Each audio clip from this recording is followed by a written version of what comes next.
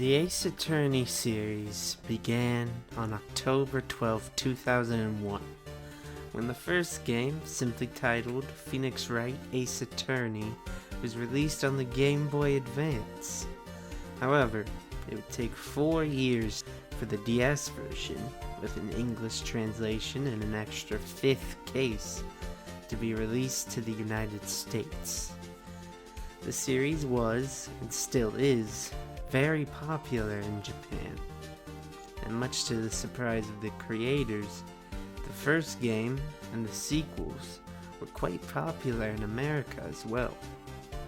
The series has since spawned 2 spin-off series, plays, musicals, and orchestra and jazz renditions of the music, mangas, an anime, and even a live-action movie.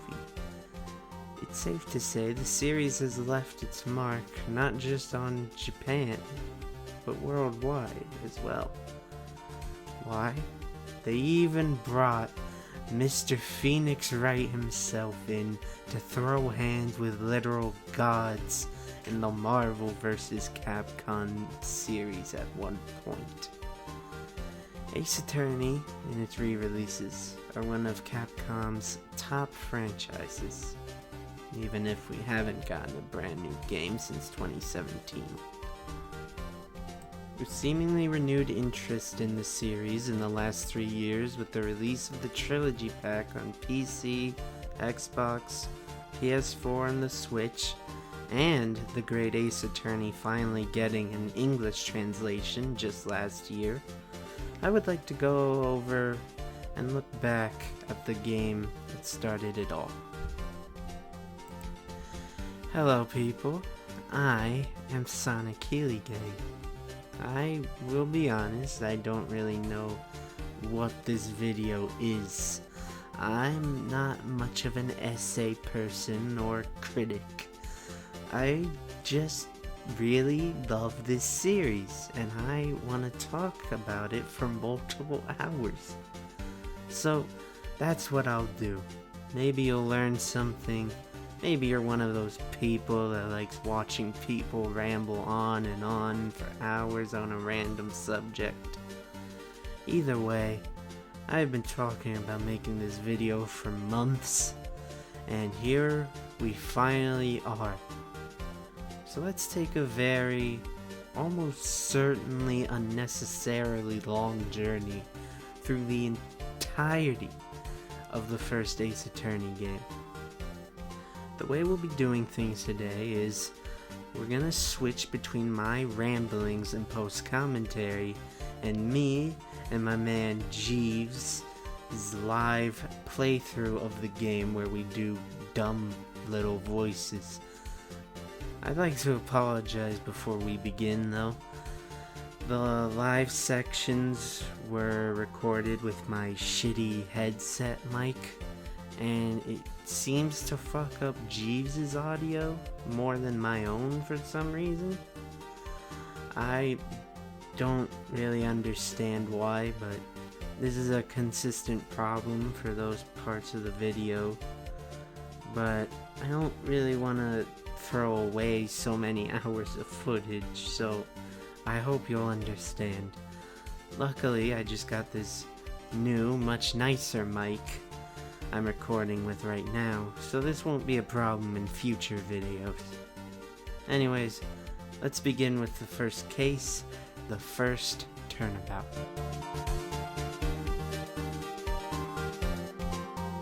And then, who will be reading which parts? I don't know. I'll do Phoenix at first. We'll figure them out as they come up. Alright. Our story starts in the state of California. And by that I, of course, mean Japan. Gasp.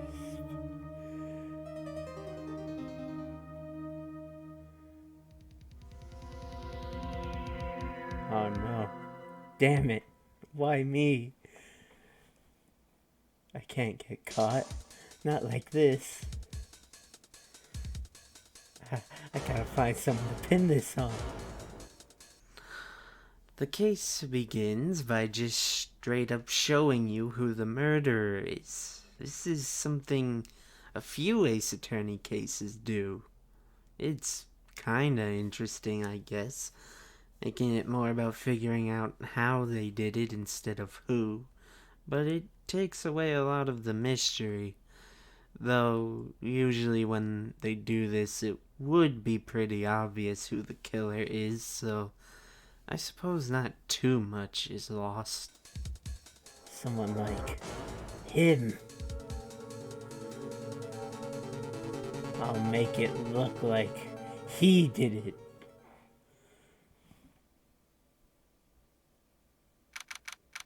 August 3rd, 9:47 a.m.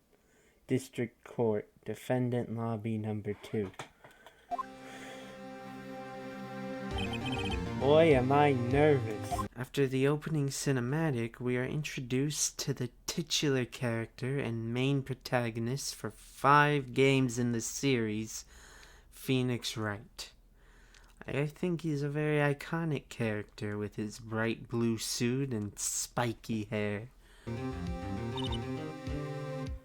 You do Mia. It's... Oh, hiya, Chief. Whew, I'm glad I made it on time. At the same time, we are introduced to Wright's mentor and character I'm sure nothing bad will happen to, Mia Fey. And god damn, at this rate, my down bad level will hit critical levels before this video ends. By the way, I made Jeeves voice all the women because I didn't want to, just like I promised you all I would on Twitter. I would like to bring up the name meanings now. A somewhat well-known fact among the community is that almost every Ace Attorney character name has a special meaning. As an example, Phoenix Wright himself. Phoenix, of course, refers to the mythological creature that rises from the ashes. This is a reference to how the character is always pushed to the brink of failure before bouncing back, before rising from the ashes, so to speak. And Wright just refers to the character usually being right in the end. I'm going to bring up the meaning for every name as they show up in the game. Some are painfully obvious, some are more obscure, some I won't reveal immediately because of spoilers. I should also mention I am absolutely no expert with Japanese, and I can't really go into that side of their names that well, unfortunately. So we'll be sticking to the English names here. Starting with the name Mia Fey. When looking up the meaning for Fey, what came back was usually a variation on the word strange, or sometimes related to death.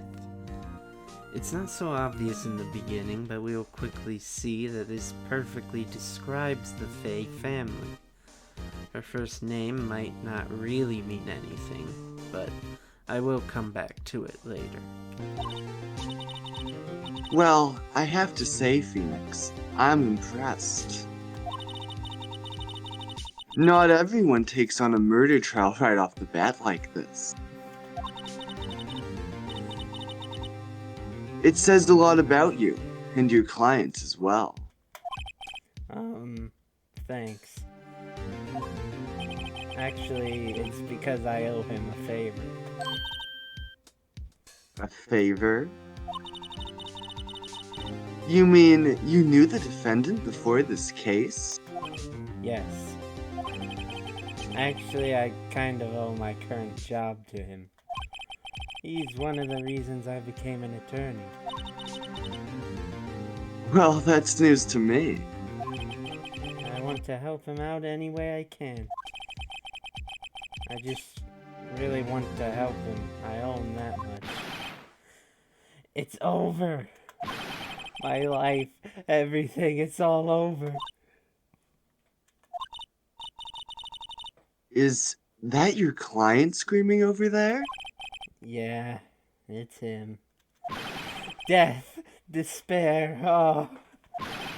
I'm gonna do it. I'm gonna die. It sounds like he wants to die. Yeah. Nick. We get a little information about some history between Phoenix and the defendant in this case before they're introduced. This is Larry Butts, failed romanticist, more importantly, failed human. His name sounds like Harry Butts. That's because he's a hopeless moron who should have a drug habit but doesn't. Enough said. Oh, and he's also one of Phoenix's best friends. But the kind of best friend you hate and don't really know why you put up with, but love deep down for unknown reasons. We are introduced to Larry in great fashion by him wishing for death. Hey there, Larry. Dude, I'm so guilty. Tell them I'm guilty. Give me the death sentence. I ain't afraid to die. What? What's wrong, Larry? Oh, it's all over. I'm finished. Finished. I can't live in a world without her. I can't. Who took her away from me, Nick? Who did this? Ah, Nick. You gotta tell me. Who took my baby away? The person responsible for your girlfriend's death? The newspapers say it was you. Turns out the victim of this case was his ex-girlfriend. So it's the classic murdered by your ex angle. Get used to Mr. Ass, by the way. He's a very prevalent side character. Phoenix gives us an introduction of his own, and we get our first glimpse into the iconic courtroom. My name is Phoenix Wright. Here's the story. My first case is a fairly simple one. Oh shit. A young woman was killed in her apartment. The guy they arrested was the unlucky sap dating her, Larry Butts, my best friend since grade school. Our school had a saying, when something smells, it's usually the butts. In the 23 years I've known him, it's usually been true. He has a knack for getting himself in trouble. One thing I can say, though, it's usually not his fault. He just has terrible luck. I know better than anyone that he's a good guy at heart. That and I owe him one, which is why I took the case, to clear his name. And that's just what I'm going to do. Alright, I'm thinking you can do, Winston Payne here. Alright. August 3rd, 10 a.m., District Court, courtroom number 2.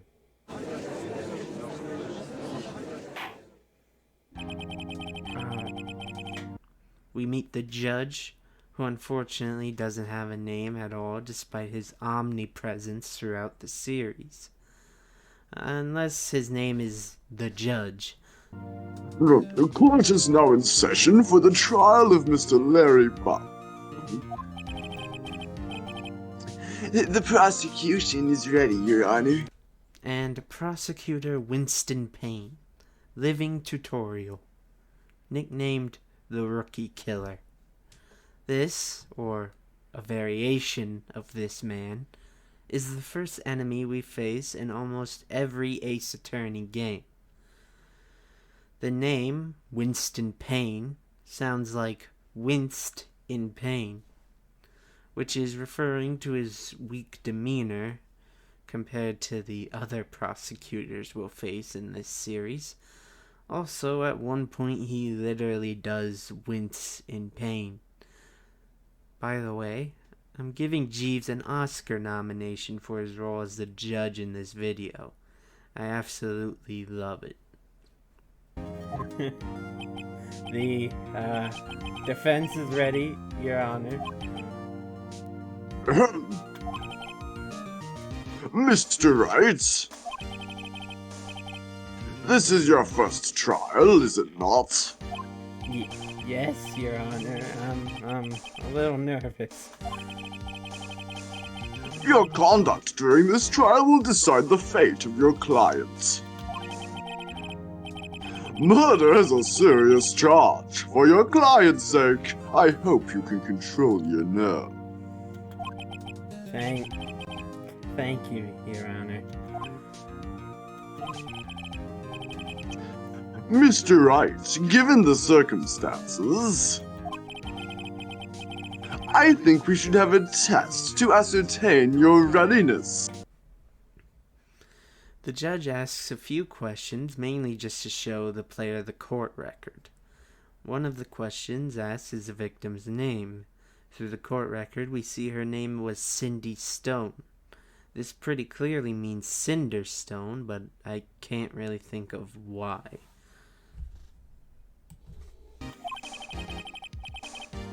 You seem much more relaxed, Mr. Wright. Good for you. Thank you, Your Honor. Because I don't feel relaxed, that's for sure. Well then. First, a question for the prosecution. Mr. Payne? Yes, Your Honor.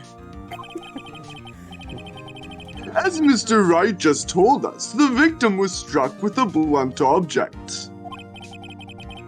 Would you explain to the court just what this object was? The murder weapon was the statue of the Thinker.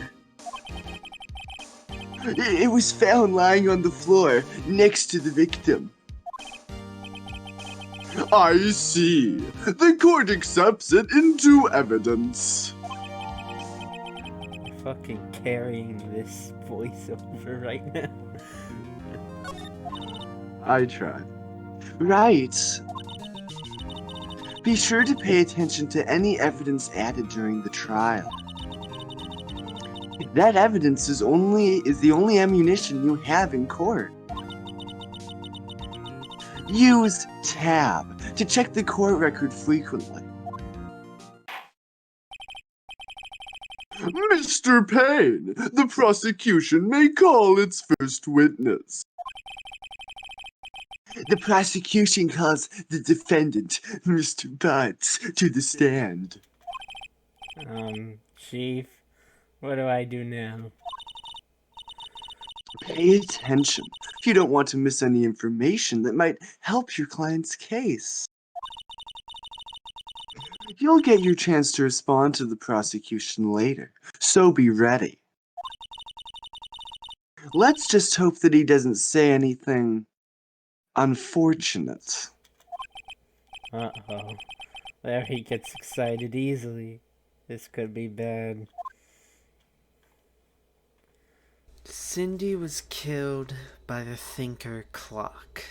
We also learned she was a model that often worked abroad. And we learned that, as Payne delicately puts it, she dumped Larry. And Payne essentially calls Larry a cuck and tells him about the sugar daddy she was seeing.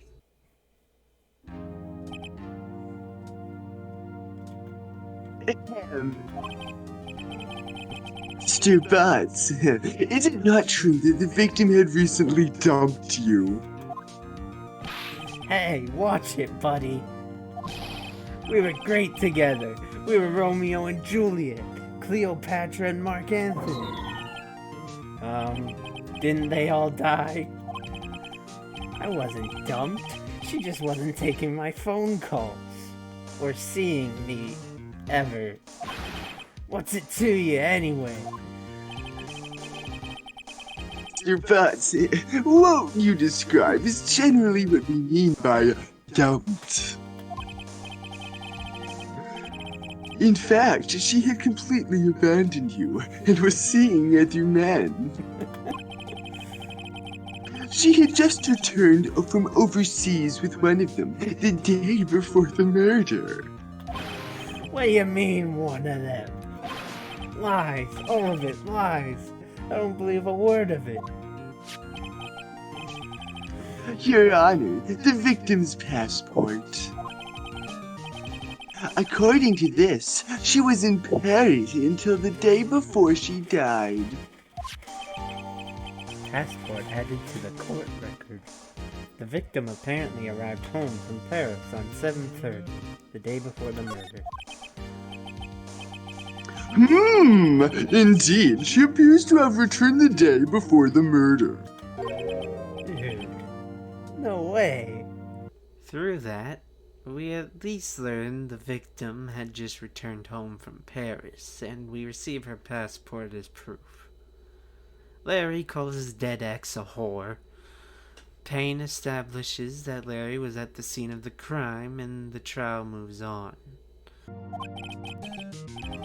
The victim was a model, but she did not have a large income. It appears that she had several sugar daddies. Daddies? Sugar? Yes, older men who gave her money and gifts. She took their money and used it to support her lifestyle. Dude. We can clearly see what kind of woman this Miss Stone was. Tell me, Mr. Butts, what do you think of her now? Right? I don't think you want him to answer that question. Yeah. Larry has a way of running his mouth in all the wrong directions. Should I...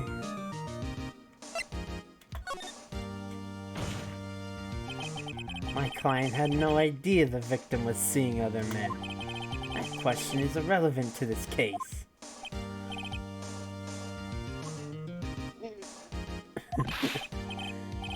Dude, Nick, what do you mean irrelevant? That cheating she-dog. I'm gonna die. I'm just gonna drop dead. Yeah, and when I meet her in the afterlife, I'm gonna get to the bottom of this. Let's continue with the trial, shall we? I believe the accused motives is clear to everyone. Yes, quite. Oh boy, this is so not looking good.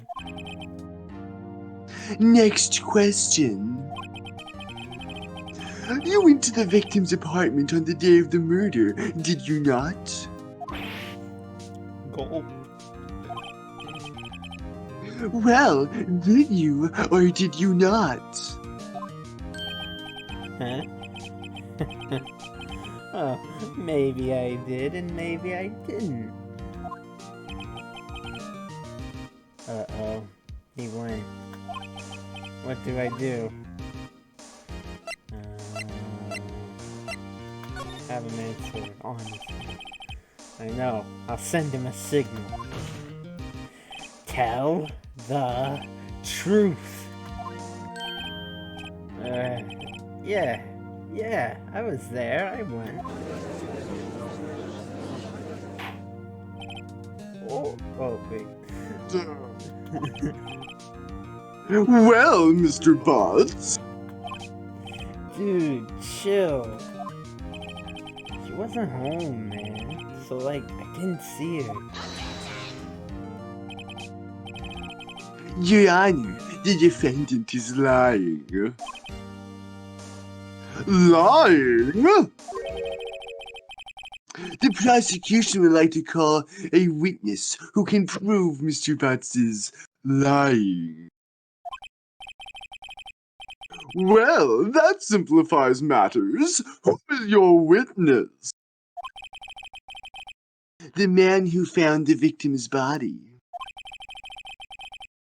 Just before making that gruesome discovery, he saw the defendant fleeing the scene of the crime.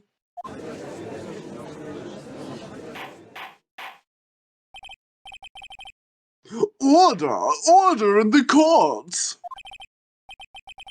Mr. Payne, the prosecution may call this witness.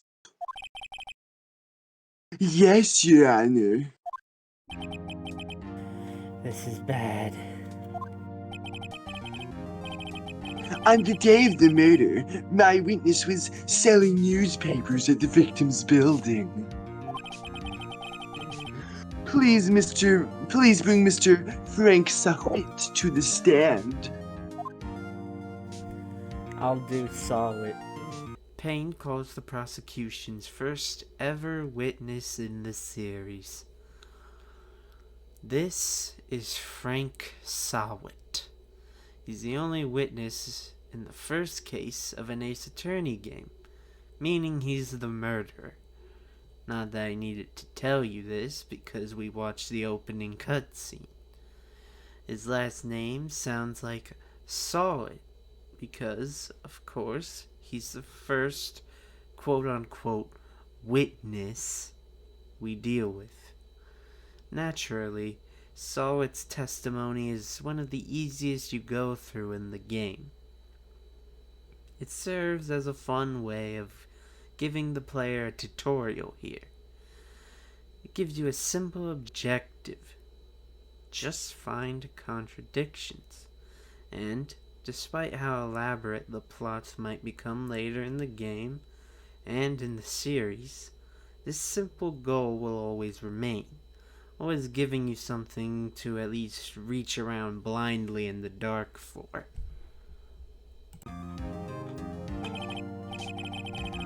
Mr. Sahwit, you sell newspaper subscriptions, is that correct? Oh yes, newspapers, yes.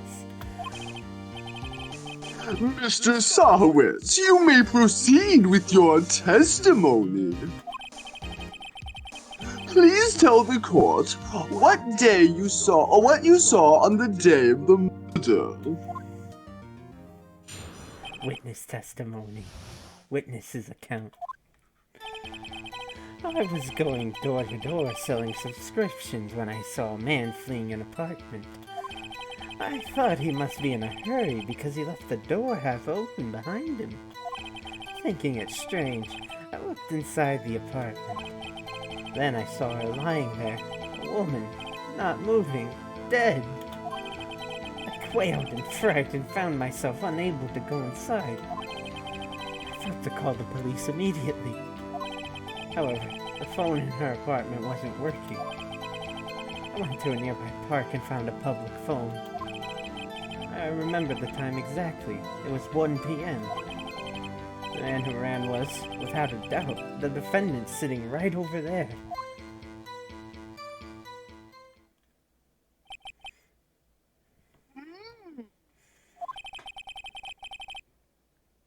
Larry, why didn't you tell the truth?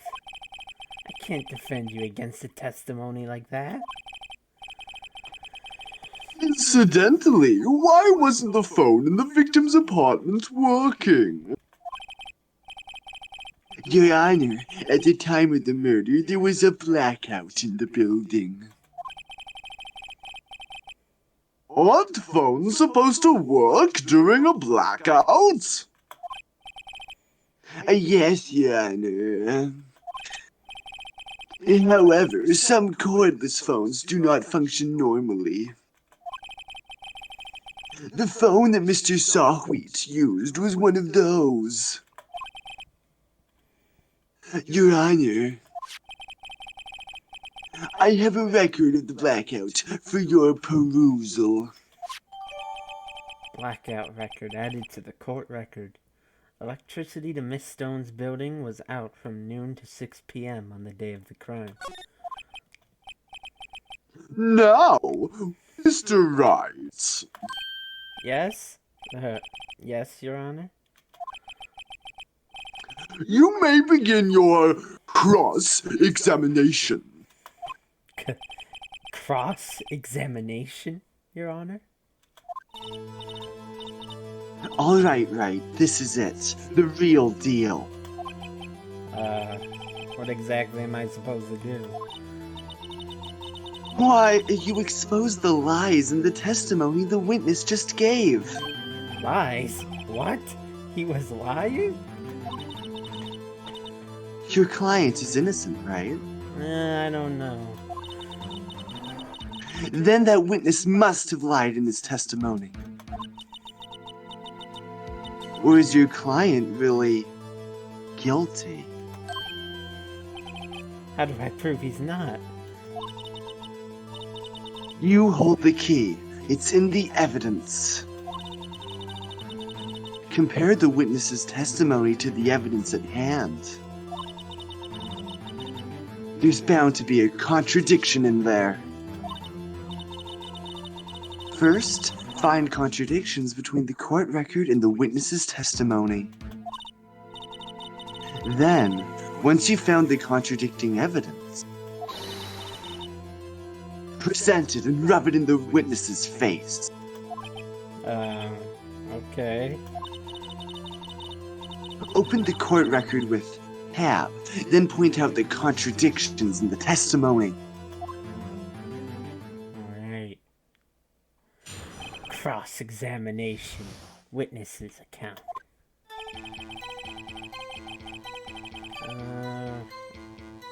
I think I remember what the contradiction here is.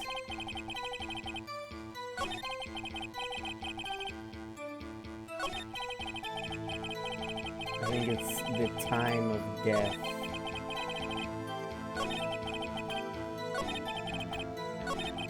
I remember the time exactly, it was 1 p.m. Yeah.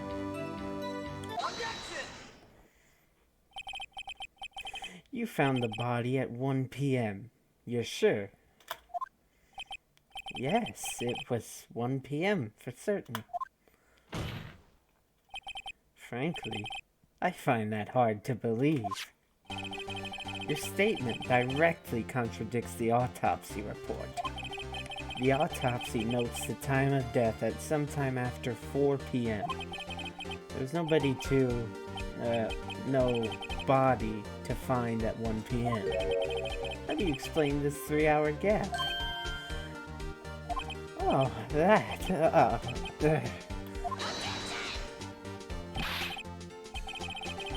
This is trivial. The witness merely forgot the time. After his testimony, I find that hard to believe. Mr. Sarwitz, why were you so certain that you found the body at 1 p.m.?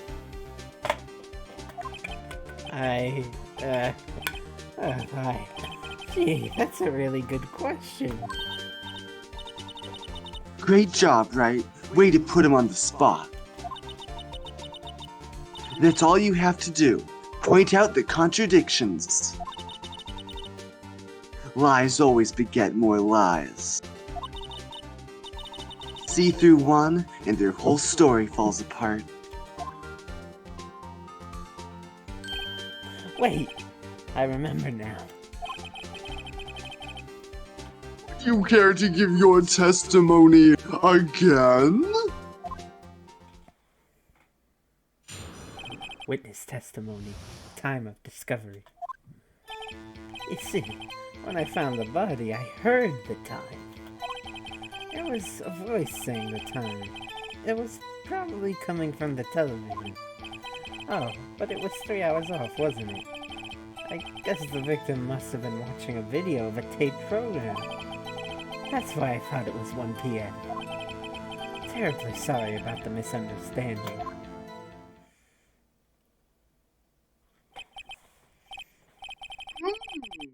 I see. You heard a voice saying the time on a taped program. Mr. Wright, you may cross-examine the witness. Right. You know what to do. I've got this one. Cross-examination.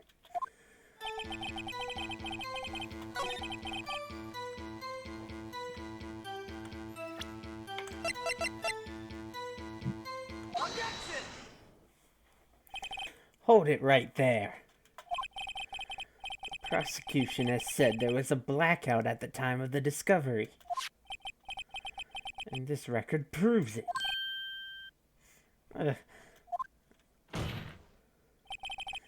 You couldn't have heard a television or a video. God. The defense has a point. Do you have an explanation for this, Mr. Sawwitz? No, I find it quite puzzling myself. Wait. Wait, I remember now. Mr. Sawwitz? The court would prefer to hear an accurate testimony from the very beginning. These constant corrections are harming your credibility. Oh.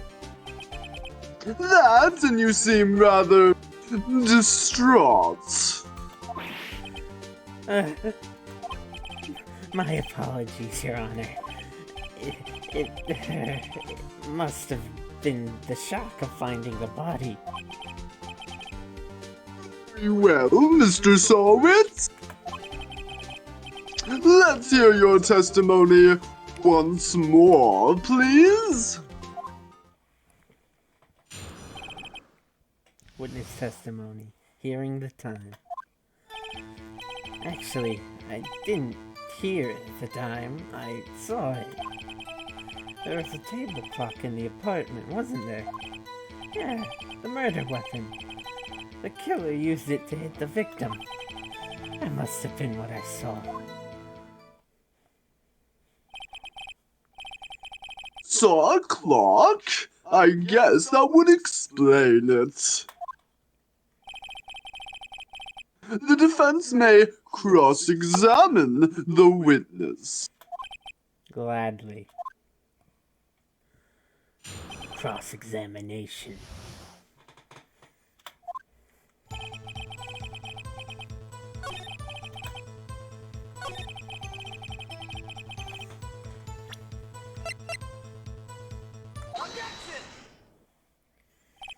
Wait just a moment. The murder weapon wasn't a clock. It was the statue. Now, how is this supposed to be a clock? What? You with your objections and your evidence. Just who do you think you are? This is where the song Pursuit Cornered plays for the first time. This is honestly one of the best songs in video game history. And I think if you played this song for even people that never played Ace Attorney, there's a fair chance they would say they've heard it before. It's just wonderful.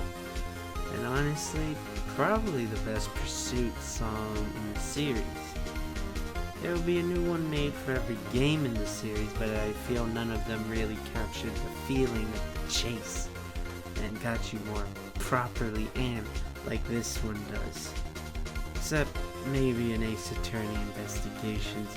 But anyways, this song is wonderful and I feel really goes a long way into hooking the player into playing more. Luckily, this is just the beginning of some truly great music that plays in this game. I'll shine a spotlight down occasionally on the ones I think are best. Alright. Just answer the question, Mr. Solid. Hey, I saw it there, okay? That's a clock. If I may. Yes, Mr. Payne? As the witness stated, the statue is indeed a clock. The neck is a switch. You just tilt it, and it says the time out loud. And it doesn't look like a clock. I submitted it as a statue. My apologies. I see. So the murder weapon was a table clock, after all. Well, Mr. Wright, it appears that the witness's testimony was correct. This is a clock. Do you have any problems with his testimony now? Yes. Your Honor, there's a gaping hole in the witness's testimony. The only way he could have known the weapon was a clock is to hold it in his hand. Yet, the witness testified that he never entered the apartment. Clearly, a contradiction. Indeed. The witness knew it was a clock because he... You're lying. You were inside the apartment on the day of the murder. Oh yeah? Prove it. Prove I went in there. We'll do better than that. I can prove you were the one who killed her. You struck her with the clock, and the shock of the blow triggered the clock's voice. That was the sound you heard. Order in the court? Intriguing. Please continue, Mr. Wright. Yes, Your Honor. Mr. Solid. The sound must have left quite an impression on you. Understandable, since the murder weapon spoke just as you hit the victim. That voice was burned into your mind. That's why you were so certain about the time. Well, what's the meaning of this? This is all baseless conjecture. Baseless? Just look at the witness's face. Would the witness care to elaborate? Did you strike the victim with the claw? That day, I never... Look, the clock, I heard, no, I mean, I saw...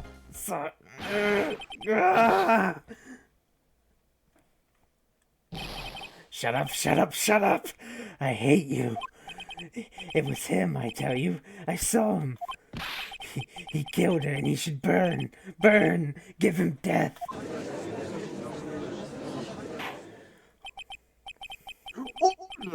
Order in the court, I say! Your Honor, a moment, please. There isn't a shred of evidence supporting the defense's claims. Mr. Wright! Your Honor? You claim the sound the witness heard came from the claw. Do you have any evidence? The whole case is riding on this, but better think it through carefully. Your Honor, the sound Mr. Solid heard was definitely this clock. A fact which is clear if you simply try sounding the clock. Let's sound the clock now, here in this court. Your Honor, may I have the clock? I ask the court to listen very carefully. Beep. I think it's 8:25. That certainly is a strange way to announce the time. Well, he is the thinker after all. So, we've heard the clock. What are your conclusions, Mr. Wright? Mr. Payne, can you tell me what time it is now? It's 11:25. Yeah. As you can see, this clock is exactly 3 hours slow. Precisely the discrepancy between what Mr. Sawit heard and the actual time of death.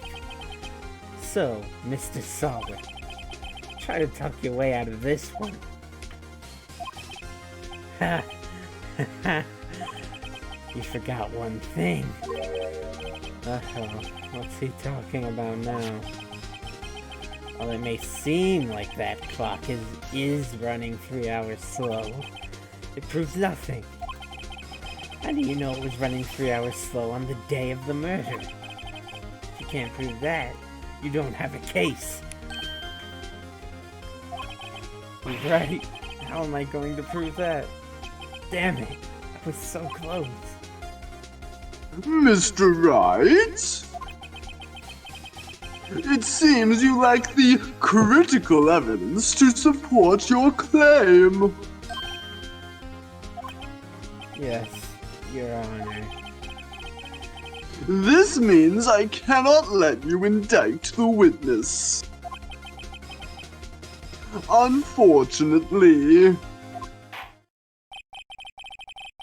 This ends the cross-examination of Mr. Frank Sawit. I come all the way down here to testify, and look what happens. You treat me like a criminal. A criminal. You lawyers are all slime. I almost had him. Sorry, Larry. I failed you. There's nothing I can do about it now.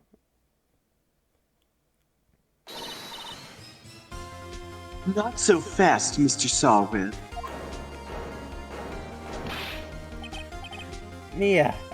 Chief. Listen up, Wright. Don't throw this one away. Not like this. Think! But, Chief, it's over. I can't prove the clock was slow the day of the murder. Nobody can prove that. Well, yes. But that doesn't mean you can't still win. Try thinking out of the box. Don't waste time doubting the facts. Assume the clock was 3 hours slow and... think through it. Ask yourself, why was the clock 3 hours slow?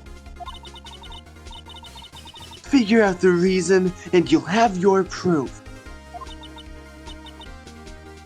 Right? Can you think of a reason as to why the clock would be 3 hours slow? No. Yes. Wait. Maybe I can prove it.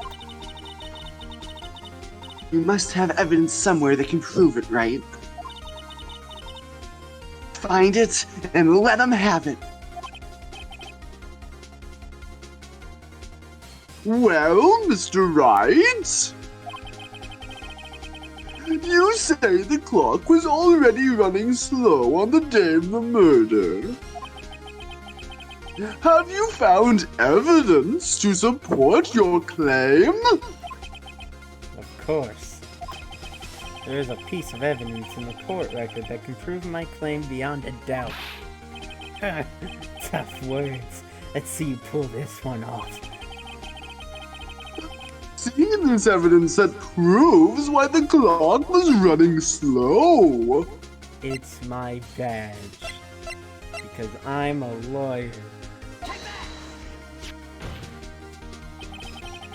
The victim had just returned home from abroad the day before the murder. We all know the time difference between here and Paris is 9 hours. When it's 4 p.m. here, it's 1 a.m. the next day there. The clock wasn't 3 hours slow, it was 9 hours fast. The victim hadn't reset her clock since returning home. That's why the time you heard when you struck her dead in her apartment was wrong. Proof enough for you, Mrs. Sawit? Or should I say, Mr. Did It?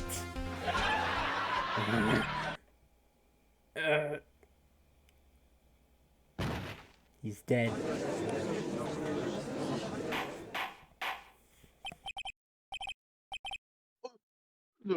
Order, I say!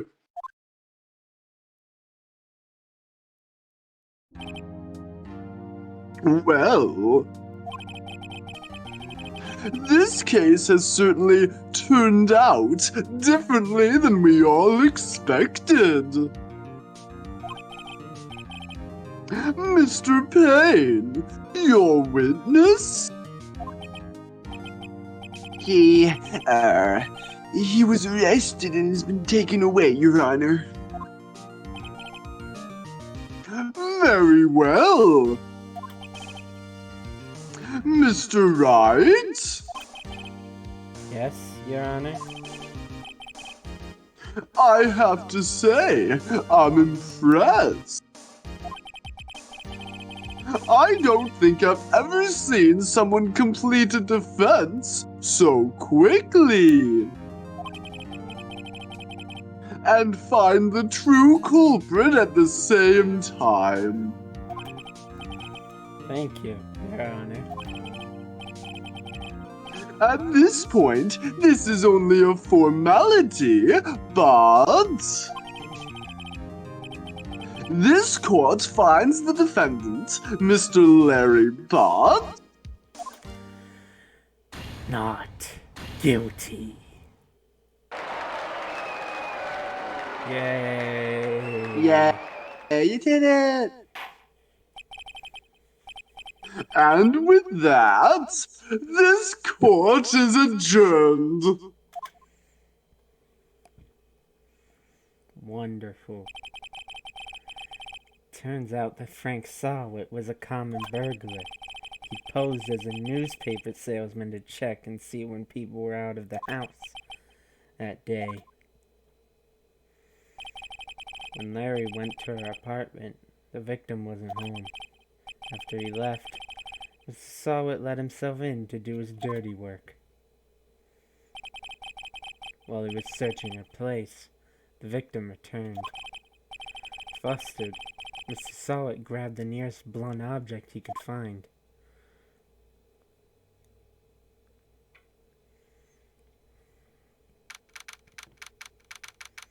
August 3rd, 2:32 p.m. District Court. Defendant Lobby number 2. I still can't believe we won. Right, good job in there. Congratulations.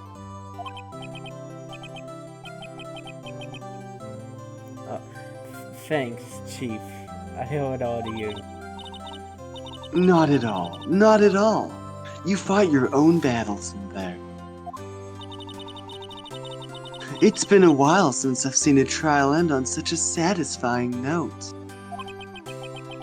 I've never seen the Chief looking this happy. If she's this glad, imagine how Larry must feel. My life is over. Larry, you're supposed to be happy. What's wrong now? Ah, Nick. Don't worry about me. I'll be dead and gone soon. Good. Wait, no. I mean bad. Bad, bad, bad. Larry, you're innocent. The case is closed. But my Cindy Windy's gone, man. Gone forever. Larry, she was a... Nah, never mind. Congratulations, Harry.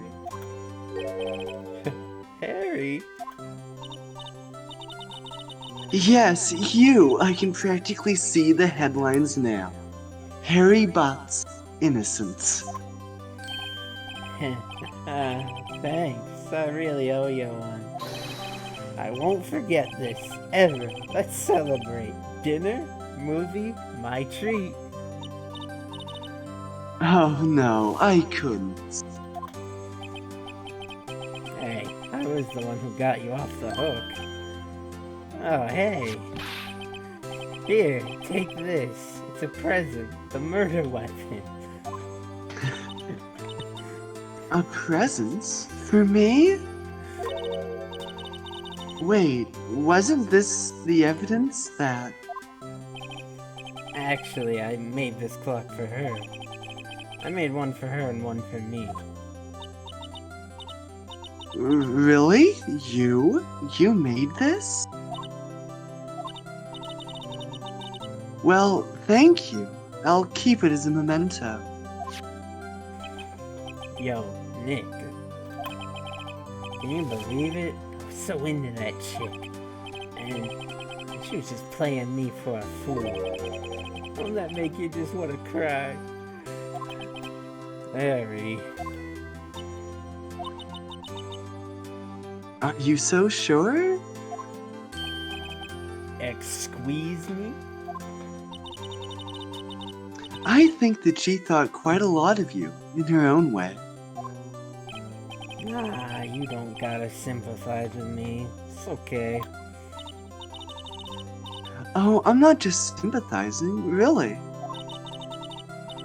Isn't that right? Don't you have something to show your friend? Something that proves how she felt about him. Huh? Oh, yeah, right. The heck is she talking about? The statue, right? Pretty sure. Check this out, Larry. Proof positive you weren't just some chump dirt. Huh? What about that clock? This is the clock you made for her, Larry. She took it with her when she traveled. Whatever. She probably just needed a clock, that's all. You think so? It's a pretty heavy clock to take traveling. Well, make of it what you will. Hey, Nick. I'm glad I asked you to be my lawyer. Really, I am. Thanks.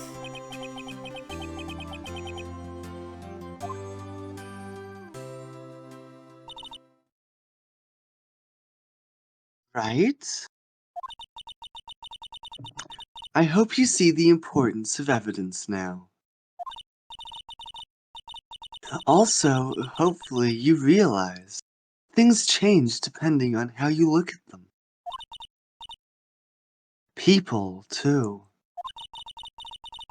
We never really know if our clients are guilty or innocent. All we can do is believe in them. And in order to believe in them, you have to believe in yourself. Right. Listen, learn, grow strong. Never let go of what you believe in. Never. Well, I think our work here is done. Shall we be off? Yeah, I guess so. Say, how about dinner? On me. We'll drink a toast to innocent bugs. Yeah. Oh, speaking of Harry. You were saying part of why you became a lawyer was because of him. Yeah. Part, at least. You'll have to tell me more about it sometime. Maybe over drinks?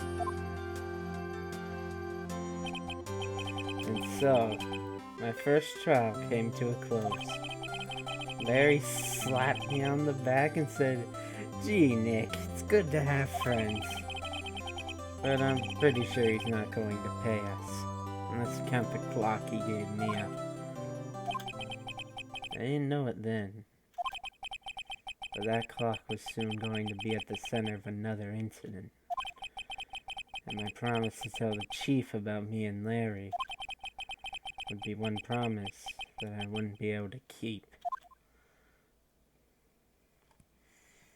And that's the first case of Ace Attorney. And the first case of Ace Attorney ends.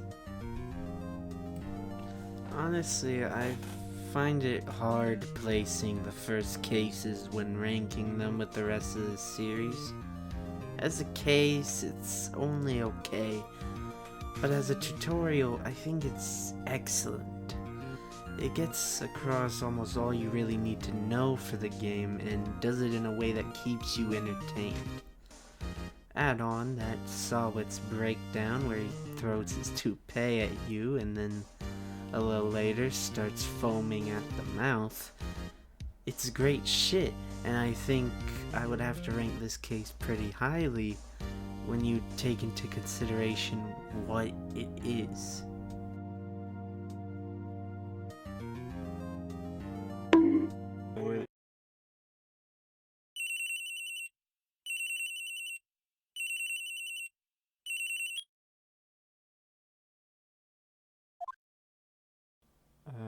You do, Maya. Hello, this is Maya. Hey, Maya, it's me. Mia, what's up? You haven't called in a while. Sorry, I've been so busy. How have you been? Well, lonely, and it's all your fault. Nah, I'm just teasing. I've been great. I'm finally getting used to having my own place. That's good to hear. Actually, I'm calling because I have a favor to ask. I know. You want me to hold evidence for you? Sharp as always. There's a lot of buzz about the upcoming trial. I just don't feel safe keeping the evidence here. I gotcha. So, what is it this time? It's a clock. A clock? Yeah, it's made to look like that statue, the Thinker, and it tells you the time. I thought you might like it. You always like toys. Hey, I'm not a little girl anymore, sis. Now, you know I'm only teasing. I should probably tell you, the clock isn't talking right now. Huh? It's not working? That's lame. I had to take out the clockwork. Sorry. I put some papers inside it instead. Papers? Is that the evidence then? Well, there's a possibility that might turn out that way, yes. It's weird that it switched like that all of a sudden. Yeah, it's all good. Can you come by the office tonight, say 9 o'clock, to pick it up? I'll be in a pre-trial meeting until then. Okay, sis, but I expect dinner, something good. Like burgers. I could really go for a good burger. Okay. We'll hit the usual joints. Alright, it's a deal. Okay, sis, see you soon. Yep, I'll be waiting, Maya. Beep. Conversation recorded. September 5th, 9:27 a.m. September 5th, 8:57 p.m. Faye & Co. Law Offices. Now, Miss Faye, I'll take what's mine. The papers.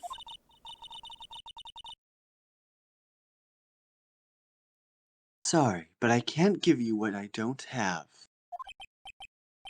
Faye, you are a poor liar. Why, I see it right over there. That must be the Thinker that swallowed those papers. How could you know? Oh, you are not cogniferous of my background? Gathering information is my business, you see. I should have been more careful. Oh, my dear Miss Fay, I am so very sorry. But I'm afraid I must ask you for one more thing. Your eternal silence. Farewell, Miss Fay.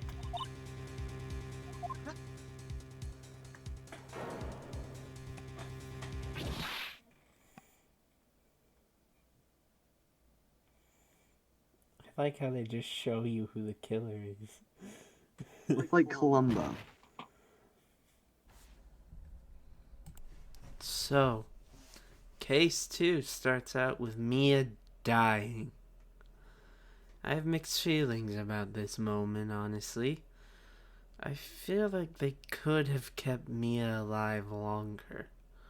Her relationship with Wright was entertaining, and more importantly, I feel you could have built on things in this case and on some other aspects better, rather than just throwing them at us immediately after the first case. But then again, I guess she kinda had to die to further people's characters. Red, white, blue. It's the American Killer. September 5th, 9:08 p.m. Fane Co. Law Offices. Uh-oh, I'm late. Huh, that's strange. I guess the chief left without me. She said her sister was coming over, so we should all go out for dinner. What's that smell? Blood? Yeah. Maybe she's in her office. Quickly into the office. I smell blood.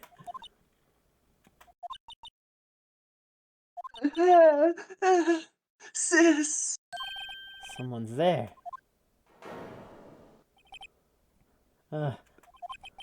Chief? Chief? Chief!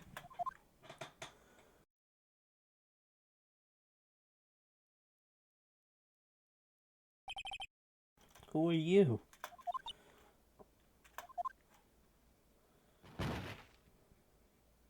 She's dead too. A strange girl dropped out cold. I left her lying on the office sofa. I went back to the chief where she lay under the window. Her body was still warm. I could feel it when I held her shoulder.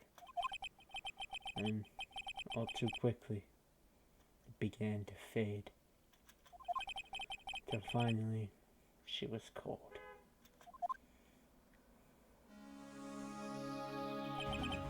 Chief. This is our first investigation segment. The other half of the Ace Attorney experience. Mainly you just point and click at things.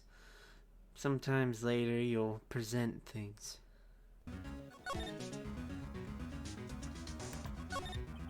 Chief.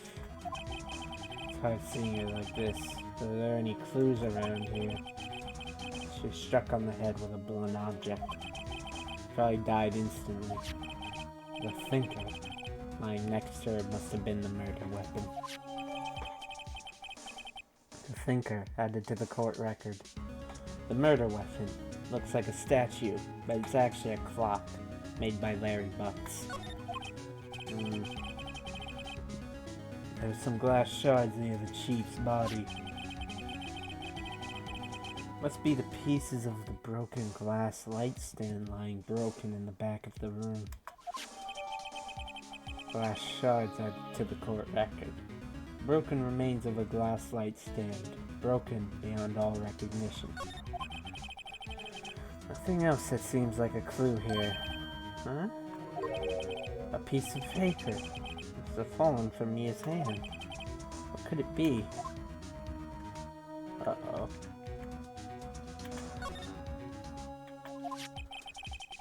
A word is written in blood on this scrap of paper.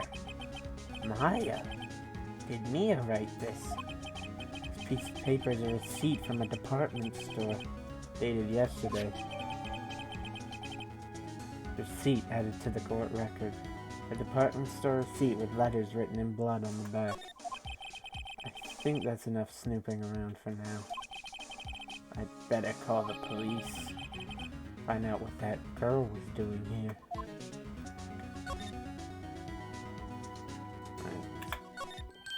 Right, I'd better call the police. That's funny.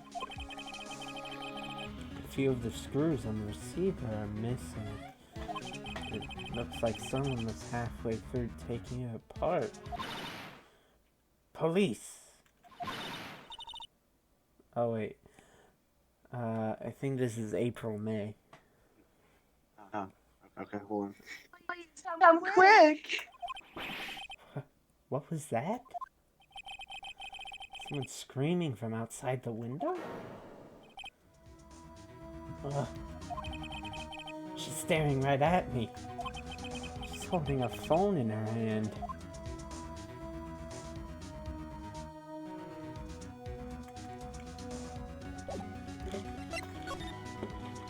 I think we come in here.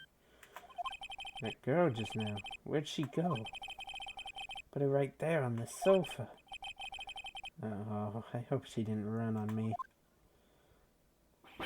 Yipes! Don't scare me like that. Excuse me, but who are you?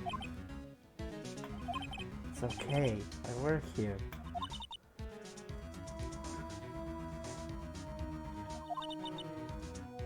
Maya Fey.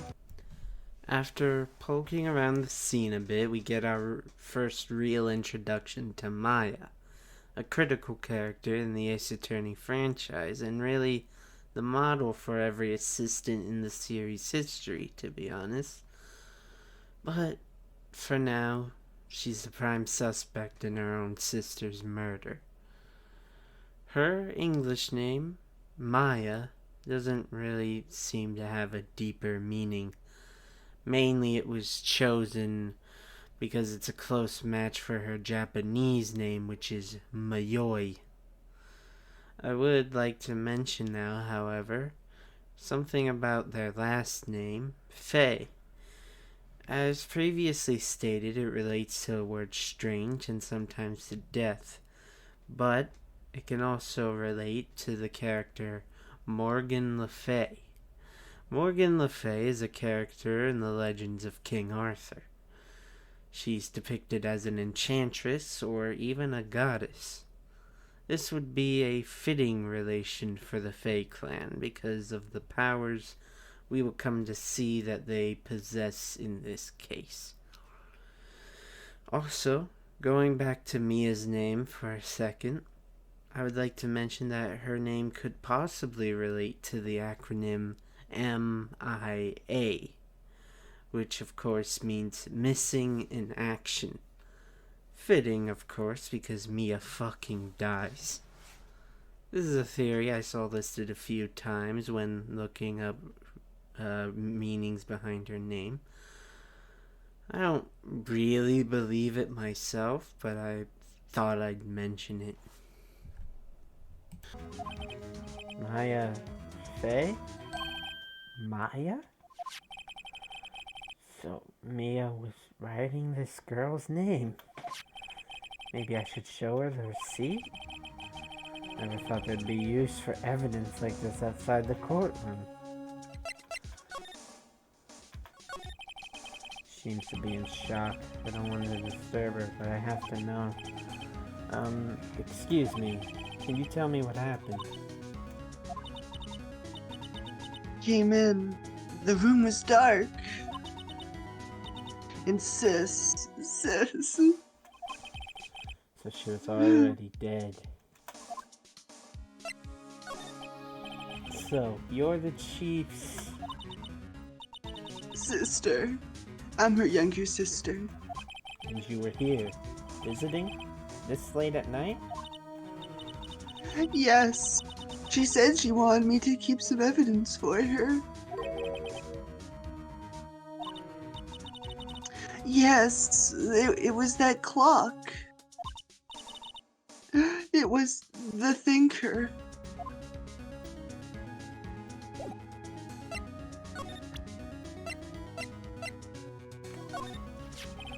Before Mia died, she wrote a message with her own blood. She wrote it on the back of this receipt. That's my name. Why? Why would she write my name? Please, just calm down. Why would Sis write my name? Uh-oh, now I've done it.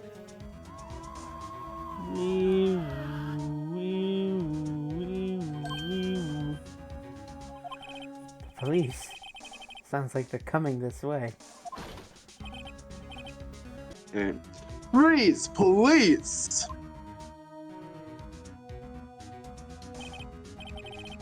Alright, I'm Detective Dick Gumshoe, see? The police have finally shown up, and we are introduced to another main character already, Detective Dick Gumshoe. I fucking love this guy, but we'll get into that later.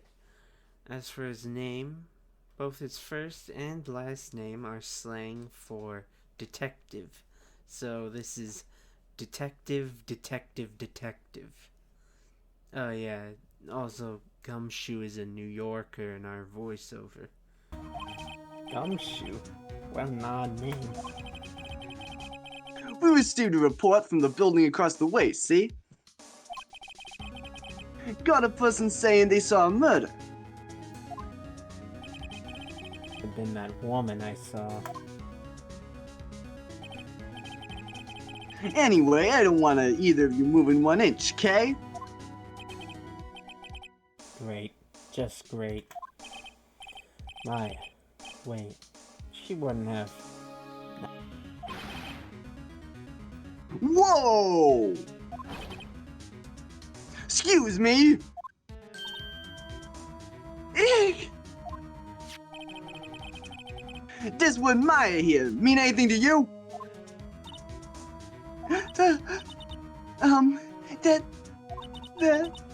That's my name. What? The victim drew this here knowing her own blood, see? With her dying breath, she wrote down the killer's name. Killer? Case closed. You're coming down to the precinct, ma'am. What? Uh-oh. Mia's younger sister, Maya, was arrested on the spot. I was taken in for questioning and didn't get out until the next morning. My eyes were heavy, but I couldn't sleep. Sat around, waiting for visiting hours to begin at the detention center. I had to talk to Maya as soon as possible. September 6th, 9:07 a.m. Detention Center, Visitors Room. Wow, they have poor Maya locked up like a criminal.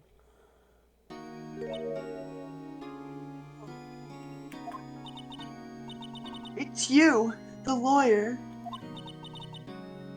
Good morning. Good morning. She looks so tired. Are you going to be my attorney? Well, that's what I wanted to talk to you about. It's up to you. I'd better give it to her straight. It's up to you. Up to me? Yes, I don't think this is something I should decide. After all, you're the one in trouble here. They're going to believe me, are they? Even you, when you found me in the office, you looked at me like I had done it. Did I look at her like that? No, I never thought. It's okay. I understand. And I also heard about you. Heard? Heard what about me? I was talking to my sister on the phone the other day.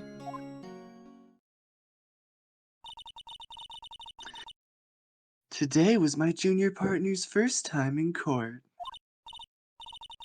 Wow, really? How did that go? It was quite the scene. Honestly, I was on edge the whole time. It's been a while. So, he crashed and burned? He's a genius. One of those strike fear into the hearts of evil types. The only thing he's lacking is experience. Huh, sounds like it was fun.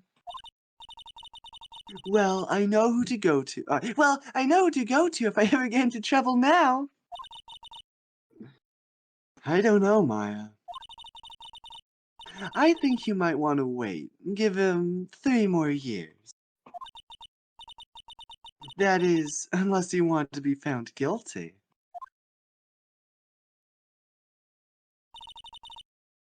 That's what she said. I'm sorry. I didn't mean to insult you. No, it's okay. It's true, I guess. But at the same time, I can't just sit by and watch. I think of the person who did this to Mia. I know. Things are looking quite bleak for this strange little girl. I love the opening for this case, though. We hardly knew Mia, but her death feels oddly impactful, even right here. Perhaps that's because I've played so much Ace Attorney already, though.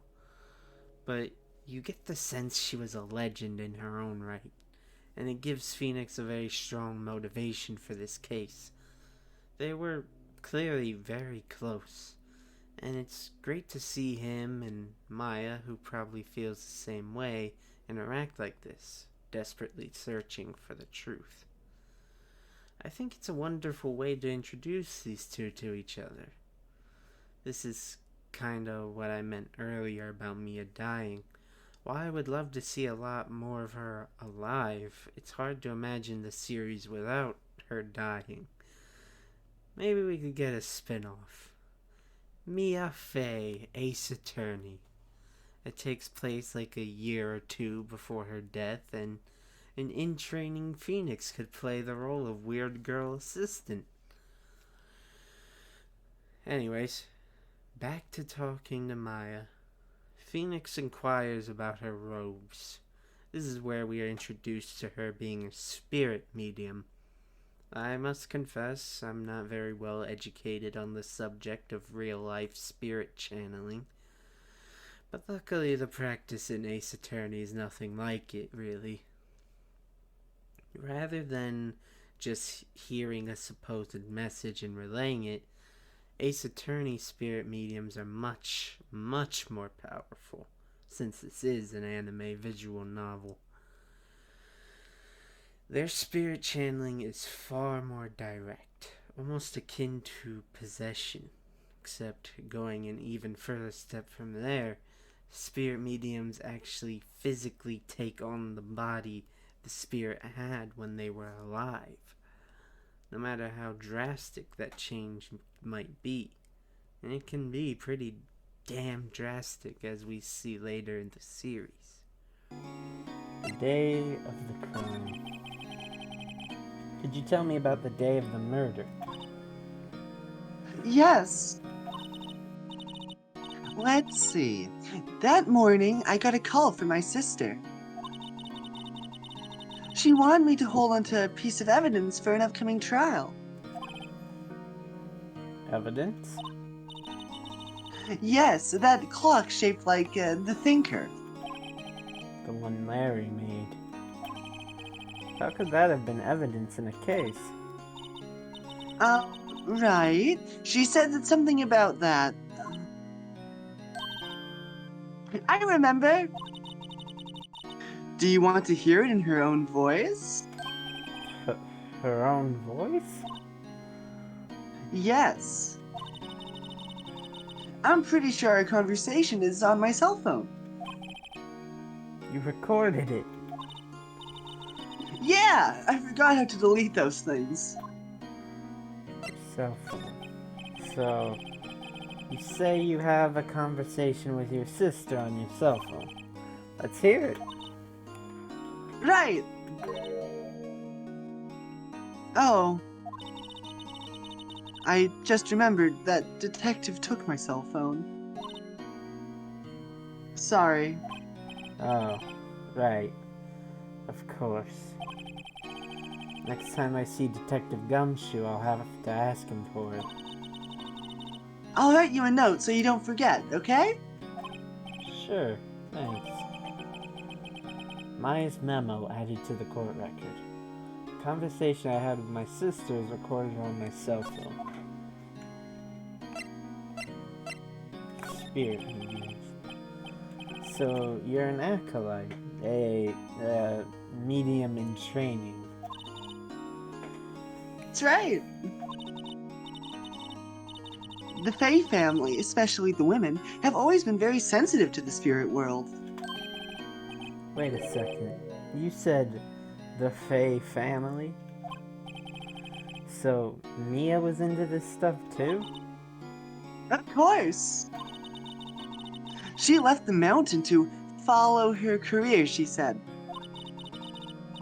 Her powers are first class, too. I had no idea. Huh. Wait, What? so you're a real, honest-to-goodness spirit medium with ESP and all that. Yes, in training. Well, can't you contact Mia's spirit then? You can just ask her who killed her. I'm sorry. I'm still in training. I couldn't do something on that level. I thought that would be too easy. Huh? Something the matter? I was wondering, could I ask you a favor? This is the address of a famous lawyer. My sister gave me this a long time ago. Oh yeah, I forgot he's in this case too. She said if I was ever in trouble, I should call him. And, well, I'm in trouble. Do you think you could go ask him to represent me?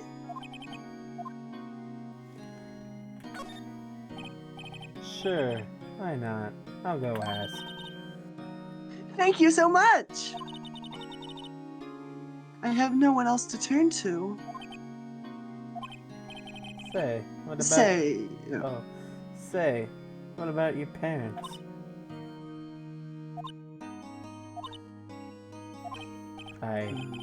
I see. Don't worry, leave it to me. Thank you. The trial's tomorrow, at 10 o'clock. What? Tomorrow? Tomorrow. What if this guy refuses? They told me that if I don't find one, the state will pick an attorney to defend me. When will that happen? They're giving me until 4 o'clock this afternoon. Visiting hours are almost up. I'd better hurry. Right, I'll be back.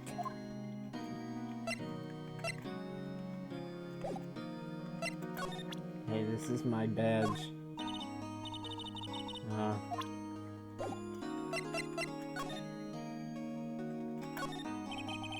This guard monitors the visitor's room.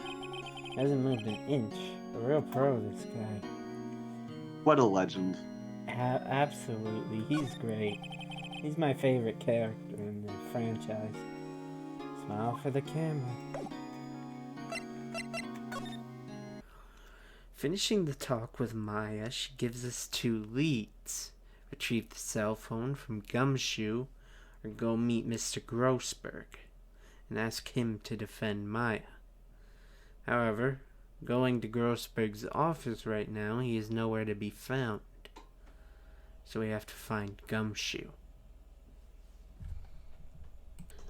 We find him, as usual for a detective, at the scene of the crime, which is also our place of employment this time. The law offices. The office is filled with police officers. They're all busily searching for clues. I think this is Gumshoe. Yeah. Hey, you there! This is a crime scene, pal. No trespassing. Sorry, I don't I know you from somewhere? Wait, you're that Butts guy, aren't you? No, Phoenix Wright. How could anyone mistake me for Larry? Nah, I guess I got the wrong name, Mr. Wright. Sorry about that. That Butts guy, he was a killer. You're no killer, right? He was proven innocent.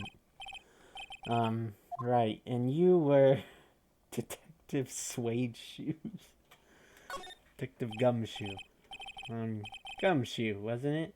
Dick Gumshoe? Right, at your service. Hang on, that's Detective Gumshoe to you, pal. Anyway, get the name right. And don't go calling me Dick. Hey, Dick. Hey, Dick, get over here.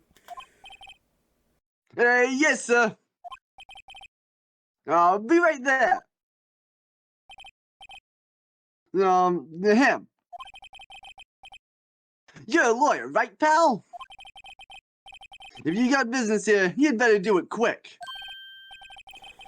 He thinks I'm Maya's lawyer.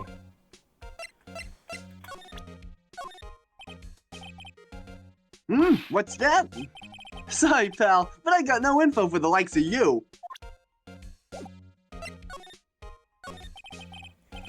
About Miss Faye, did you do an autopsy? You want to know the results, eh? Now don't you look like me like that, pal. It's no use. She might have been your boss, but that doesn't mean you get any special treatment. Alright, you can see the report, but that's all. Autopsy report added to the court record. Time of death, 9/5 at 9 o'clock p.m. Cause, single blunt force trauma. Death was instantaneous. Sure, that's an authoritative version that will never be changed or updated. I mean, this will never be an outdated autopsy report. About Maya. Yeah, I'm looking forward to the trial. Sorry, pal, but this is one trial you aren't gonna win. Why do you say that? The city's put Prosecutor Edgeworth on the prosecution. Edgeworth. I'm sure you know what that means, you being a lawyer and all. Prosecutor Edgeworth. That's right, pal. Mr. Miles Edgeworth himself. Gumshoe will even tell us who the prosecutor for this case will be. Miles Edgeworth. It's the guy on the box art. We'll get more into Edgeworth when we actually meet him, but the game does a good job setting you up to meet him, making him feel like a real adversary, not just a weak tutorial enemy anymore. Wait, you do know him, don't ya? Of course I do. I'm in love with him. I know him. He's a feared prosecutor. He doesn't feel pain. He doesn't feel remorse. He won't stop until he gets his guilty verdict. Oh, don't talk about him that way. You're making Billy sound human. Still, I'm afraid this pretty much decides the case. So, Edgeworth is on this one. He hasn't lost a case since he became a prosecutor at the incredibly young age of 20. Of course, there are rumors of back-alley deals and forged evidence. All I know for sure is that Edgeworth hates crime with an almost abnormal passion. Never imagined I'd be facing him so soon. Present the memo. I was wondering, did you see my face cell phone? Oh, Dad, I have that. Do you think you could give it back? Sure, I mean, wait a second, pal. Tricky lawyer. Uh-oh, he's on to me. Tell him not so straight. You aren't straight anyway. Yeah, just like you, Phoenix. Okay, I can't be straight with this guy, but what should I tell him? Something the matter? Something the matter? Oh. Oh, no, that carrying strap on the cell phone. This? It says the Steel Samurai Way of Neo Olde Tokyo. The Steel Samurai. That action hero on TV. Yeah, you see, that strap is a collector's item. She was worried it might get lost if it went down to the precinct. Is that what she said? Yes. Okay, pal. I wrote down all the numbers she called anyway. Here you go. It's the recorded conversation. Maya's cell phone received from Detective Gumshoe holds a conversation between the chief and Maya. Check the court record to hear the recorded conversation.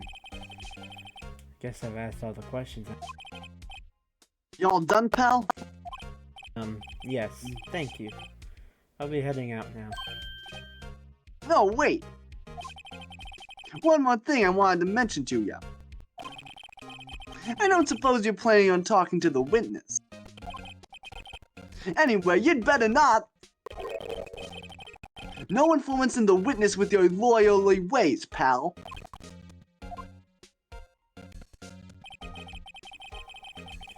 Come to think of it, I had completely forgotten about her.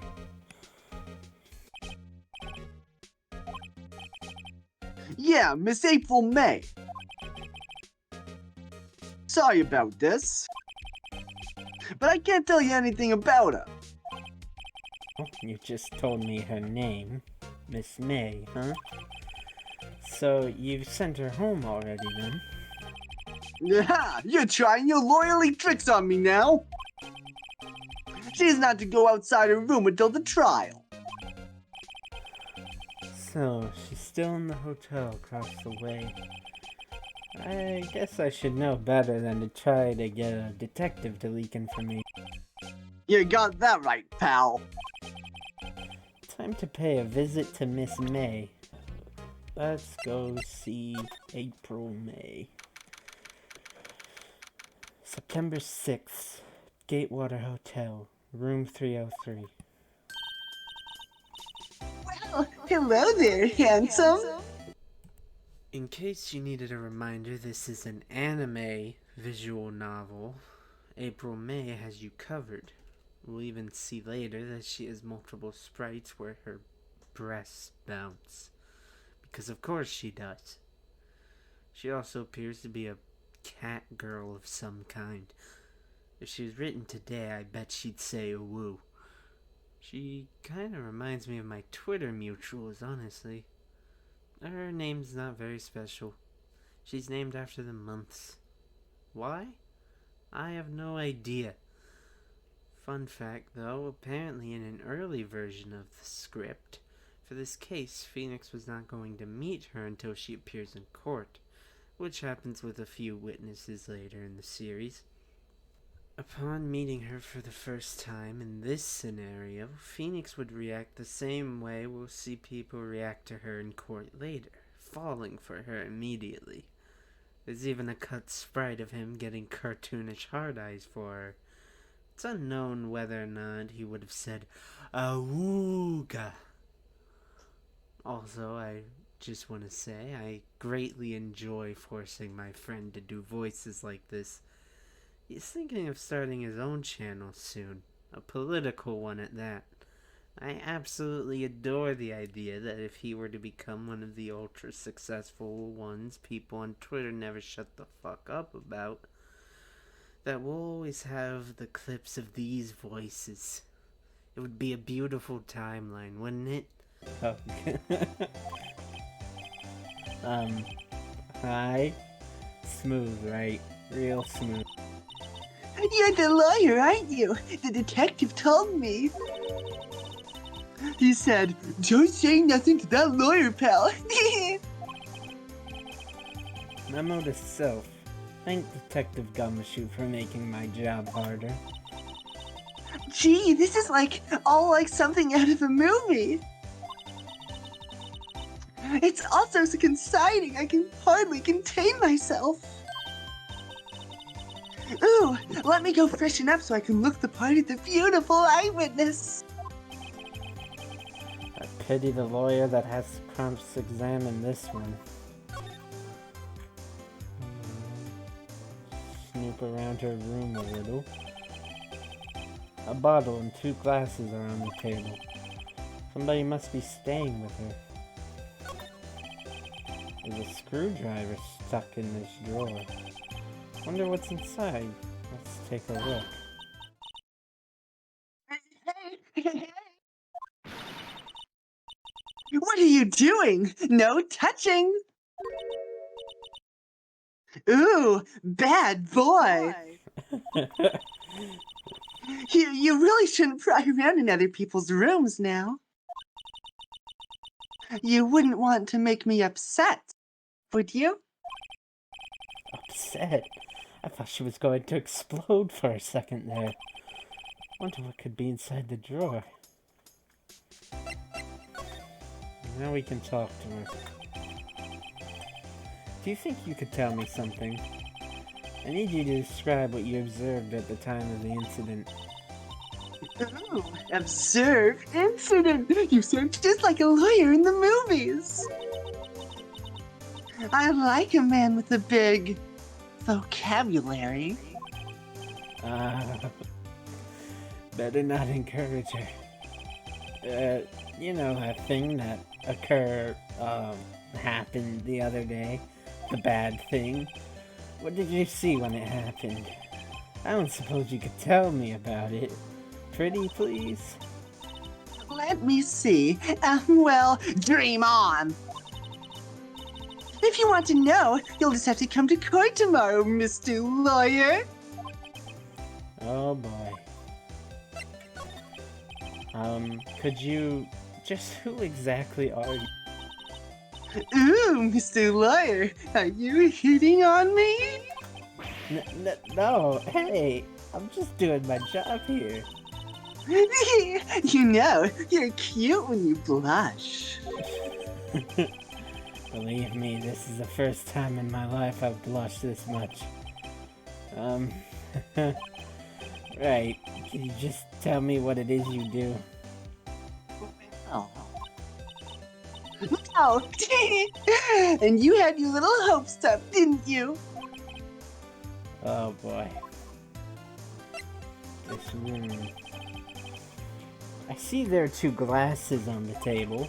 Is someone staying here with you? Ooh, what amazing powers of observation! You must be one of those famous detectives, like on television. Oh, no, not me. I'm just a lawyer. Say, Mr. Big Detective, why don't you go look for clues in the garbage? Miss May doesn't like nosy little lawyers. Oh boy.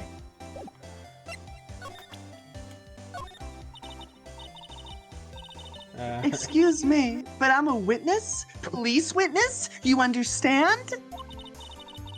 How could I possibly give you any information in good conscience? Me me, the witness. It's just like in the movies. Well, what to do now? Maybe go see Grossberg? No, still out. Ahem. That wasn't the most over-the-top clearing of the throat I've ever heard. Aha! So you're the one they say has been looking for me. Yes, that's me. He looks even grander than I imagined. That badge on your collar. Ah, so you're a lawyer, are you now? Yes, well, yes. And what do you want? I'm not particularly busy these days. Please, proceed. Not busy? And how come no one could get in touch with you? Something the matter? You came to see the one and only Marvin Gross? A bit of a detour. Going back to the names thing. His last name, Grossberg, originates from Germany and means large mountain. Of course, referring to his size. Nothing really for his first name. Berg, did you not? Well, here I am, boy.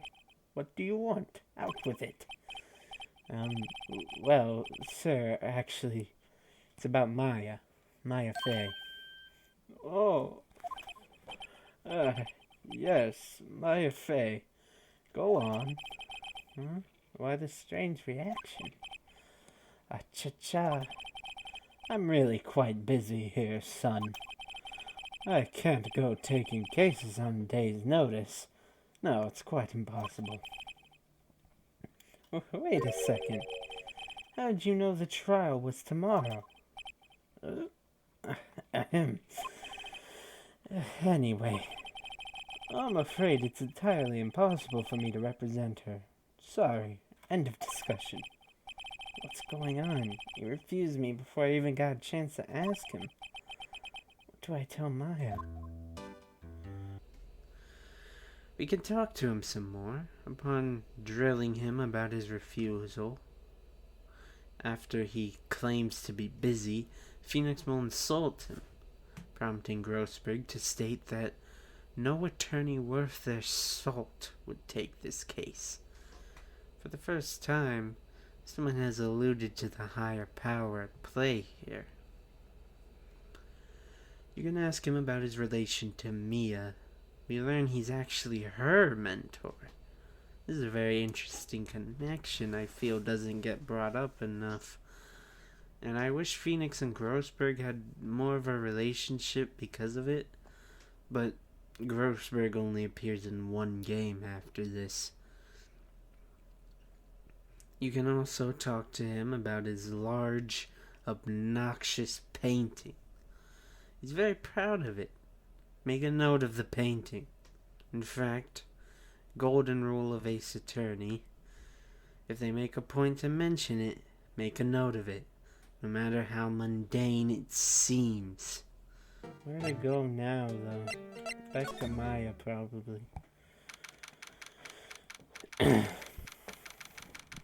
September 6th, 3:42 p.m. Detention Center, Visitor's Room. Hiya. Oh, you're back. Did you find the lawyer?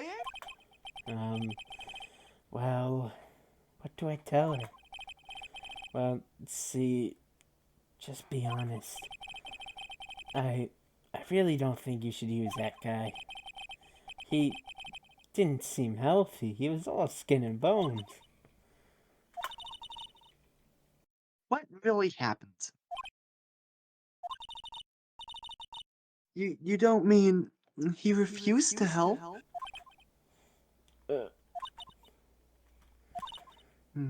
I see. I've been abandoned then. We go back to Maya after finishing speaking to Grossberg to deliver the bad news. It's quite a sad scene, and a unique song plays here. Cannot understate how much I adore the music in this game.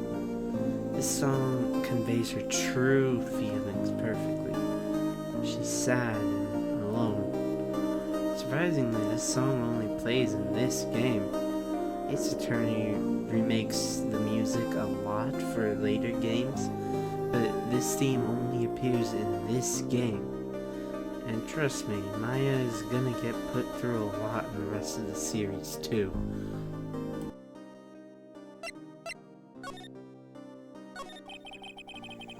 Could you tell me about the day of the murder? Sorry, I know it must... No, it's okay. All I've been doing the last few hours is talking about it. I've kind of gotten used to it. Let's see. That morning, I got a call from my sister. She wanted me to hold on to some piece of evidence for the upcoming trial. That's the thinker clock that Larry made. Practically qualifies as a serial murderer by now. So then, when did you arrive at the office? It was right around 9 o'clock. The lights were off and I could smell blood. Then I found my sister. That's all I need to hear for now. What about your family? We had my sister. My father died when I was very young. And I don't know where my mother is. Don't know? So she could still be alive? The women in my family have been mediums for generations. They say a lot of spiritual power runs in our blood. About 15 years ago, our family was involved in an incident. There was a man and he ruined our mother's life. Ruined? After that, she disappeared. Several years after that, my sister announced that she would become a lawyer, and she left the mountain. So, you live by yourself? Yes, I've gotten used to it. Oh, also, I had to become independent or I would lose my powers. Feel bad for her. All by yourself up on that mountain.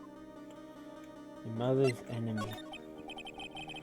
So who is this man who, ruined your mother? 15 years ago, there was an unusual murder case. It made quite a stir. Everyone was talking about it, apparently. The police were running out of leads, and they were getting desperate. Wait, they didn't use a spirit medium, did they? The police convinced my mother to try to contact the victim. Wow. So, what happened? The case was solved, we thought. You thought? The man my mother helped the police capture was innocent. Hmm? The police's consultation with the medium had all been carried out in secret, of course. But a man found out about it and leaked it to the press. He told all the papers that my mother was a fraud, and the media jumped on it big time. My mother, became the laughingstock of the nation. I see. White? Excuse me? What? That was his name. My sister told me. White? Hmm. Just a little longer now before the state-appointed lawyer comes, I guess. 4 o'clock p.m. Time's up. What should I do? Do I just leave her and go home? Defend her. I've made up my mind. I'm going to defend you whether you want me to or not.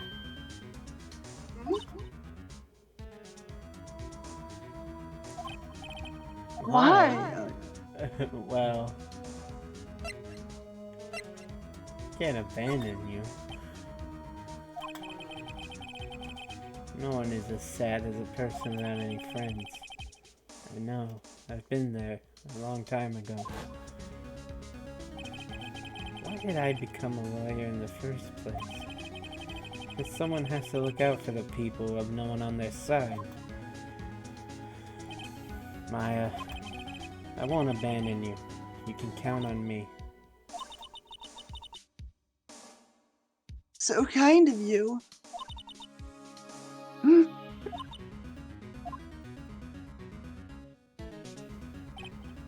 Well, let's fight this one and get you out of here.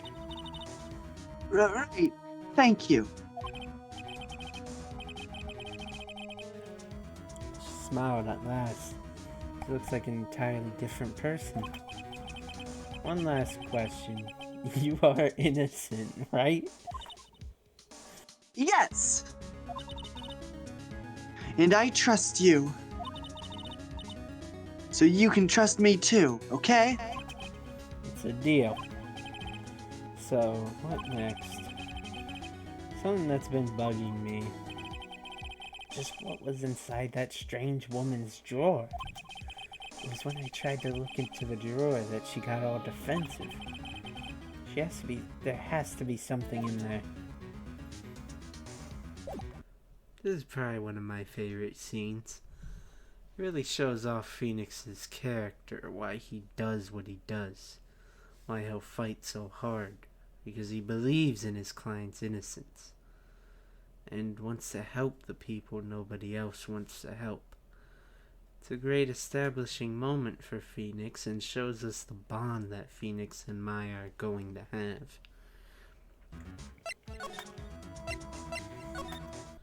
Heading back to the hotel, we are greeted not by April May, but by a much better character. The best character, actually. Ladies and gentlemen, meet the bellboy. Fortunately, we cannot talk to him yet. We haven't earned it. But he does mention a Mr. White of Blue Corp.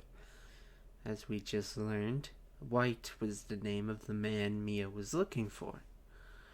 Although Phoenix has the brain capacity of a very small child, and gives us a flashback to something we heard 3 minutes ago.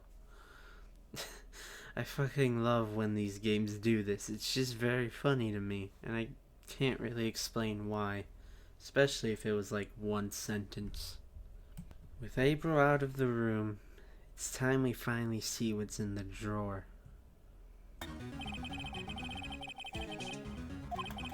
Now's my chance to see what's inside. What do we have here? Wiretap? What would a woman like her be doing with a thing like this? Wiretap added to the court record. Found in Miss May's hotel room. There's definitely something suspicious about this Miss May. Why would she have something like this in her hotel room? There's a story behind all this. I know it. Alright. I'll be using this bit of evidence in tomorrow's trial, that's for sure. For Maya's sake. I'll get to this woman's bottom. Wait. I mean, you know what I mean.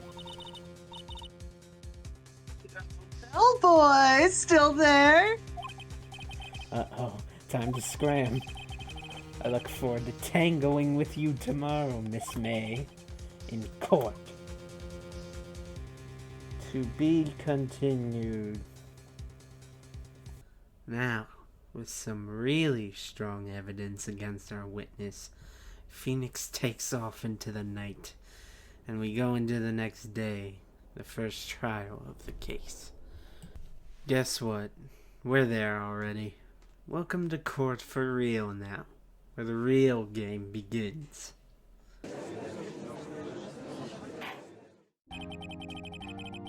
Court is now in session for the trial of Miss Maya Fey. The prosecution is ready, Your Honor. Here we meet our greatest enemy, Mr. Miles Edgeworth. Professional bastard, gay man of the year 3 years in a row. His first name, Miles, comes from the Latin word for soldier. People believe this refers to his formal demeanor. His last name, Edgeworth, is likely a pun in 2 parts. Edge referring to his sharp mind, and worth because he's a worthy opponent. Which, of course, he's the franchise's big rival, so yeah, I would agree with that. The defense is ready, Your Honor. Miles Edgeworth. I better not show any signs of weakness, or he'll be on me in an instant. Oh, we wouldn't want that. We wouldn't want him on us. Edgeworth, please give the court your opening statement. Thank you, Your Honor. The defendant, Miss Maya Fey, was at the scene of the crime. The prosecution has evidence she has committed this murder, and we have a witness who saw her do it. The prosecution sees no reason to doubt the facts of this case, Your Honor. I see. Thank you, Mr. Edgeworth. Let's begin then. If we may call our first witness, Your Honor. The prosecution calls the chief officer at the scene, Detective Gumshoe. We start off without any real fuckery just yet. Edgeworth calls Gumshoe to the stand to lay out the facts of the case. This happens frequently in the series. It serves as both a reminder and as a way of putting new evidence into the player's inventory, like in this case, the murder weapon and the floor plans. As said, the detectives are frequently seen on the stand. Sometimes they serve as an obstacle to get past, and sometimes they're there to simply give the facts, some new evidence, and leave. In this case, Gumshoe will be an obstacle, as we'll be able to challenge their version of the events as Gumshoe lays them out. The court accepts the statue as evidence. Still calling it a statue. Floor plans added to the court record. The murder scene. The Fay & Co. law offices. Now, detective. Yes? Yes, sir. I don't know why I keep doing that. Sorry. You immediately arrested Miss Maya Fey, who was found at the scene, correct? Can you tell me why? Yes, sir. I had hard evidence she did it, sir. Detective Gumshoe? Please testify to the court about this hard evidence. Hard evidence. Maya Fey's arrest. As soon as the phone call came in, I rushed to the scene. There were 2 people there already. The defendant, Miss Maya Fey, and the lawyer, Mr. Phoenix Wright. I immediately arrested Miss Maya Fey. Why? We had a witness account describing her. The witness saw Miss Maya Fey at the very moment of the murder.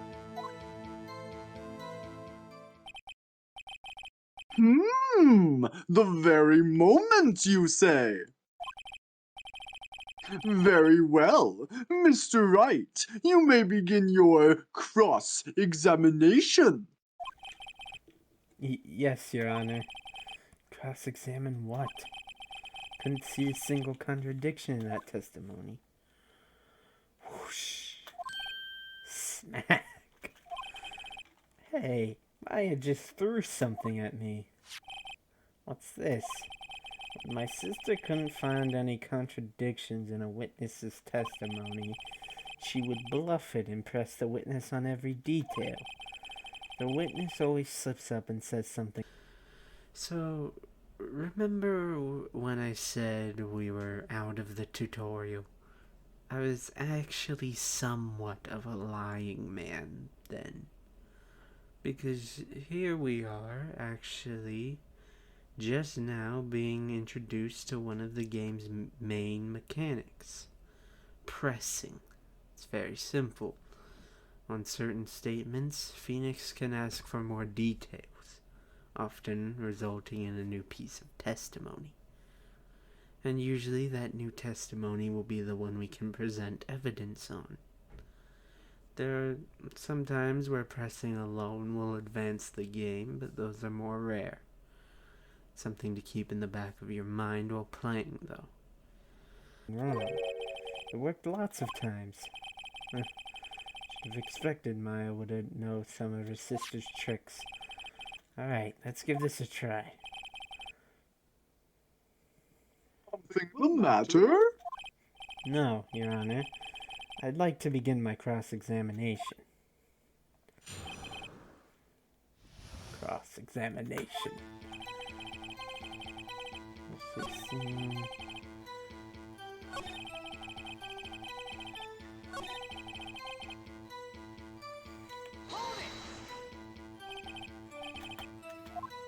Oh. Why? We had a witness account describing her. The witness saw Miss Maya at the... Hold on, just 1 second. Yeah? If I heard correctly, you said you arrested her because you had hard evidence she did it, correct? Huh? Did I say that? Me? I heard you say it. You said You did say it. Exactly what about this suspicious woman in Pink's claim was hard evidence? What? Miss May isn't suspicious, and she sure isn't Pink, pal. Well, I guess she is Pink. That's enough, Detective Gumshoe. Do you have any more solid proof other than her claims, Detective? I guess pressing can have its advantages. Yes. Ah, Sorry, I got a few other things mixed up in my testimony, Your Honor, sir. There was something I should have told you about first, Your Honor. Very well, Detective Gumshoe. Let's hear your testimony again. witness testimony. Hard evidence. After securing the suspect, I examined the scene of the crime with my own eye. I found a memo written on a piece of paper next to the victim's body. On it, the word Maya was written clearly in blood. Lab test results showed that the blood was the victim's. Also, there was blood found on the victim's finger. Before she died, the victim wrote the killer's name. Oh my gosh, did she do that? How do you like that? That's my hard evidence. Sounds like he's like a Yu-Gi-Oh character. Like, how do you like that? Yeah. Before we begin cross-examination, I have a question for you, Detective. Your Honor? Why didn't you testify about this vital piece of evidence the first time?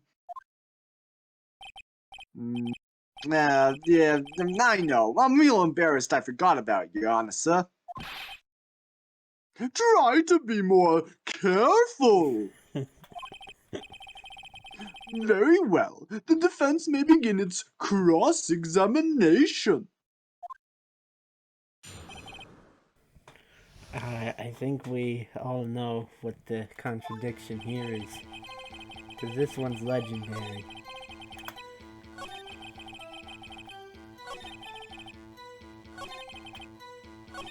Before she died, the victim wrote the killer's name.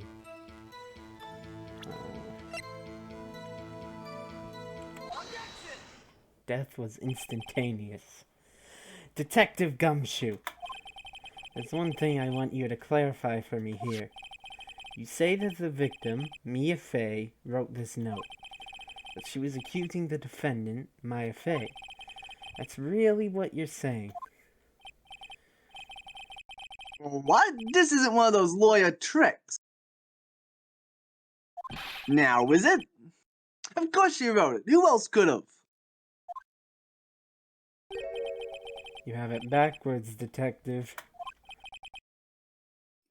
But backwards? The victim is the only person who absolutely could not have written it. This is a report from your department, detective. Immediate death due to a blow from a blunt object. She died immediately. But No butting your way out of this one, detective. Order! Order! The defense has a point. Someone who died immediately wouldn't have had the time to write anything down. Mr. Wright, I beg your pardon, but when exactly did you obtain that autopsy report? When? The day after the murder.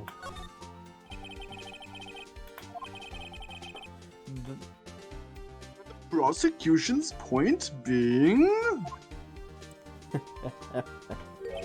That autopsy report is outdated, Your Honor. Outdated?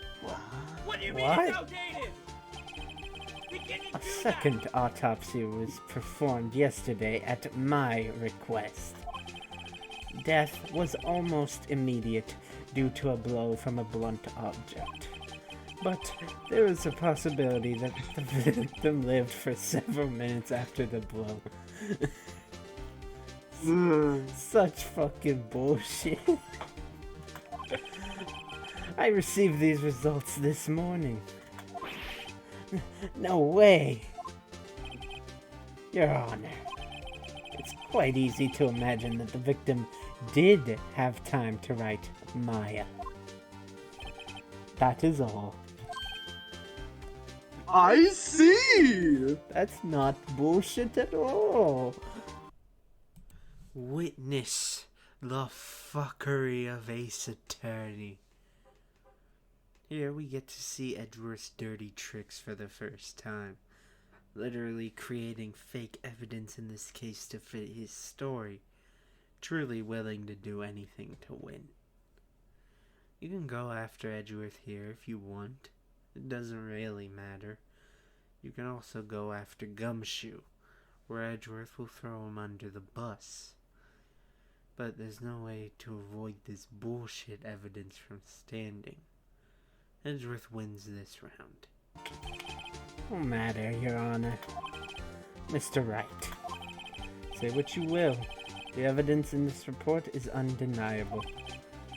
Your Honor, I submit this report to the court. Understood. The court accepts the evidence. Autopsy report updated in the court record. Died from a blow by a blunt object. May have lived for a few minutes after being hit. Well, Your Honor, The evidence strongly suggests the victim was identifying the killer. I suppose that's the obvious conclusion, yes. Darn, this isn't good. The prosecution would like to call its next witness. This poor, innocent girl saw the murder with her own eyes.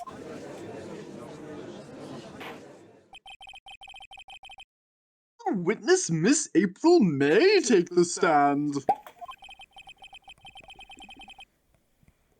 Exactly what part of her is innocent? And now, we move on to a greater enemy. A cat girl. God, here comes the Awoo girl again. Witness, your name, please.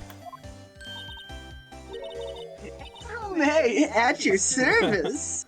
Oh, I almost forgot about that animation.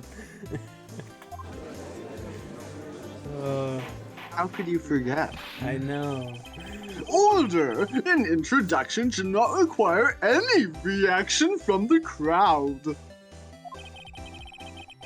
The witness will refrain from wanton winking. Yeah, no being horny on me. Ah, yes, Your Honor. This is not good. She's already captured the heart of every man in this courtroom. It's hard to know how to even respond to this. All I can say is this how you know these motherfuckers gay. I'd be down bad for sure.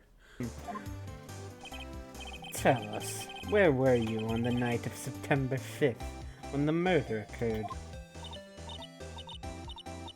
Gee, I was in my hotel room. I checked in right after lunch. And this hotel is directly across from the Fan Co. law offices? That's right, big boy. Oh, God. Please testify to the court about what you saw. Witness testimony.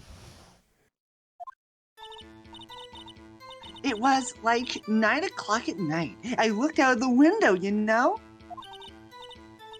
And then, I saw a woman with long hair being attacked.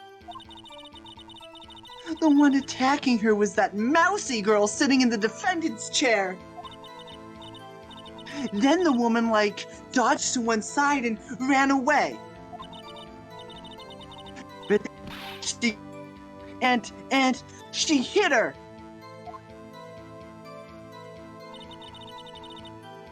Then the woman with the long hair... She kinda slumped. The end. That's all I saw. Every little bitsy witsy wink. Man, please, no wonton winking. Well, Your Honor. I see. It is a remarkably solid testimony. I don't see a need to trouble the witness any... Wait, Your Honor. Yes, Mr. Wright? What about my cross-examination? I thought the witness's testimony now was quite firm. Didn't you? Mr. Wright, I understand you were Miss Mia Fey's understudy, were you not? You must know her techniques well.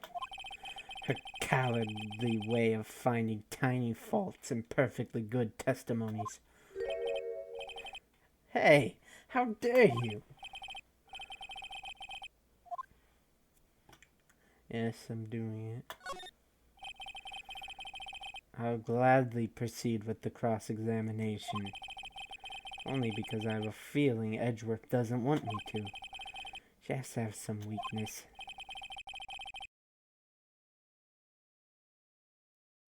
Very well. You may begin your cross-examination. Cross-examination. This Wonton Winker is sure to be a tough enemy, but we're going to get to this woman's bottom. There are a few odd things in this. Why? testimony. Like, why You can what? question why she looked out the window, but the main point of contention is how she knew it was the defendant. They're being attacked. The one attacking her was the mousy girl sitting in the defendant's chair. How do you know she was the defendant? Well, you know.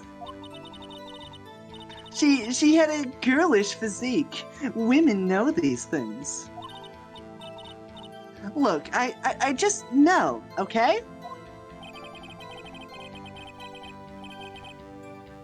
Oh, there was only one person at the scene of the crime with a short, girlish figure. The testimony is bulletproof, Your Honor. He's right. I question it. Hold on a minute. That testimony stinks. What? Miss May, I'm willing to bet that you saw nothing. Did you really see the defendant at all?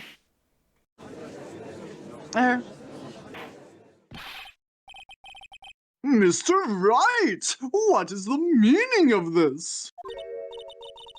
Yes, what is the meaning? Somebody tell me because I'm clueless. About this, I mean. Okay. If you had really witnessed my client, Maya Fey, you would have noticed her clothes before noticing her physique. Huh? No one wears clothes like this on a daily basis, except her. I'm no expert on fashion, but her hairdo looks far from normal to me. However, the witness's testimony mentions neither of these things. The testimony is bogus. But... Still, we don't know if she was dressed that way the night of the murder. Seems like a pretty weak point, I'll be honest, champ, but I guess he's right. What do you say to that, Miss May? What are you trying to say, you mean lawyer? I saw what I saw. I just didn't think the trifling little details were necessary, darling. Miss May, the court would like to remind you to please omit nothing in your testimony. I'm sorry, Your Honor. I'll be a good girl, I promise. Wink. Oh, man. Your testimony again, if you would. Damn, I almost had her.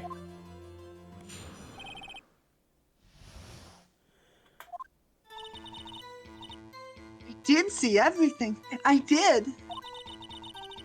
The victim, the woman, dodged the first attack and ran off to the right. Then the girl in the hippie clothes ran after her. And she hit her with that weapon. I saw it. I did. That clock. The kind of statue-y clock? The thinker, I think? Well, does the accuracy of my report not startle you? Tee.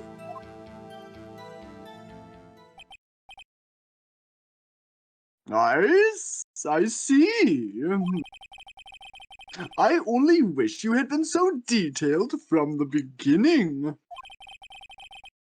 Please begin the cross-examination.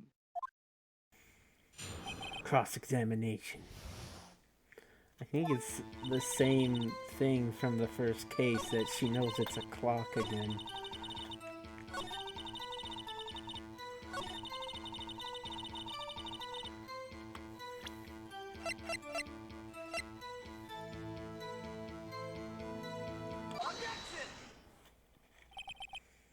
Miss May, What you said just now was quite revealing. Revealing? Ooh, you'd like that, wouldn't you, naughty Misty Lawyer? You just said that this statue of the Thinker was a clock. There's no way of knowing that just by looking at it. Another person in much the same position as you recently called this a clock too. And he was found guilty of murder. Order! Order! Miss May, can you explain how you know this was a clock? Ooh, The witness saw the murder with her own eyes. That's all that's important here. The defense is trying to confuse the issue with trivial concerns. yes, yes, of course. You will withdraw your question, Mr. Wright. The hell? That's bullshit. But questions are all I have, Your Honor. And as you may recall, I've caught murderers with these questions before. Well, only once. Objection. Objection just sustained. You may continue to question the witness. That was close. If he stopped me there, the trial would be over. Huh? What? So, what happens now? What happens now is you answer my question. How did you know it was a clock? What? That's... because I heard it? Yes, I heard it say the time. So, you've been to the law offices of Faye & Co. No. Hey, I didn't say that. Why would I go there? I heard it from my hotel room. Law offices of Faye & Co., where the murder took place, is very close to the hotel. She could have easily heard the clock. Well, Mr. Wright, are you satisfied? Never. No, Your Honor. Can't give up now. I'm not satisfied because it couldn't have rung. Your Honor, members of the court, it's inconceivable that the clock in question rang. It's empty. That clock is missing its clockwork. Clockwork. How could you possibly? Just take a look, right now. Oh! See anything interesting, Your Honor? It is as the defense says. This clock is missing its clockwork. It's quite empty.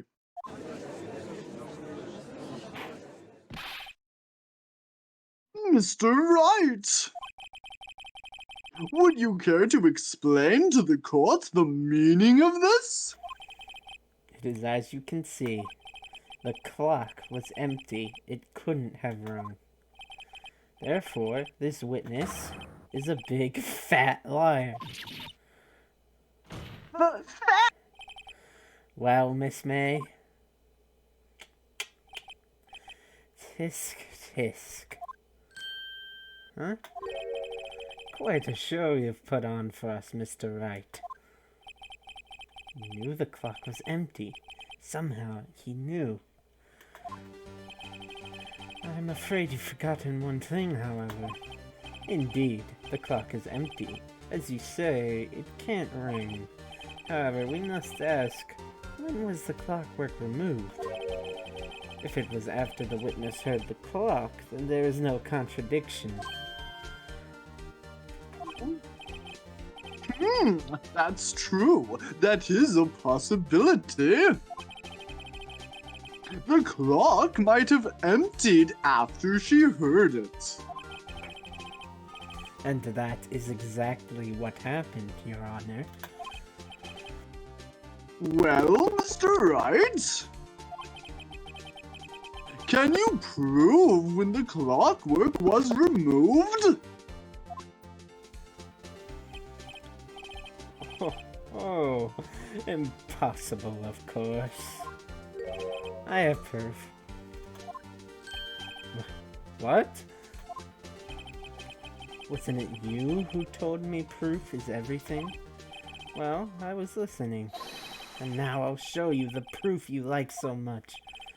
The evidence that proves when the clockwork was removed is the phone call. Yeah, the phone call. Take a look at this. That's a very cute cell phone. Oh, you have a curly phone.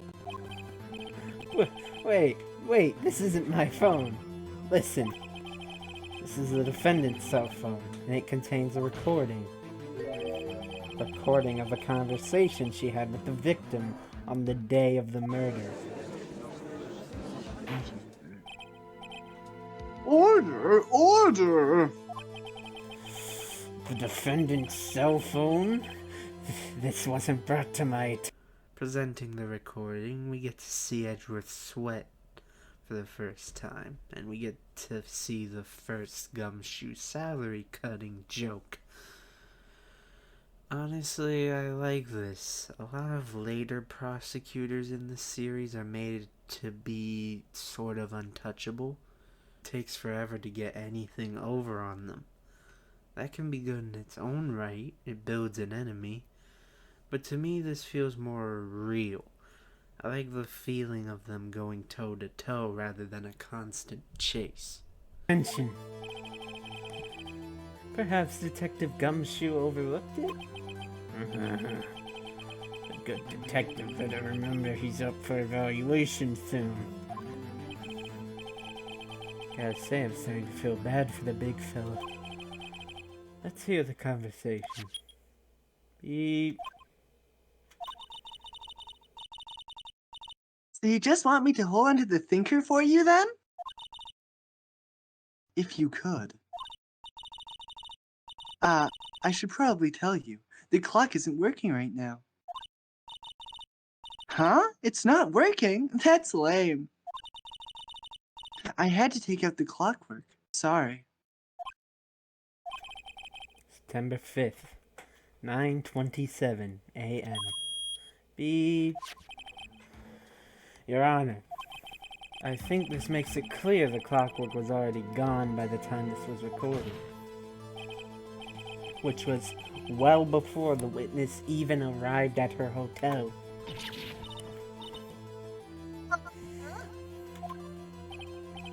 Well, Miss May, would you care to explain this to the court? Just how did you know that weapon was a clock?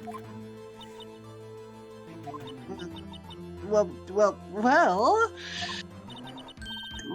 isn't it obvious? I saw that clock before. What store was that again? I go to so many. Oops, I forgot. Wink. Speech 100. So the witness had seen it before. That would make sense. Does the defense have any objections, Mr. Wright? Yes. The witness claims she had seen it before, but this directly contradicts a piece of evidence already submitted to this court. Well then, let's see it. Please produce this evidence that will prove the witness had not seen the clock before. It's the clock itself, because it's made by Larry. It's simple. This clock was never in any store ever. What? A friend of mine made that clock. Only two exist in the world. And the one that isn't here is in police custody. impossible. Everything is sold in stores. Miss May, I think it's high time you went shopping for a better excuse. Wow. Oh, excuses not on sale today.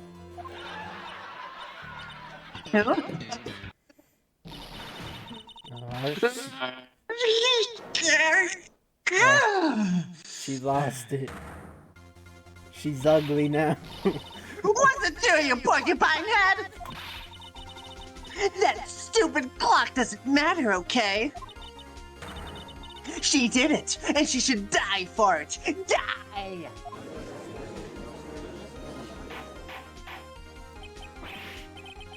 Whoa, whoa, let's not get ahead of ourselves. This is a court of law, and the witness will remain calm. Yeah. Oh? Oh, silly me. Did I, lose it?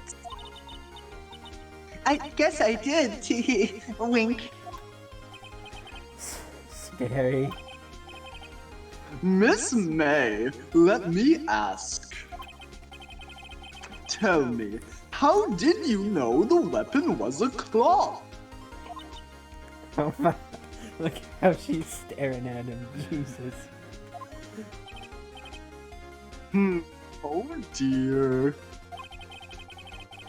Does the defense have an opinion on this behavior?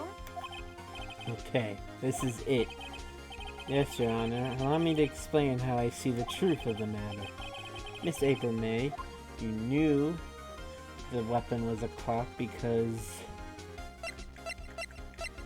well, you had heard about it. I think that's the right one. The witness had never held the clock in her hand. However, she had heard that it was a clock. She heard? That is correct, Your Honor. There's no other way she could have known the thinker was a clock. And I can show you the proof. Well, this is interesting. Let's see it then. Show me evidence proving that the witness had heard the murder weapon was a clock. Have a look at this. That? I found this in Miss May's room.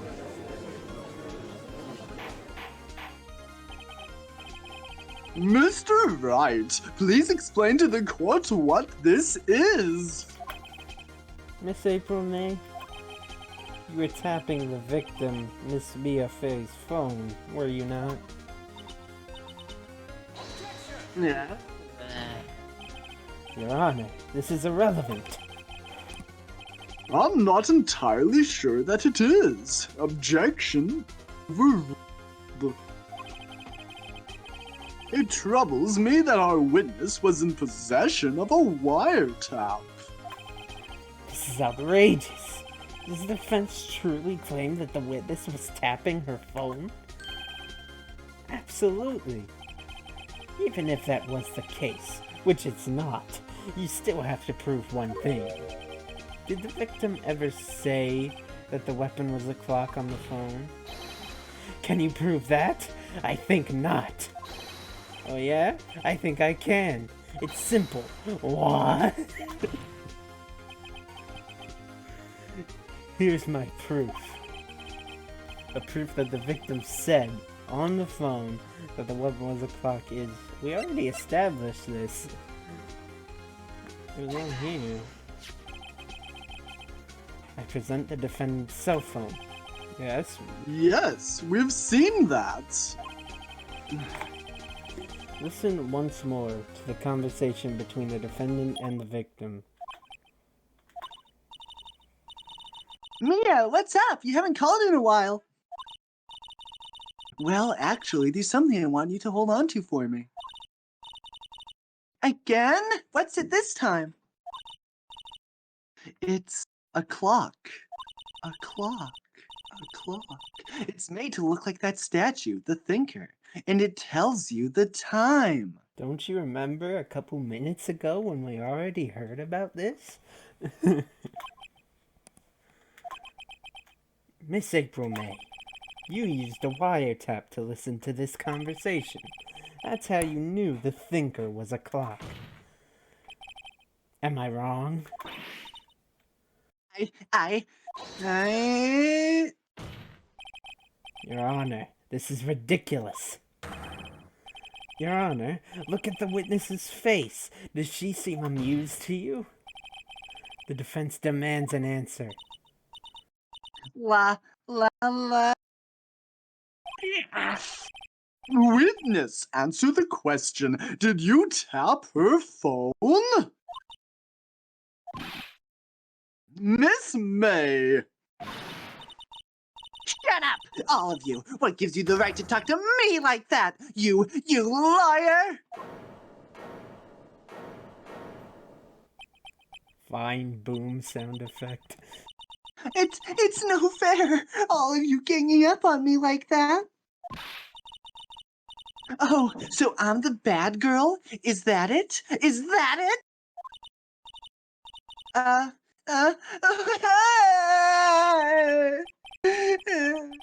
no. Now to deal the final blow. What do I say here? Well, she didn't kill her. Yes, we know that, but I forget. Does I don't- he accuse her of it first? I don't remember. Let's see. It's up to you, though. Let's ask about the wiretap first. Why did you tap her phone? Answer the question. Do I have to? Isn't this a murder trial? Isn't tippity tapping or irrelevant? Yeah, saying exactly what Edgeworth wants her to say. Miss May, you're tapping the victim's phone. I hardly call that irrelevant.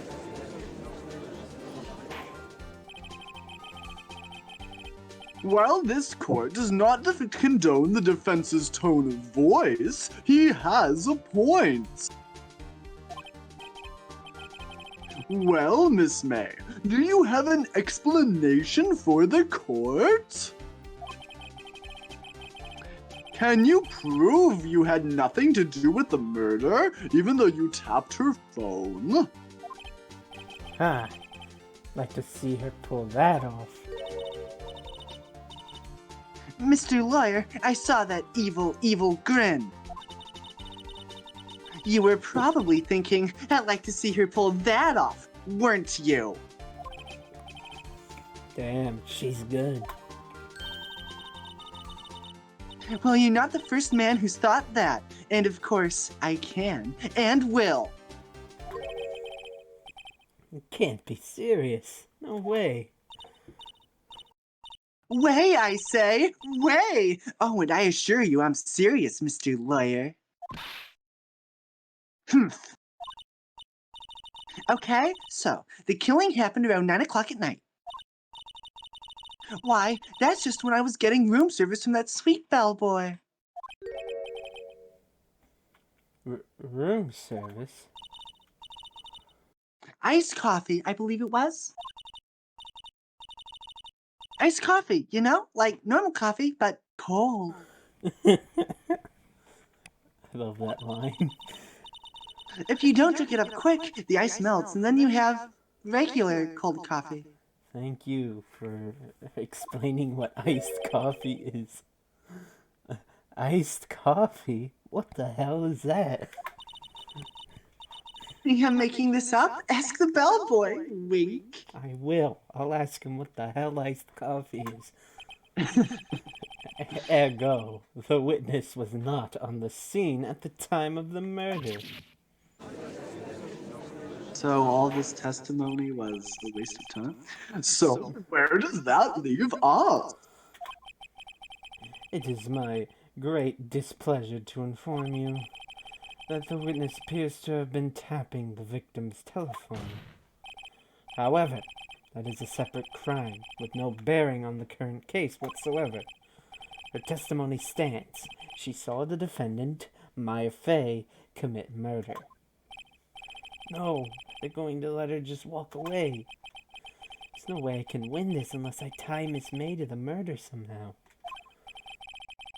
Well, does the defense have anything to say?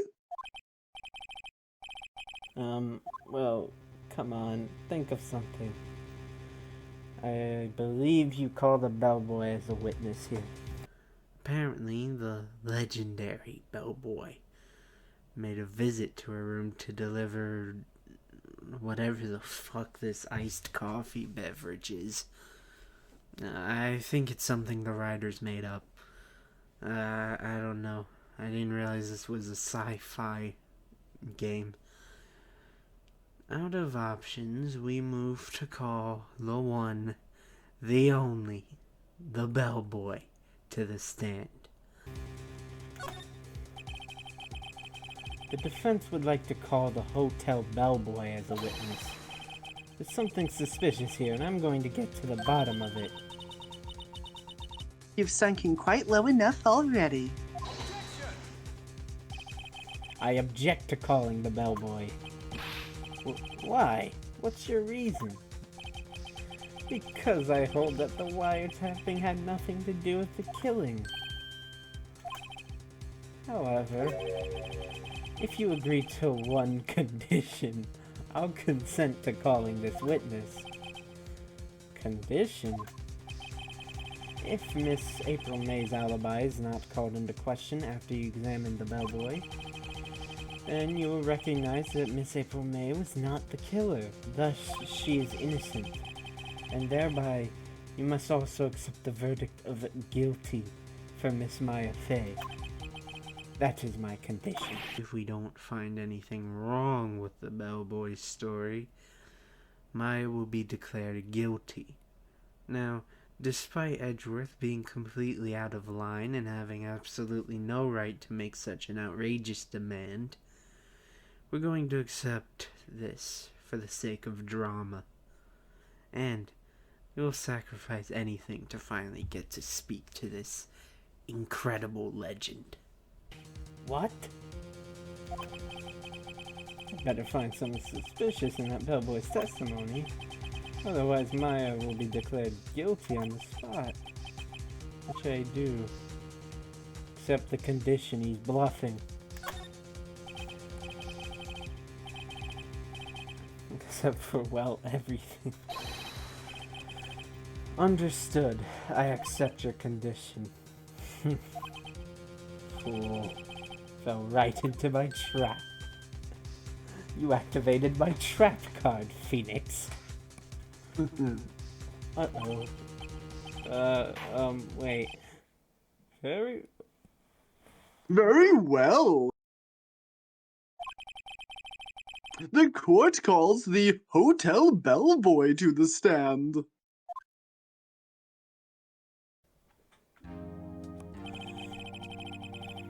I believe we're ready for the witness to testify. Certainly does look like a bellboy. Here he is. Finally, the real game has begun. Yes, sir. I received your summons in the middle of work, sir. I'm happy to be of service. That tea set looks rather heavy, so without further ado, the witness may begin his testimony. Very good, sir.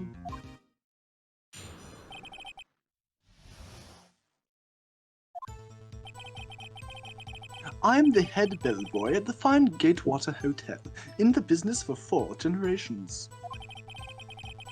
I believe I received a call after 8 o'clock in the evening from our guest, Miss May. She asked for an iced coffee to be brought to her at 9 o'clock on the dot, sir. I brought it to her at precisely the requested time, of course. And I delivered the iced coffee to our guest, Miss May, herself. I see. The defense may begin its cross-examination. Right. I'm ready. I hope. This is it. If I can't prove Miss May was involved with the murder somehow, Maya will be finished. Our great witness states April May wanted an iced coffee, whatever that is, at 9 o'clock p.m. on the dot. Interestingly, that's the time of the murder. Exactly. But he states he delivered it to her in person. She was watching a program on the TV and wished to drink after she finished, sir. 9 o'clock. The time of the murder.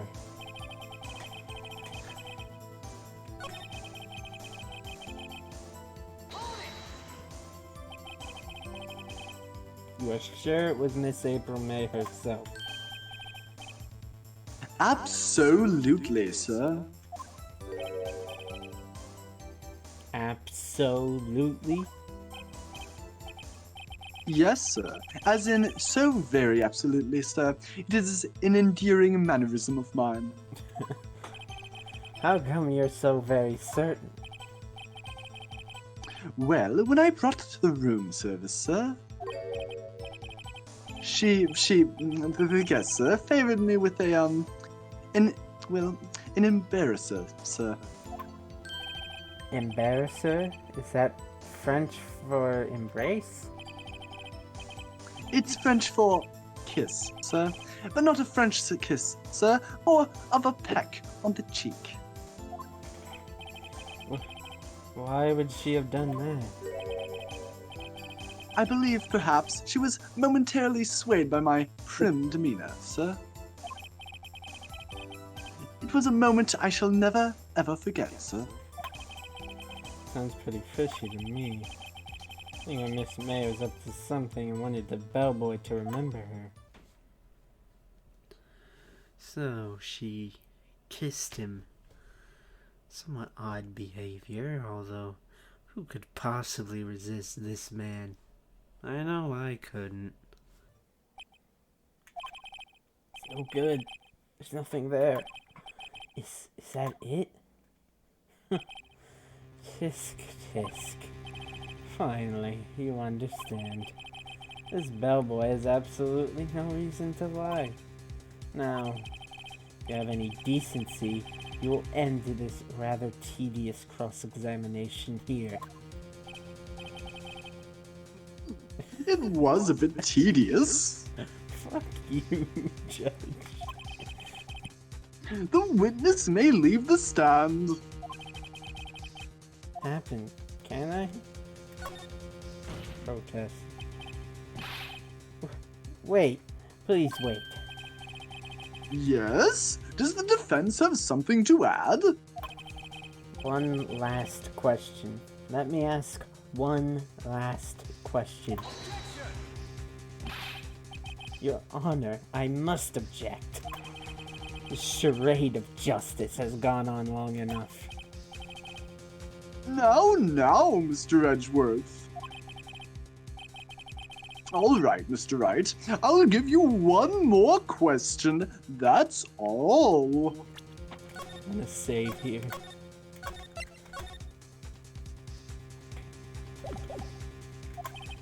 Okay. This is really it. Now, this is my last chance. What do I ask him about? Check-in. Tell me about check-in. Tell me about when you checked in, Miss May. All right, very well, sir. My first thought was that she was a beautiful, beautiful person. She's just my type of girl, so it was a disappointment, really. I see. Excuse me, what exactly was a disappointment? Well, I'm not without charm, sir, but even I would have a little chance with her lover there. What did he say? What did you say? Rather, quite. Bellboy, tell us the truth now.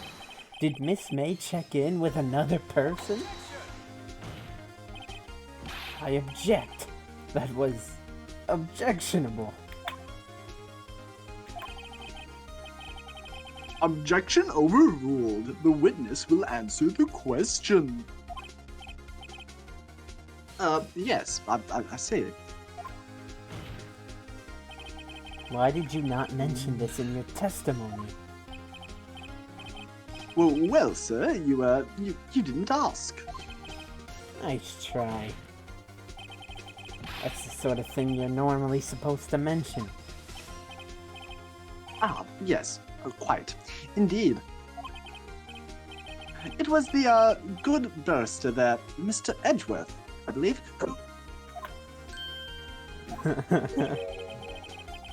He asked me not to mention it if I wasn't specifically asked, sir. Oh. You fool. I've done it. I've won. Miss April May checked into a twin room with a man, correct? Yes, sir. Then, when you brought them room service, you didn't see that man in the room? That's right, sir.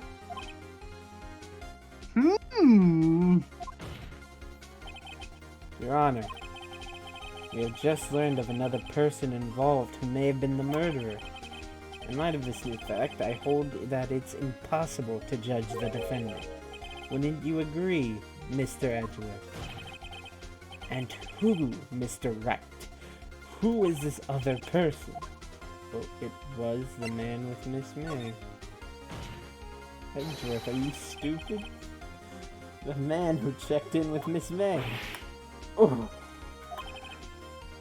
Your Honor, as has been previously revealed, Miss April May was tapping the victim's phone, yet Miss May herself has an alibi at the time of the murder.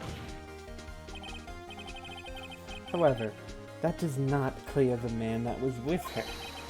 The bellboy saw no one else in the room at the time of the murder. My, what a convenient little setup, but it's too late. Too late? I suppose you'd like it if it was too late, wouldn't you?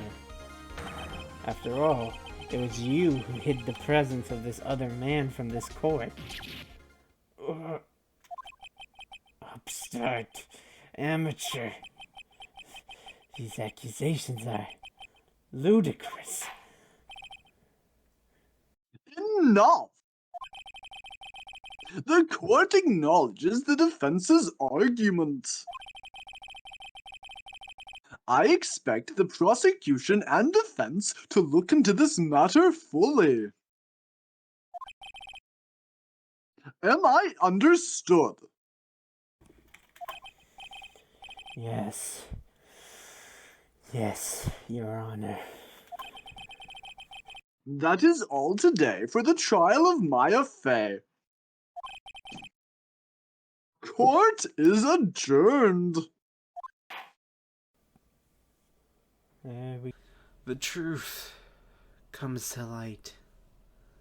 Finally, a new suspect.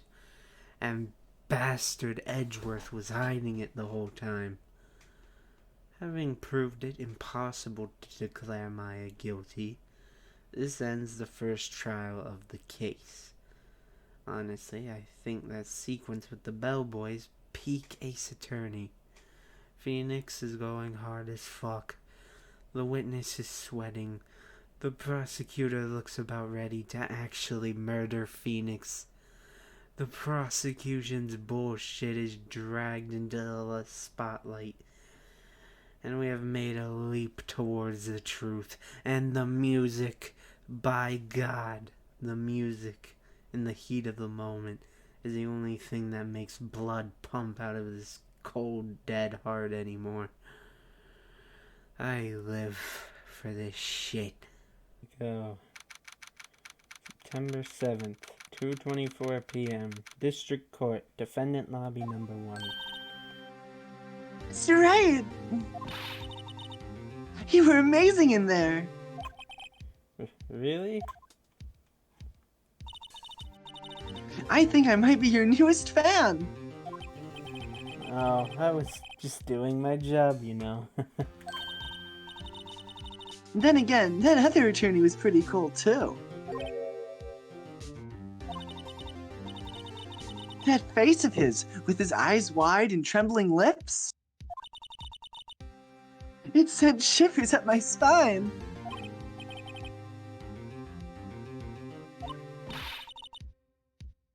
So, what happens with me? Do I get to go home now? Well, no, I don't think so. Not yet. Oh, I see. But I got a great lead in today's trial. A lead? That man with Miss May. He's the key. Oh, I get it. What happened to Miss May after that, anyway? I heard they arrested her. I guess she's learning her charms won't work everywhere. She's probably at the detention center now. I may have to go down there later. Anyway, this case is far from closed. Yes, sir! I'm going to find out more about this man. Do you think he was the one who... Maybe so. Sis... Don't worry. I'll find him by tomorrow. I promise. I'm counting on you.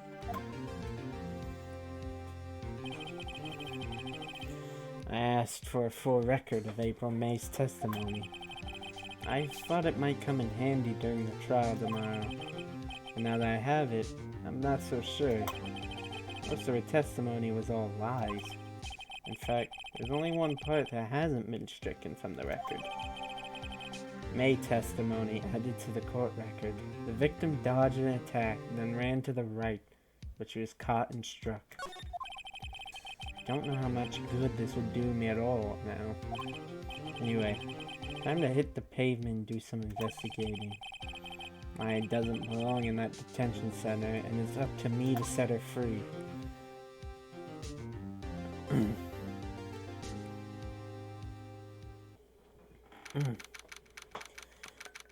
September 7th, 3:11 p.m. Detention Center, Visitors Room. Well, hello. I didn't expect anyone to visit me in such a dank place as this. It's really quite moving. Not! You stinking liar! I hope you die! Have you come to laugh? Yes, laugh at the fallen Miss May. No, not really. There's something I wanted to ask. Unfortunately, there's nothing I want to be asked. Haven't you done enough questioning, you spiky head? Here we go again. Please, you're scaring the security guard. He looks so scared. Yeah, he's terrified. Look at him. So, what is it you wish to ask me then? For starters, how did you get to be so totally whacked? I could fix her. I could fix her. Oh no, she's in a woo girl. Our investigation starts immediately with talking to April May, now in detention. She's unhappy to see us at first, of course, but lightens up. Can't make a scene in front of someone such as the legendary security guard. We don't really get much out of talking to her right now, except her calling us a bottom, so we can leave her to go check in on Grossberg. Going to his office, he isn't there. However, two things can be noticed. One, it's plain to see that his obnoxious painting he was so proud of is nowhere to be seen anymore. And we can see some photos on his desk. Examining the photos, there are two on the desk. One of a plain-looking woman and another of a very odd-looking man. They're labeled DL6 Incident, Exhibits A and B, respectively. This is the first we're hearing of the name DL6 officially, but already this is a very important part of this game. Both of these photos are important, but right now only the man's photo is. And Phoenix won't just take both for some reason. Back to the detention center. You again? Can't you take a hint and stay gone?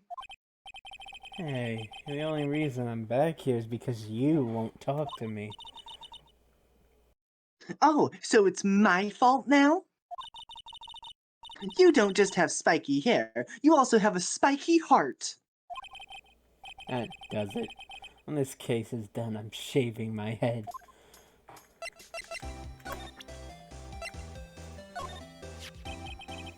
Have a look at this. Look, I've said several times, I'm not telling you. Huh? Where did you... Aha, a reaction. This is him, isn't it? What? Who? When? Why? It is him. This is the man who stayed in your hotel room the night of the murder. No, that's not right. Nice try, Miss Cooperative. Do you have proof that it was him? Yeah, proof. Show me proof. So close. Shit, we don't have proof, though. They're going to ask for definitive proof, despite it being obvious. You'll have to get used to this if you play these games. I don't find it that annoying in a case like this. Later in the series, it can get really tedious, though. So, this leads us to the one place we haven't been on the menu yet. The hotel. By the way, I have to say, I prefer the investigation segments like this. Not many places to go, you don't get lost. Later in the game and in the rest of the series, the investigation segments can be sprawling and confusing to navigate. Here, it's very simple, very hard to get lost. And, oh my god, it's the bellboy. Well, welcome, sir. Quite the performance today, if I dare say so myself. Oh, Oh, thanks. Sorry for putting you on the spot like that. no, not at all, sir. Your efforts today can only help the Gatewaters rep, as they say. Huh? Rap? Yes, our reputation will swell as the hotel where the murderer used to wiretap. We can charge a premium for the room, of course. It will be great for the business, sir. Whoa, Miss May hasn't been charged with murder. I too will become famous. The bellboy who brought the murderer iced coffee. The bellboy who served the murderer iced coffee. What an amazing guy. A true legend. A god amongst men. One of the greatest characters ever written. What a claim to fame. Why do I feel like we're both stuck in the same bad dream? So, you are our honored guest. Please let me know if there's anything I can bring you. Iced coffee, perhaps. Miss May. About Miss May. Oh, her? So, not to boast, but I know the moment I saw her. She'd do it, I said. Do what? I'm starting to think the most suspicious person here is this guy. I wanted to ask you about the man who was with Miss May. Yes. He struck me as a real lady killer, if you'll pardon the expression. Yeah, literally. I knew it from the moment I saw him, sir. He and I are of the same ilk. We both carry the scent of danger. There we are, in total agreement, Mr. Psycho Bellboy. If you had a photo of the man, I'm quite certain I could identify him. A photo? Before that, let's do this. Could you tell me about this hotel? Absolutely. And on that subject, I have an excellent idea, sir. Currently, this hotel is known as the Gatewater. I propose that we add a subtitle. A subtitle?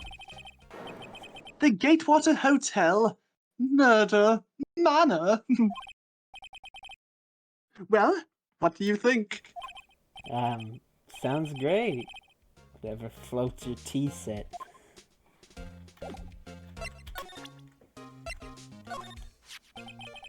Take a look at this photo. That's him, detective. Oh, I know that. I just wanted to say detective once. You know how it is. No, I don't. Without a doubt, that is the man who checked in with Miss April May. How about I write an affidavit swearing that that's him? The bellboy who served the murderer iced coffee will offer to write us an affidavit.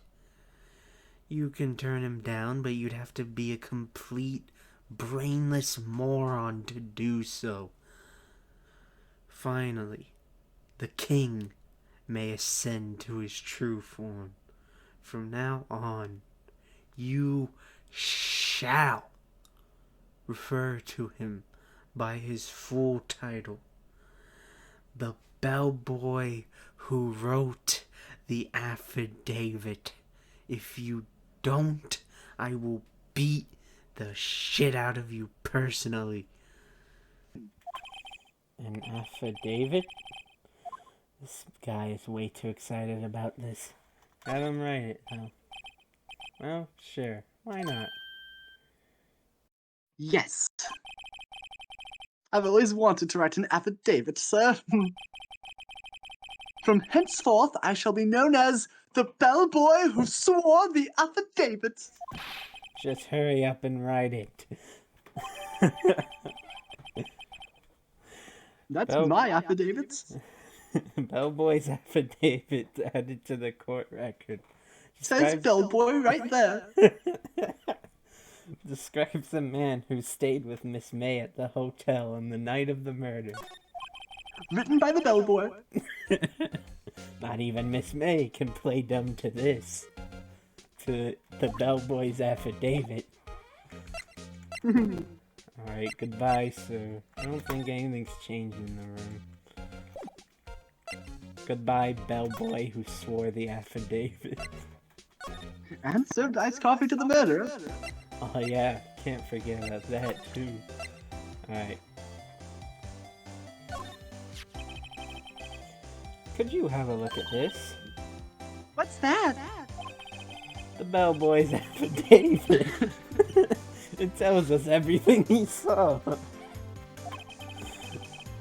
Such as the man you checked in with. Who was most definitely this guy. Now I'm getting somewhere. Ease her fears or push her hard. Push her hard. This is it. All or nothing. Time to do a little bluff. No use playing dumb. If indeed that's an act. If you don't talk, I'm taking this info to the press.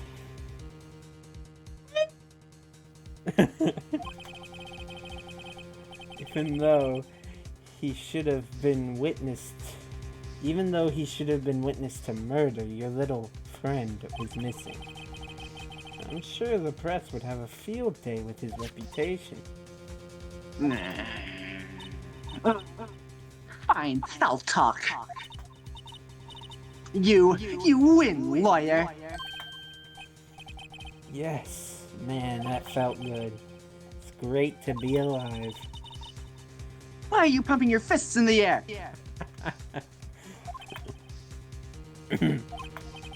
Now, tell me about the man you were with. That man, he's my boss. Red White, the president of the information gathering conglomerate Blue Corp. Red, white, information gathering. Well, I suppose you could call it a detective agency.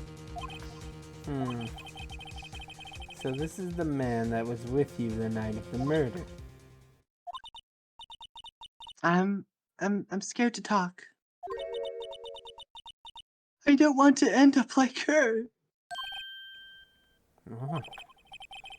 It's okay, I'll just ask Mr. White himself. Can you tell me where Blue Corp is located? This is another one of my favorite scenes of this case. Before this part, April May just kind of seemed like a bad person, but really, she's just scared. Knowing this man and what he can do, he might have had information on her, something that made her cooperate with him. And now she's been roped into this terrible murder plot, and by the sounds of it, she herself is also being threatened. I think this scene adds that extra little bit to her character, needed to be memorable. Honestly, the first game in this series is great at doing this for the side characters. Better than most of the other games in this series. Mr. Red White, at last. Finally, a lead on this guy. If April May couldn't have done it, that leaves him. Time to take action. No! I got rid of the bellboy's Davis! evidence. No! That was valuable evidence. Yeah, just throw away valuable evidence. Good job, Phoenix.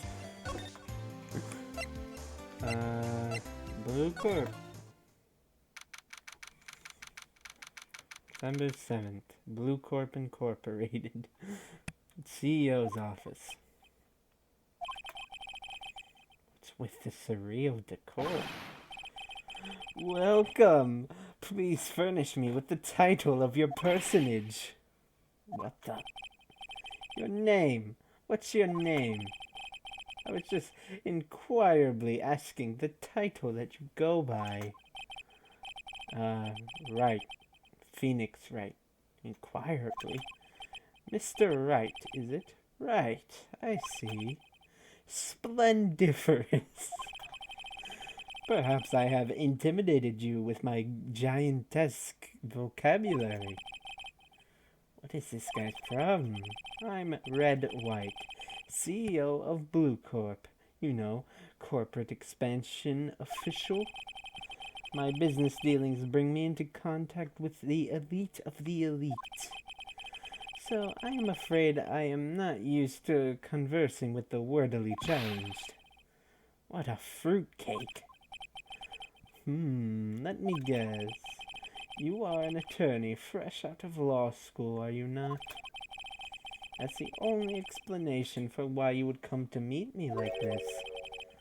What does he mean by that? No matter. So, what business does a mighty lawyer have with a man such as myself? Yikes, this guy's arrogance is off the scale. I want to present his own photo to him. Oh, this picture. Gorgeous! That's a picture of me! Ah, I see it was taken in the prime of my youth. about 10 years ago, I'd guess. The hotel bellboy says he saw this man on the night of the murder. On closer inspection, he does look a lot like me, but I'm afraid this is someone else. Only you had an affidavit. Damn it. Nope, that's definitely not me. He's far too young. So here he is. The man from the opening cutscene. Quite extravagant. Just how I like my Ace Attorney villains. Completely over the top. On to his name. Red, White of Blue Corp. This combination likely references the American flag. Although there are multiple red, white, and blue flags. More interestingly, these are also the colors that, if you mix, you can get the color palette used for his design. Red and blue make purple, red and white make pink. We already know this guy is guilty for sure, because we saw the opening cutscene, but he's really not hiding it. He's not very interested in speaking with us, but he is very quick to gloat. Let's talk. Miss May is an employee of Blue Corp, is she not? Correct. She was my secretariat. What a shock it was to hear what she has done. What she has done? You mean the wiretap? Indeed. She's paid to answer phones. Tapping them is not in her job description. She does gather information for us as part of her duties, but I assure you, we do not condone illegal methods. It is ineffable that she would do this. Sounds like he's trying to turn Miss May into a scapegoat. Night of the murder. On the night of the murder, were you in April May's hotel room? Who can say? I seldom pay attention to mundane details such as time and place. My motto is, don't worry, be happy. Still, Mr. White, the hotel bellboy has stated on the record that he does remember you very clearly. We had an affidavit, sir. Affidavit? No matter. The bellboy can say what he pleases. I still won't talk to you. But we had an affidavit. Bellboy's affidavit. It was the bellboy's affidavit, Mr. White. If you want me to speak, put me on the witness stand. Although I doubt you'd be capable of doing that. This is a good question, actually. Why didn't the prosecution call him as a witness? You should have seen the same thing as April May. Oh. The police, the courts. To me, they are mere toys, playthings for my amusement. What kind of company is Blue Corp, anyway? Excellent question. We buy and sell various kinds of information. We are a company of the future. You might say, we are the future. Sell information? In just 10 years, I've built this business up into the grand office you see now. In case you were wondering, Blue Corp was named after the color blue. I, Red White of Blue Corp, as founder and CEO, named it so. And why, you ask? Because I like the color blue, of course. Fantabulistic, is it not? That painting. There's something that's been bothering me. Yes? What might that be? That big painting on the wall over there. I've seen it before. I've actually seen that painting before. This room is very strange. Plenty of statues of naked men in here, and other surreal decor. So you might actually be forgiven for not immediately noticing, but the painting. Grossberg's painting is in White's office. You can try and question him on this, and things will become more intense. Oh? Just yesterday, actually. Your point being... Point is simple. Rather, my question is simple. Why is that painting hanging on your wall?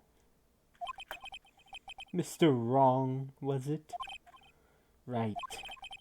It appears you do not fully grasp your position here.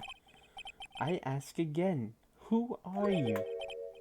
A lawyer? No, my feeble friend, a mere lawyer.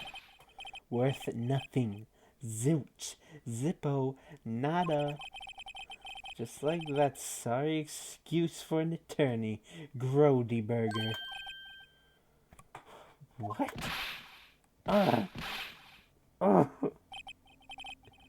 Just beat the shit out of him. He punched me. Well, Mr. Lawyer, what will you do, eh? Charge me with assault?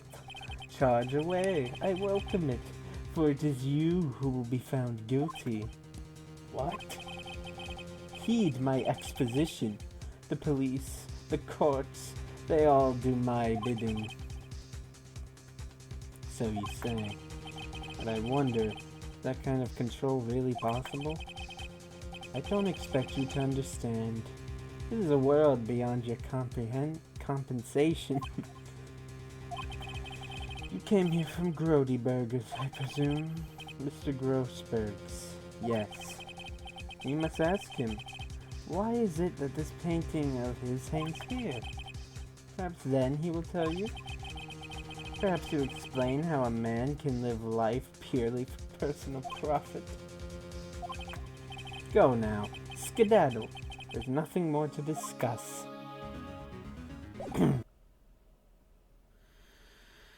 He just straight up decks Phoenix after belittling him and restates his immunity from the law.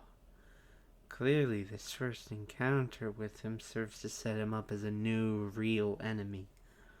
A billionaire who can do whatever he wants and seems untouchable. And despite him constantly using his needlessly large vocabulary incorrectly, he's a man to be feared. Well, he is a murderer, so you probably didn't need to be told that. I like this introduction. It's as over the top as the character is. It fits very well, I think. Although you could say the whole thing where he punches Phoenix is a bit much. But I think it's a very good, cartoonish portrayal of an asshole billionaire. It's honestly classic. I feel like it's out of a political cartoon almost. I just wanted to look at this table. At the desk. Yeah. My, this is quite the thing. And his statue of himself. To a man holding up the world. The Blue Corp sign certainly stands out enough. The model for the man is, of course, Mr. White. Mr. White? Oh my gosh, it's Walter White. Alright, I think Grossberg should be back now.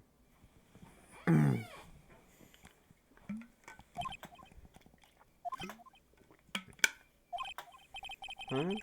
I don't think he's noticed me standing here. Maybe I should clear my throat. Ahem. Jumping Jehoshaphat. Oh, you. What's wrong? You look so pensive. Like an old man at the end of his days. I'm not senile yet.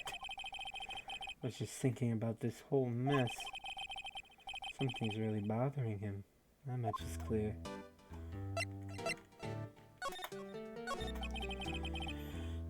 So, you came to see the trial?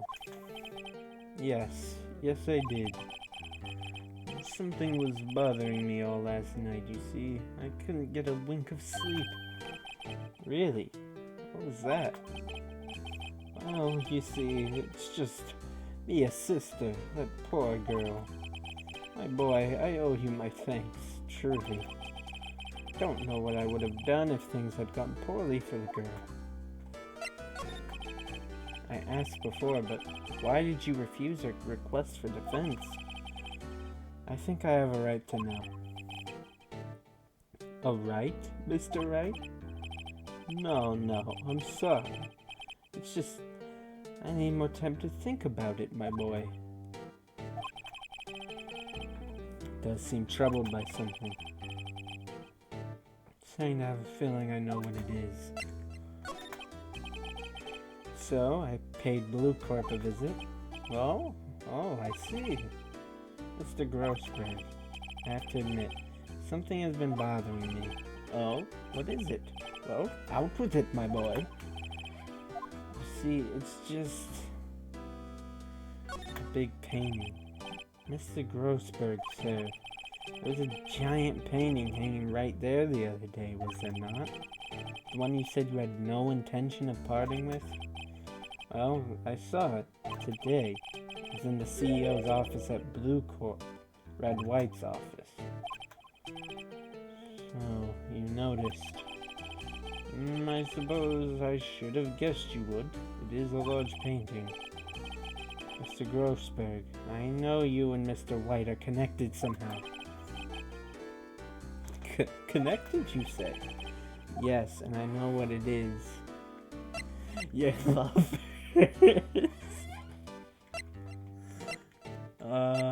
You're lovers. They're clearly lovers. Come on. We can confront him about the painting.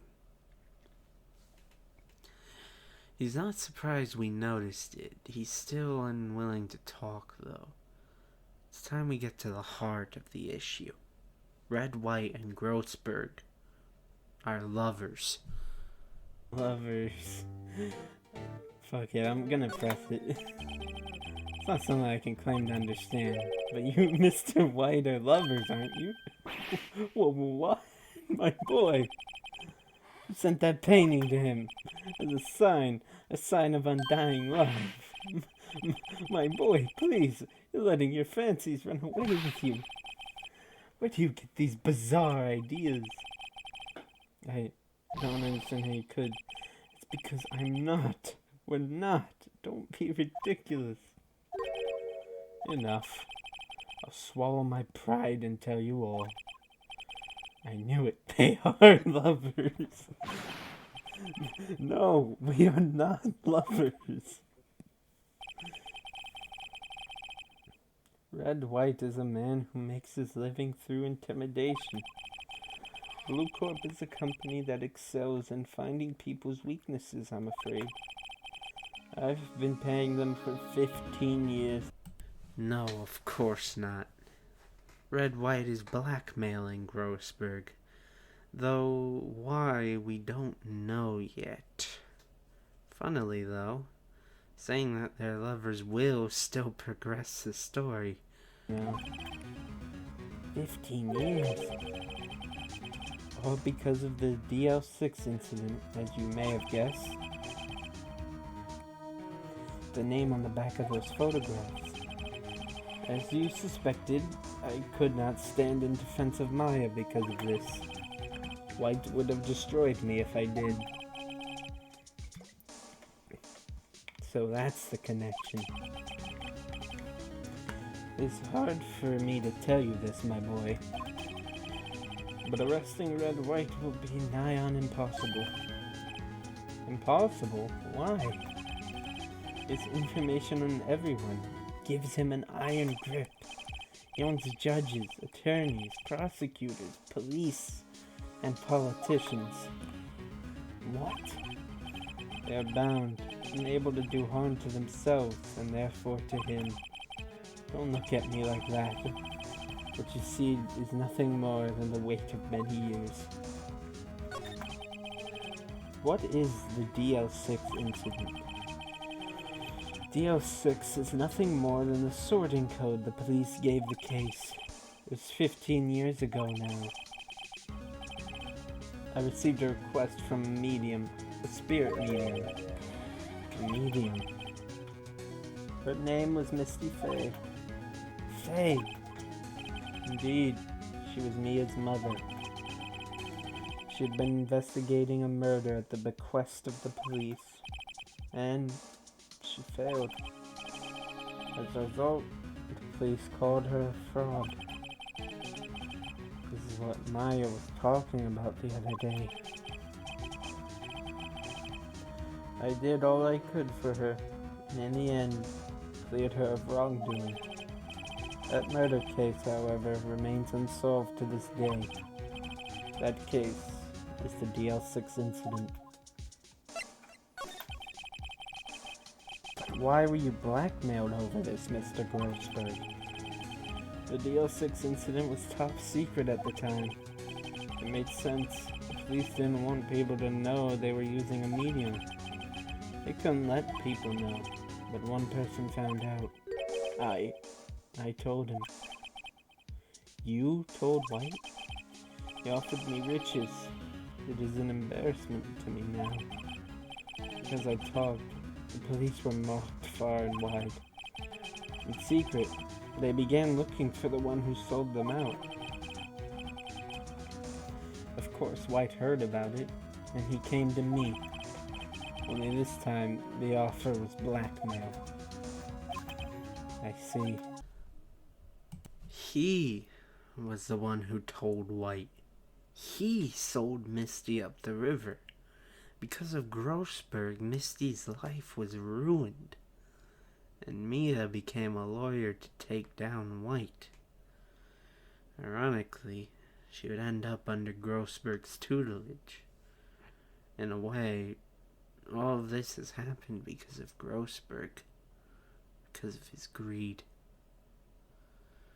Quick tangent, but mentioning Misty's name, I think it plays off the word mysterious. White controls the law of this country as he sees fit.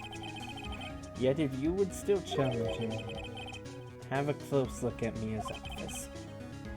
Mia's office. She followed his every move for years. She may have recorded something of what she found. At least now, Grossberg has helped us get close to what we need to fight White. We head back to the office, the scene of the crime, to search through all Mia's old papers, looking for something she had kept hidden about White. Something that will keep her from having died in vain. It's funny, looking at this room, it seems so normal. Hard to imagine a murder took place here. Mr. Grossberg said there would be clues. Maybe I should have another look. Look, it's the plant. Mia's favorite potted plant. Guess I'll have to water it now. Doesn't it get a name at some point? Yeah, it's Charlie. That's fair. All the cases the chief ever worked on are filed here. In alphabetical order. Let's take a look. How should I look at it?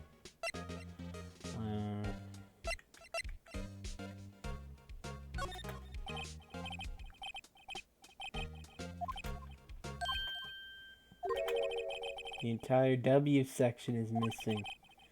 Was it taken?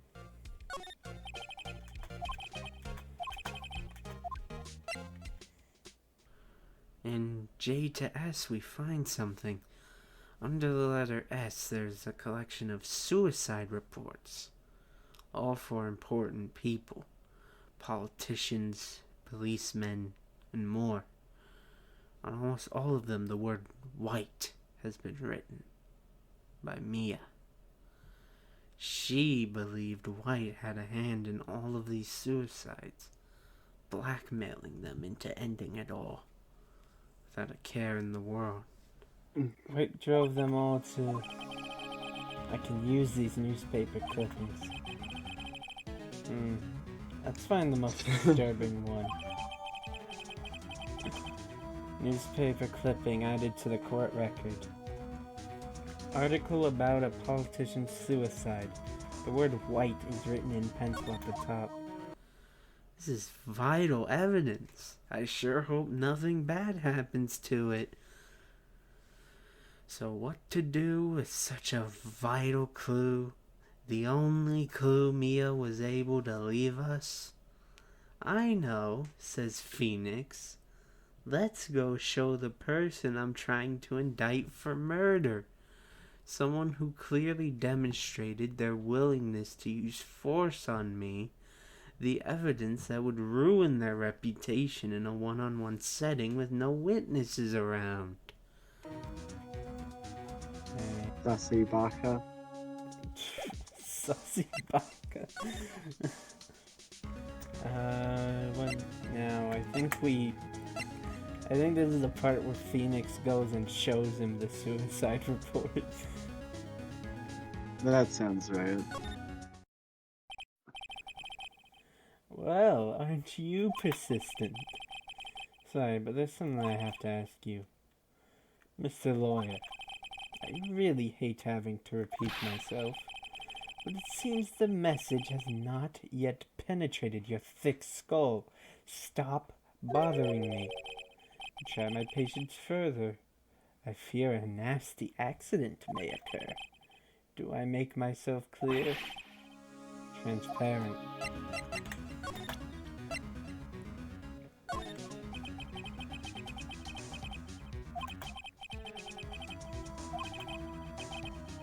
Mr. White, see this?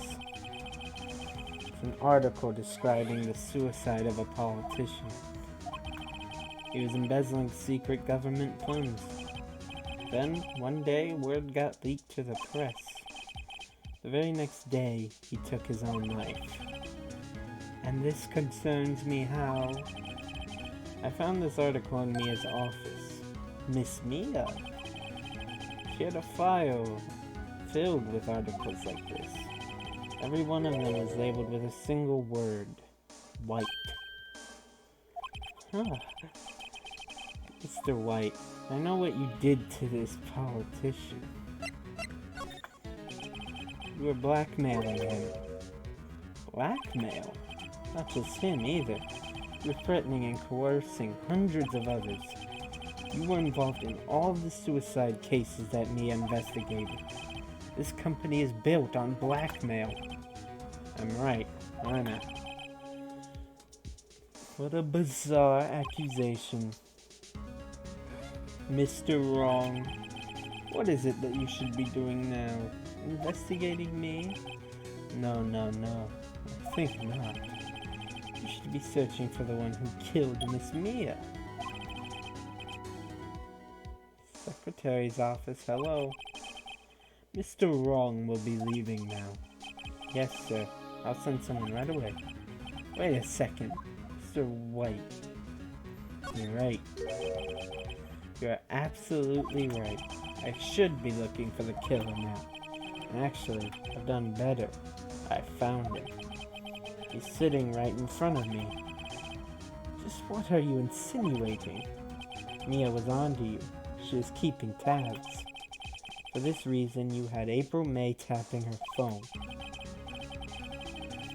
Then, Mia was murdered, and all the documents about you mysteriously disappeared.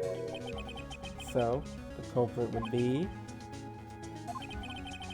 Even a child could work it out, Mr. White. You did it.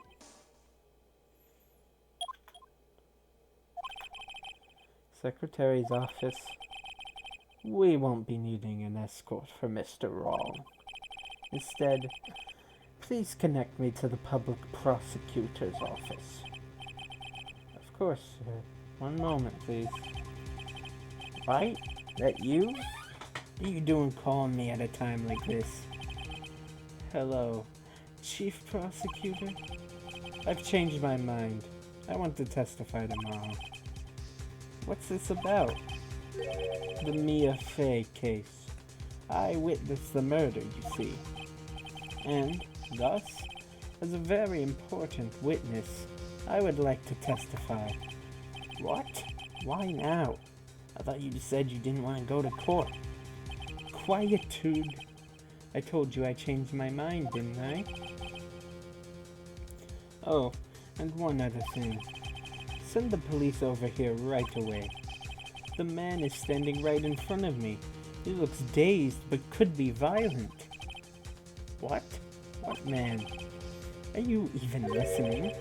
The executioner, the hatchet man, the liquidator, the killer, man. What? Mr. White, this isn't another one of those. Chief Prosecutor, I do not believe you are in a position to freely offer your opinions to me, correct? I'm telling you to send the police. Now. Did I not tell you, Mr. Wrong? You are a mere lawyer. As was Miss Mia. How dare you? I'll point the finger at you, and you will be tried as Miss Mia's killer. The case is as good as settled. No lawyer of any worth will defend you. I have friends in the local lawyers association, you see. You'll be given a lawyer so stupendously inept that they make even you look competent. I feel faint. Detective Gumshoe reporting, sir. Now, Butts, Harry Butts. Right, actually. Phoenix Wright, and my friend's name is Larry. No, right. Sorry, pal. Butts was that murderer, right? Detective Gumshoe, I present to you the man who killed Miss Mia Fey. Well, what? Take this despicable human being into custody. Farewell, Mr. Wrong.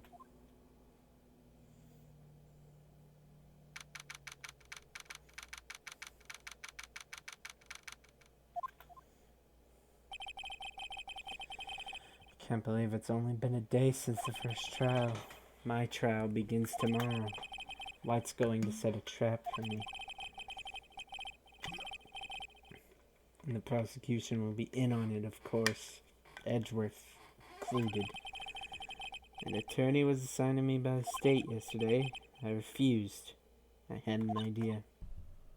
Now, in detention, and without even an unbiased attorney by his side, things look pretty terrible for our old pal Phoenix. Someone does come to visit him, though. Right. Mr. Wright. At least Maya's still by our side. But things certainly look bleak right now, and worse, if we lose, it's really game over in this one. Next trial is high stakes. Either White is guilty, or Wright is. Oh, Maya. Great, they let you out of detention. Just now, yes. It's all thanks to you. Huh. Now I'm afraid we've switched places. What? You mean you... I explained what had happened to Maya. I don't believe it. How many people does that man need to destroy before he's satisfied? My mother. My sister. And now you. This has gone too far. Mr. Wright, please tell me. Is there anything I can do? Well... Help me break out of here. Yeah, help me break out of here. Right. Okay, listen up. I want you to help me break out of here. You mean a jailbreak? Yeah, tonight's our only chance. All right. Huh? Oh, I better go get a hacksaw while the store's still open. Oh, and a rope ladder and a getaway car. Can you drive? Wait. What? I'm kidding. It was a joke. No way! No, really, I was kidding. Thanks. It's good to know you're on my side. And there really isn't anything you can do for me anyway. But I can't just sit here and do nothing. I've got to give that man a piece of my mind. Just a piece? Okay. Then come to the trial tomorrow. Okay, I'll be there. I'll show them a thing or two. Before the chapter ends, we get a bit of exposition about the world of Ace Attorney. Times may change. Yet with crime, it's the same old story. In fact, it's gotten worse. Lengthy court proceedings are no longer realistic. Beginning a few years ago, a limit of 3 days was put on initial court trials. Almost all finish in a day, most with a guilty verdict. Never thought I would end up in the defendant's chair myself for this case. The true culprit appearing as the star witness. This is it. Tomorrow, it's me or him. To be continued. In this universe, the courts were bogged down completely. A solution? Trials begin a day after the crime takes place, before the body is even cold. And they have to end in 3 days. Every trial ends very quickly, most with a guilty verdict. Understandable. There's no way you could get a handle over the facts of a case so quickly. But that's our premise. We have to save people from this beyond fucked up court system. Anyways, before beginning with the finale of this case, this is the only 2-trial case in the first game. The rest are 3 trials. Then that rule doesn't appear again in the games, and they go on 2 to 3 trials depending on if the case warrants the extra day. I want to say I think this is probably the ideal investigation segment. The standard for what I think an investigation should be like. Investigation segments are the weak point of Ace Attorney. We come here for the trials. Nobody comes to point and click on things or talk to someone, then move and talk to another person. But it's necessary as setup, so you bear with it. Here I think it's done very well and is a perfect standard for how it should be. It's not the best, it can and will be done better, but it's a platonic ideal, I'd say. It's not very long, but it gets across a lot of information without rushing.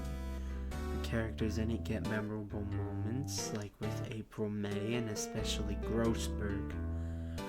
This segment actually makes me wish Grossberg was in the games more, as like an occasional ally to Phoenix, feeling sort of a duty to the student of one of his students, and a woman he owed so much to. And this segment progresses the plot very nicely, and gives a great introduction to a new character we're going to meet in court. Again, all without being overly long, which, in my opinion, the main problem with investigation segments is usually that they just take way too long, and often they're too sprawling. It's very obnoxious going in and out of the move menu trying to find where we need to go.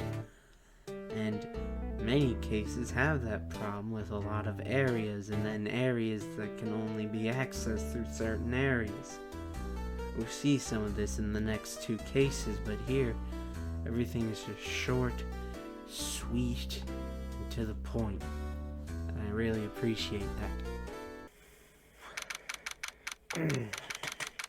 September 9th, 9:52 a.m. District Court, Defendant Lobby Number 1. Well, I guess this is it. Yeah. One way or another, this case gets decided today. Phoenix, look! Before court even starts, we get a little gay moment between Phoenix and Edgeworth. And Phoenix says he's defending himself, like every lawyer protagonist does when accused with a crime. Although, makes a little more sense here, since he was pretty much told his lawyer would be conspiring against him. Oh, it's him. Prosecutor Edgeworth. I received a call from the chief prosecutor's office yesterday. Huh? I was told that whatever Mr. White says today, it will be the absolute truth. No matter how you try to attack his testimony. If I raise an objection, I have it on good faith that the judge will listen to me. So, even the judge is supposedly in White's pocket. Makes me wonder, what did the judge do in the past to get blackmailed for? And is Edgeworth also in White's pocket? What, does White have the judge in his pocket too? So, you're saying I'm going to be guilty. End of story. I will do anything to get my verdict, Mr. Wright. Anything. Why? Why? How can you torment an innocent person like this? Innocent? How can we know that? The guilty will always lie to avoid being found out. There's no way to tell who's guilty and who is innocent. All that I can hope to do is get every defendant declared guilty. So I make that my policy. Edgeworth. You've changed. Hmm? Phoenix, you know him? Don't expect any special treatment, Phoenix Wright. Phoenix? Well, court will be starting soon. What? But wait! Your defense attorney isn't even here yet. They're not. I'll be defending myself. What? Okay, let's do this. Got a fucking pimple on my neck. September 9th, 10 a.m. District Court, courtroom number 1.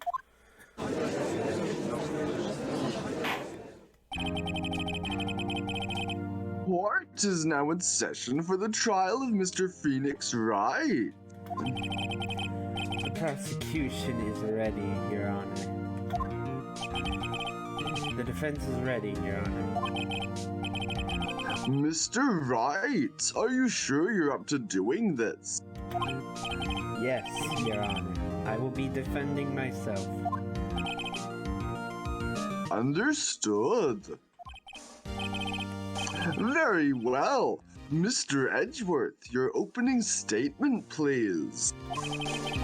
As the details of the event are already quite clear to the court, today we will hear the testimony of a witness to the defendant's crime.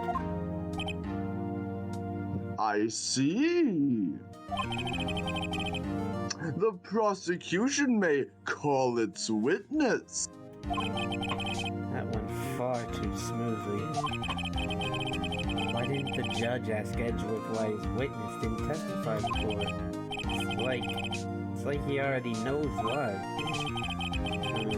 If anyone's going to raise an objection about this, I suppose it's me. sure. Mr. Edgeworth, you owe an explanation to the court. Why didn't this witness testify in the trial against Miss Maya Fey?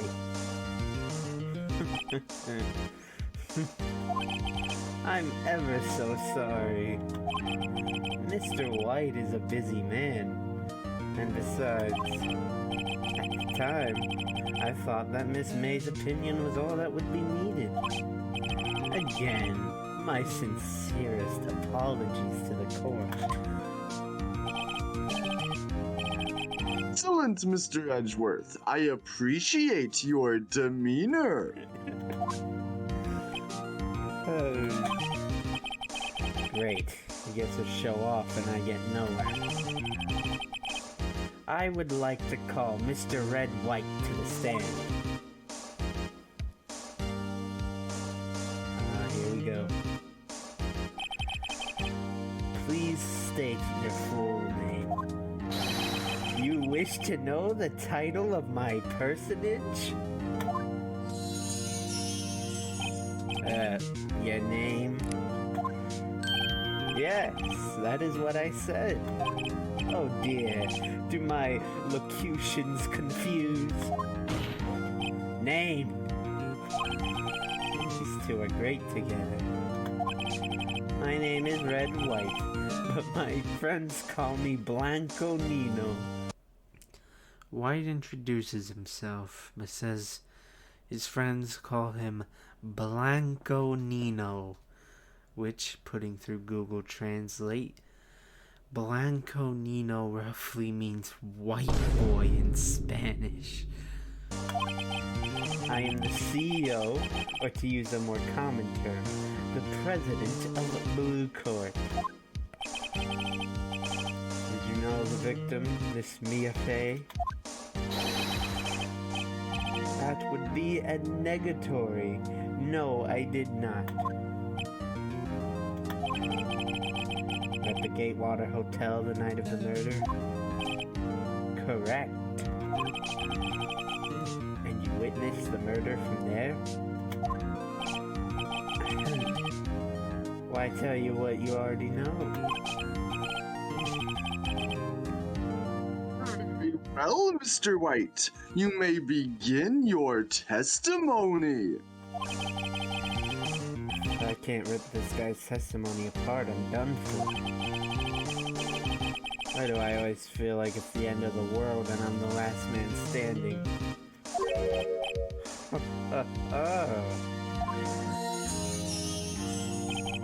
I hope you have made your peace with God, Mr. Lawyer.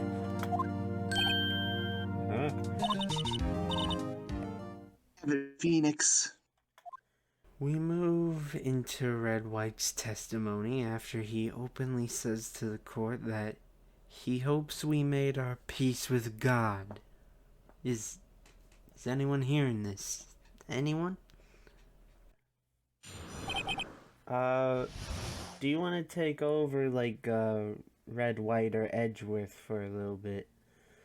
I can do Red White. Yeah, I feel like he's gonna be talking for a while, and Yeah. it'll be a little awkward if I'm playing all three of them.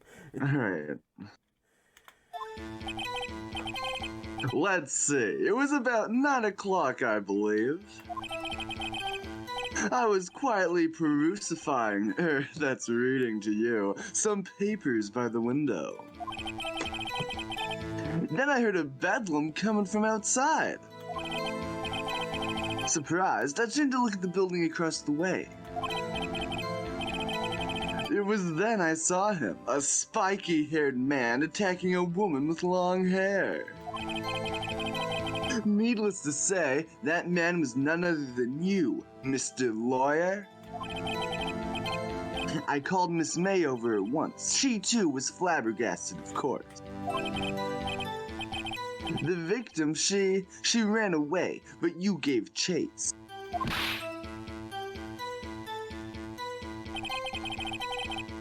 Finally, there was a terrible impaction. Then it was all over.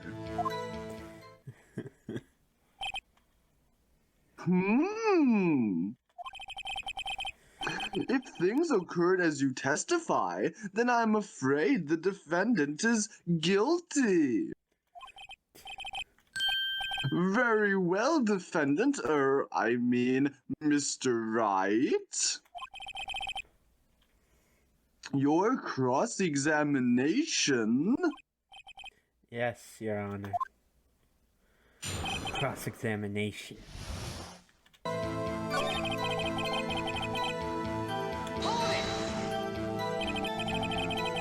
you be a little more detailed about that? I think it's worth knowing exactly what happened. Of course, comprende, I understand. The victim was attacked by you and ran to the left. You gave chase and struck her down.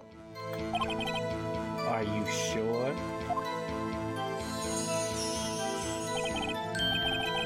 As you know, I am always abso-positively perfect.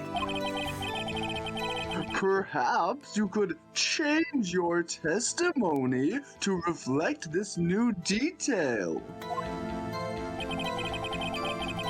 Victim ran to the left and you gave chase. There's a contradiction. The victim dodged an attack and ran to the right. Objection! Wait right there. Mr. White, you've dug your own grave. What is this? You said the victim ran to the left, but that directly contradicts Miss May's testimony. She clearly stated that the victim ran right. Oh. It is simple. You have misheard her. I think not. Look at the floor plans. The killer was here, and the victim here. The victim ran to the left, as you claim she did. She would have been running directly away from the door. She would have been running into a dead end. Don't you find that odd? Duh. Very strange. I did see her run to the left. I did. Phoenix, look at his face. I don't think he's lying about this one. True. Maybe he really did see the victim run left? So he did witness the killing. Wait a second. Oh, Mr. Wright? yes, Your Honor? Miss May says right, and Mr. White says left. Remind me of a kid's show.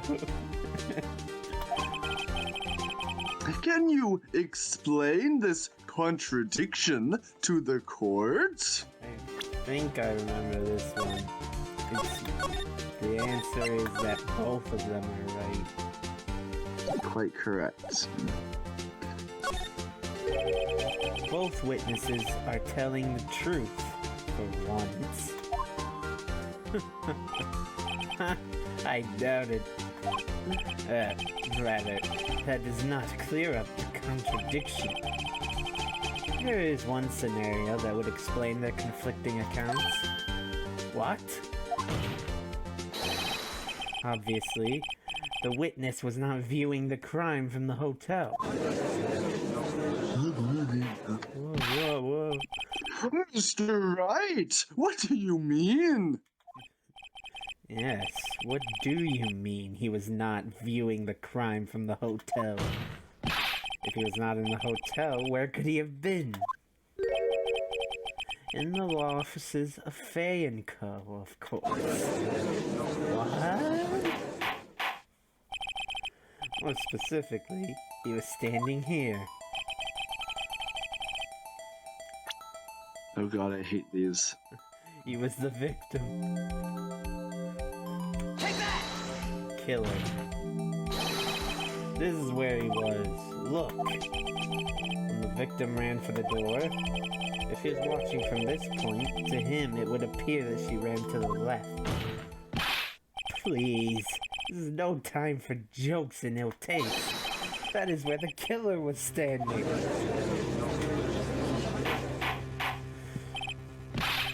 Order! I will have order! Anyone disturbing the order of this courtroom will be held in contempt. Mr. Wright, what are you suggesting? Rapscallion? The postulations of the defense are a distortion of the truth, Your Honor. Indeed, they do seem a bit far-fetched.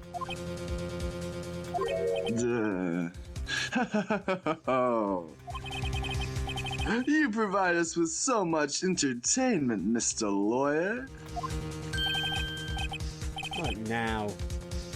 He's laughing? The hilarity of the moment made me remember something.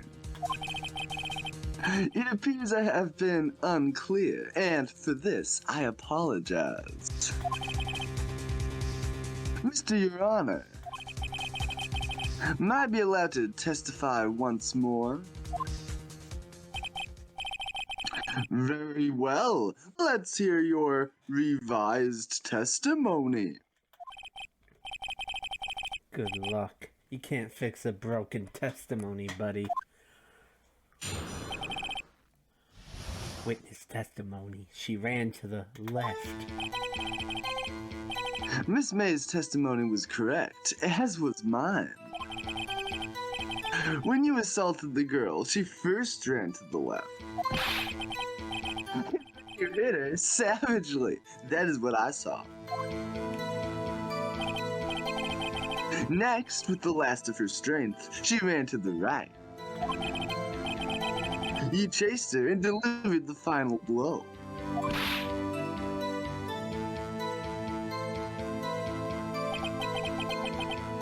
That is what Miss May saw.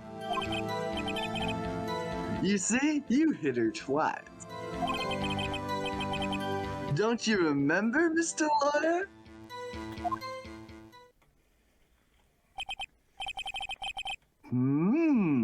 That does seem to make sense. Will you be cross-examining the witness's testimony? You bet I will. I mean, yes, Your Honor. Cross-examination. This one is easier to take down than the last. White claims Mia died to 2 blows now. But even in autopsy report, Edgeworth's version, she died to a single blow. And luckily, it appears Edgeworth has no further updates to install for the report. Although, he does try to find one, asking for a 10-minute break. However, the crowd is on our side now, like a wrestling match. So the judge decides not to grant him it because that's how court works.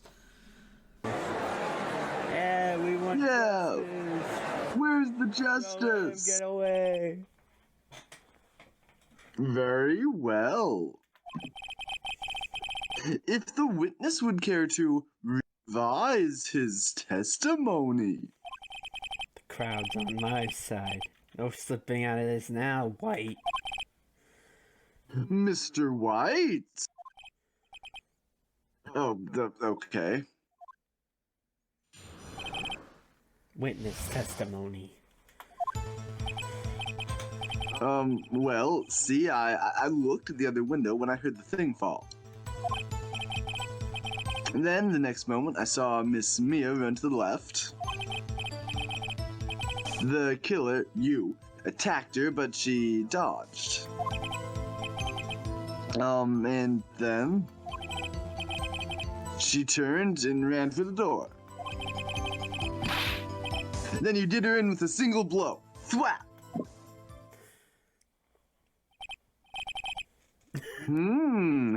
Thwap, indeed. Very well. You may begin the cross-examination. Mr. Your Honor. My stomach, you see, is hurting. Deal with it. This is almost over. Ugh. Cross-examination.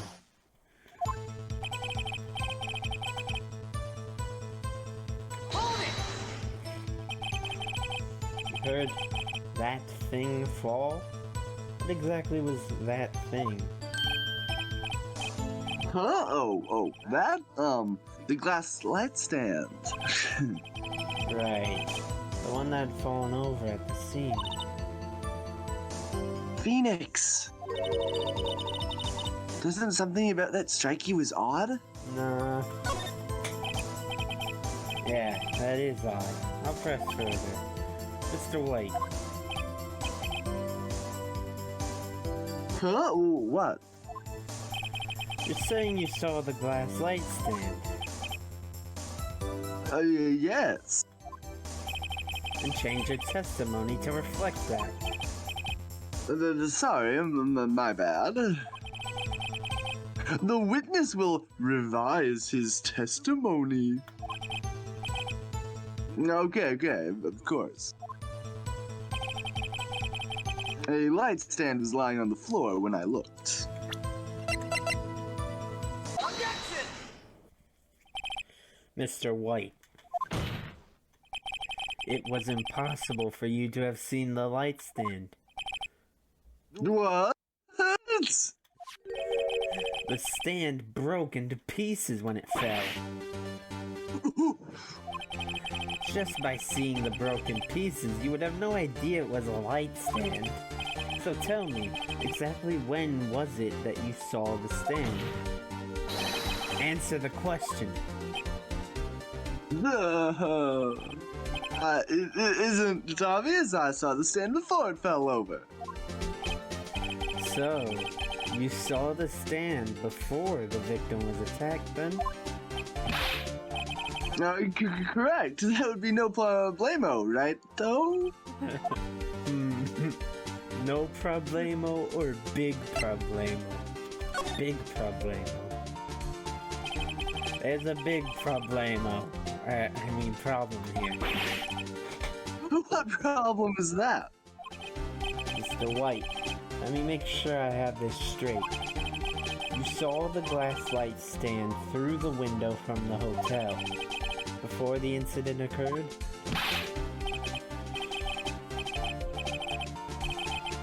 Correct. That is so. It's conclusive, definitive, undeniable, unimpeachable. No, it's impossible. You couldn't have seen the stand. What? Why couldn't he? You have proof? I sure do, Your Honor. The person in the hotel could not have seen the stand before it fell over. We have... it's the floor plan, right? Can't see it. Take that! Look at this.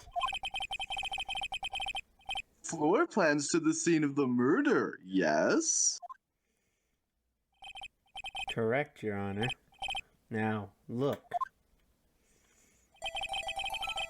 If you were to look through the window at the office, this is the area you would be able to see. Here. Well, note that the stand is not within the visible area. Well, Mr. White? What do you have to say to that?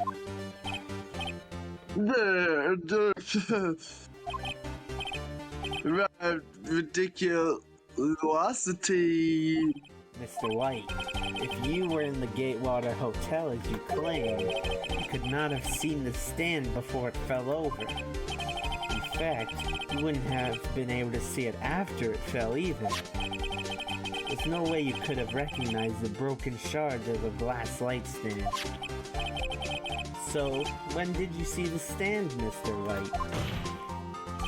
It must have been the moment that it fell. And the only place you could have seen that from is inside the Fey law offices. In other words, you were at the scene of the crime when the murder took place.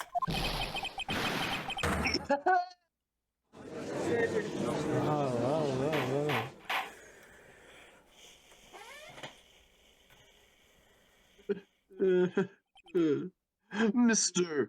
White? Mr. White. You did it, didn't you? Mr. Your Honor. Miss Mia. Looks like we're about to get our verdict. Objection! That's far enough, Phoenix Wright. What? I forgot about Edgeworth. Mr. White. I think the time has come. Shouldn't you confess your crime now? What? I said you should confess your crime. Ergo, confess that you placed the wiretap. The wiretap?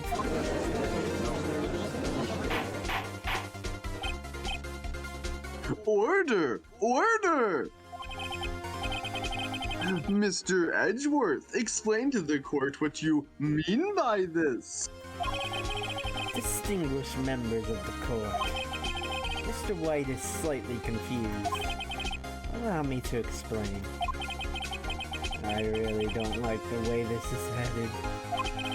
As you know, Mr. White is the CEO of Blue Corp. He ordered his secretary, Miss April May, to tap the law offices of Miss Fay. What does that have to do? Your Honor, the question is, when was the wiretap placed in the office, and by who? No, you wouldn't. Mr. White, in order to place the wiretap, you entered Miss Fay's office. Am I correct?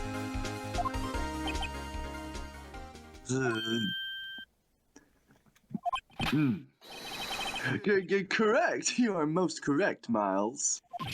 Give me a break.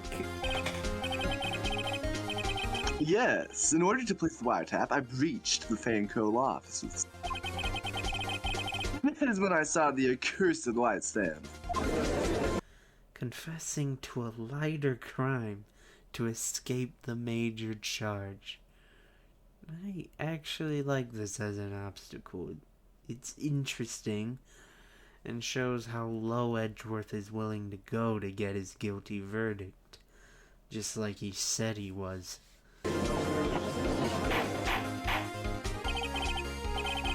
Now I'm confused. Please explain to the court what all of this means, Mr. Edgeworth. Gladly, Your Honor. Mr. Phoenix Wright has made his position quite clear. He is determined that Mr. White knew the glass stand was in the office. He has shown that there was only one time Mr. White could have seen the stand. At the very moment of the murder. Thus, Mr. Wright would like you to believe that Mr. White was the murderer. I see. However, it is a fact that Mr. White had been to that office well before the murder took place. When he went to place the wiretap, he could have seen the glass light stand then. Ergo, Mr. Phoenix Wright's theory is revealed for the baseless conjecture it is.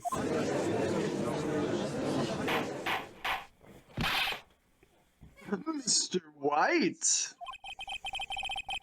You will testify to the court about this wiretapping. Ahem. Leave it to me. I feel faint.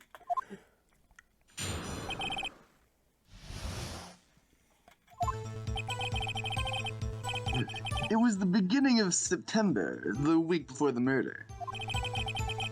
I had entered the Fanco law offices.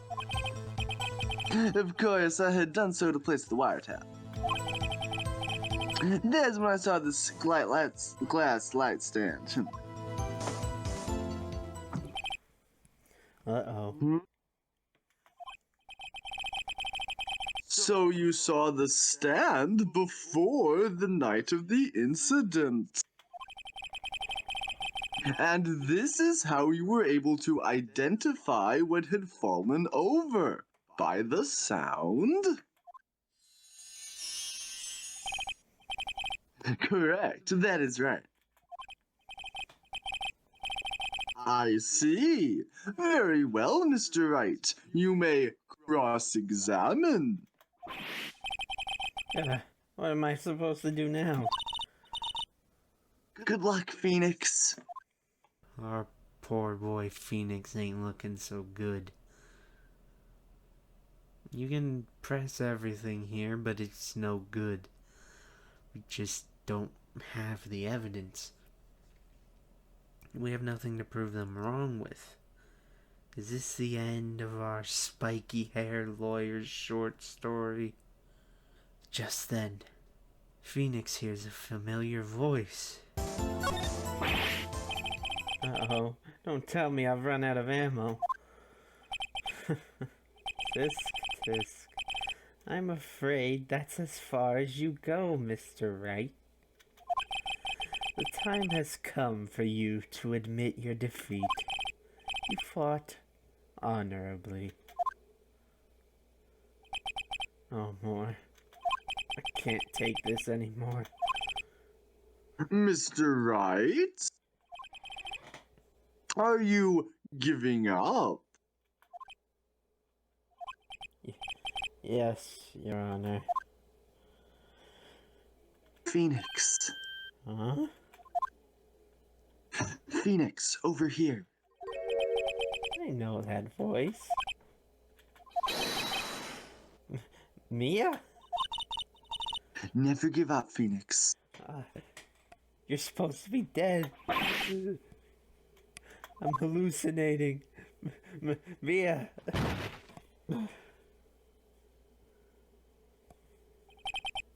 Where am I?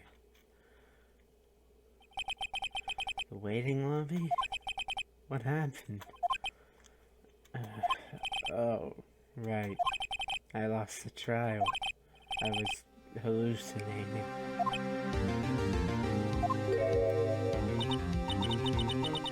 Ah, you're finally awake. Skyrim begins once again. Ah! Fair reaction to literally seeing the ghost of someone important to you days after they died. After luckily not having a concussion from falling on the hard floor, we realize that Mia's not just back from the dead as a zombie woman, but rather she's being channeled by Maya, who, because this is anime, had her true powers awaken in a moment of desperation.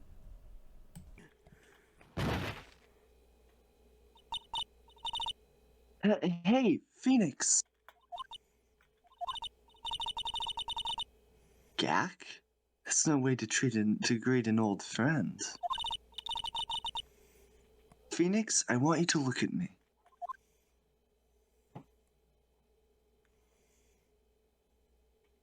Oh. You're... Maya? Didn't you know that the Fae women have strong psychic powers?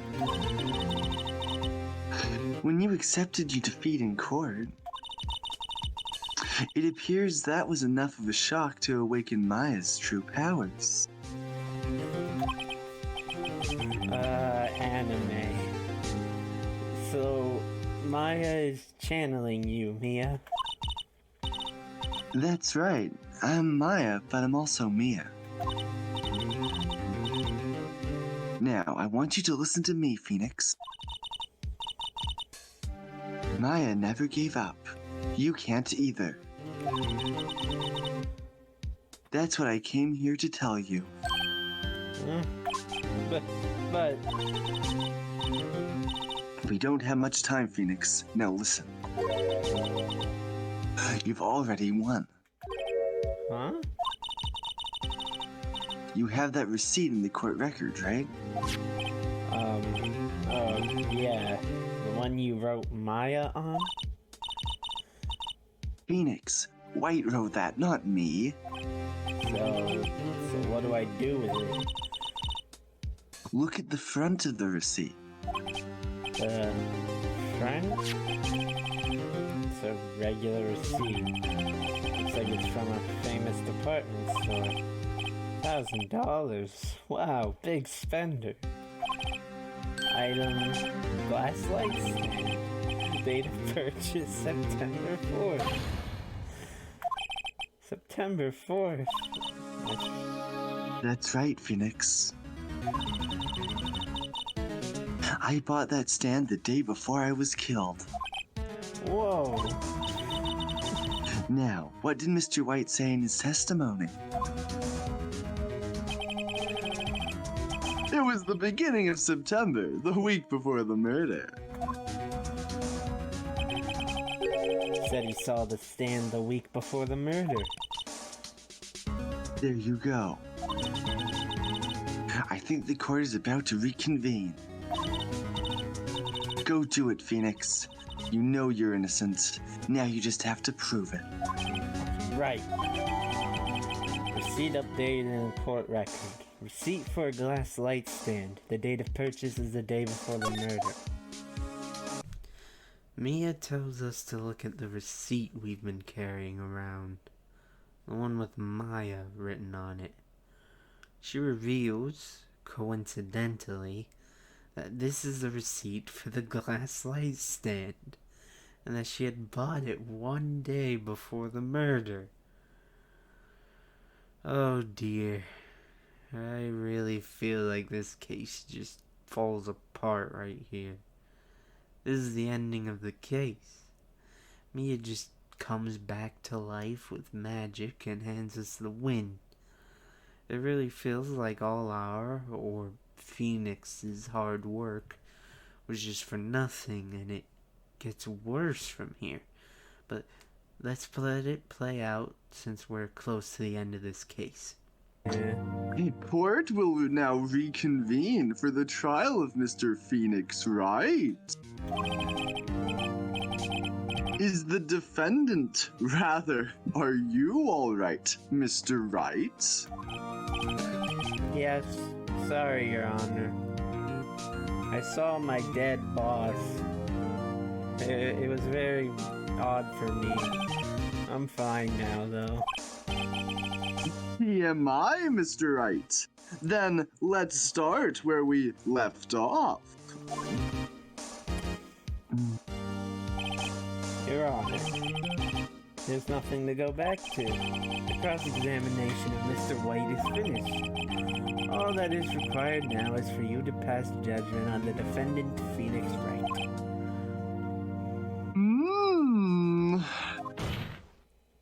Your Honor, please, give me one more chance. I promise you this is the last time I'll ask you. Until the next case where I'll probably ask you it again a couple times.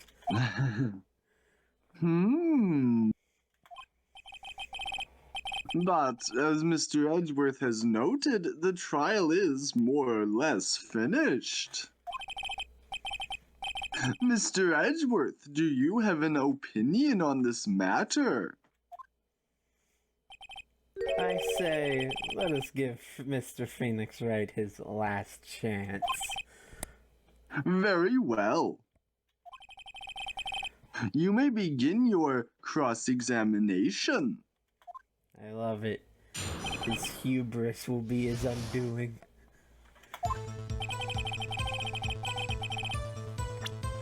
Alright.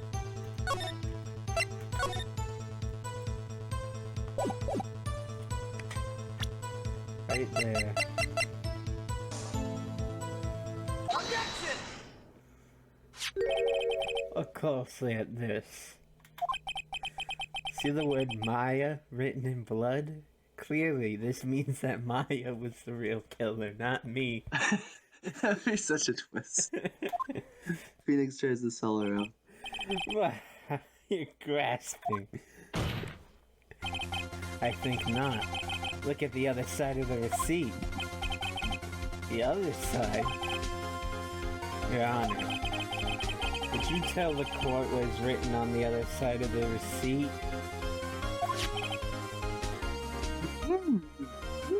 I can't tell. We don't have that technology yet. Well, a glass light stand. And the date of purchase. Why, that's the day before the murder. You definitely call bullshit on this evidence. You see? Mr. White. When you allegedly entered Fainco offices at the beginning of September, the stand could not have been there.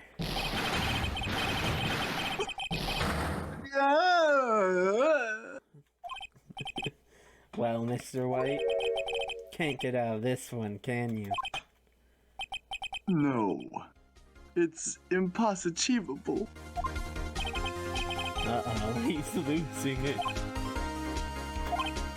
Well, Your Honor, I understand there might be quite a bit of pressure on you. But I think you'll agree you can't judge me guilty under these circumstances.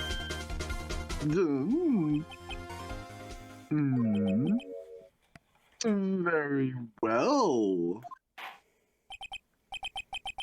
Then that is all for the trial of... Objection! Not so fast, Phoenix Wright. Huh? What? No way he can worm his way out of this one. Oh wait, I forgot. It's Edgeworth. There is a certain thread of logic to the defendant's claims. However, there is no concrete proof that Phoenix Wright is innocent.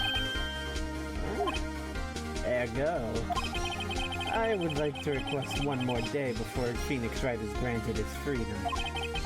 I need to make one more inquiry into this matter. Another inquiry?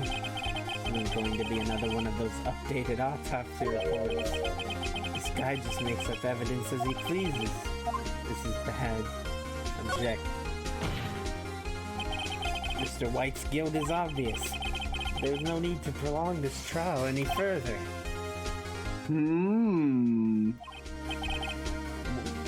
Well, Mr. Edgeworth? If anyone is going to call Mr. White to trial, it would be me, the prosecution. I need a day to ascertain whether these new claims have any basis in factual evidence. I see. Objection denied. What? The completion of the trial of Mr. Phoenix Wright will be postponed until tomorrow. No. No telling what will happen if I can't end this now. Edgeworth is sure to come up with, or just make something up. And after Mia showed up to help me and all. Mr. Your Honor, may I go home? Of course.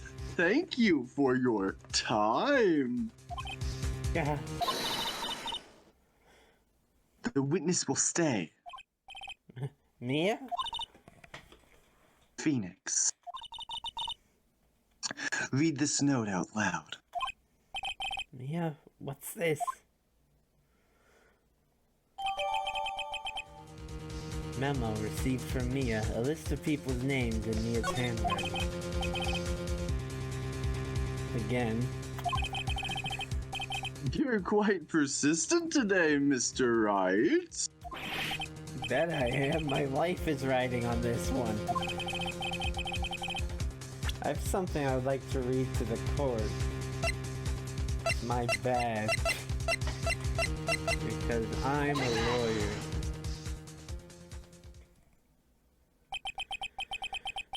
The memo Mia had given me was a list of names. Many of them sounded strangely familiar.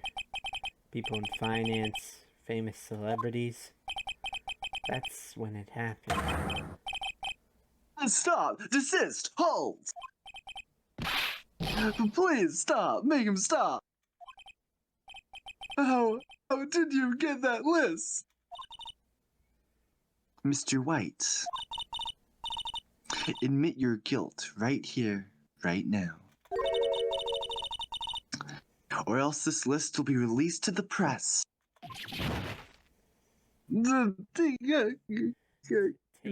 Take down the blackmailer with blackmail.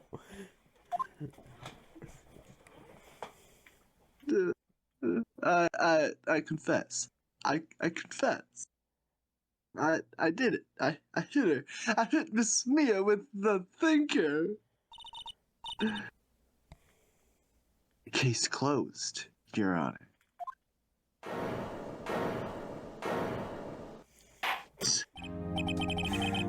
Well, I see no reason to continue with this trial. Great. Mr. Wright? Yes, Your Honor? You've done it again! That was quite a spirited defense. Oh, you bet it was. Yes, Your Honor. I guess you could say that. If only you knew how spirited it was. Well... This court finds the defense... rather, the defendant, Mr. Phoenix Wright. Not guilty. Whoa, justice, yay. Bullshit. That is all. This court is adjourned.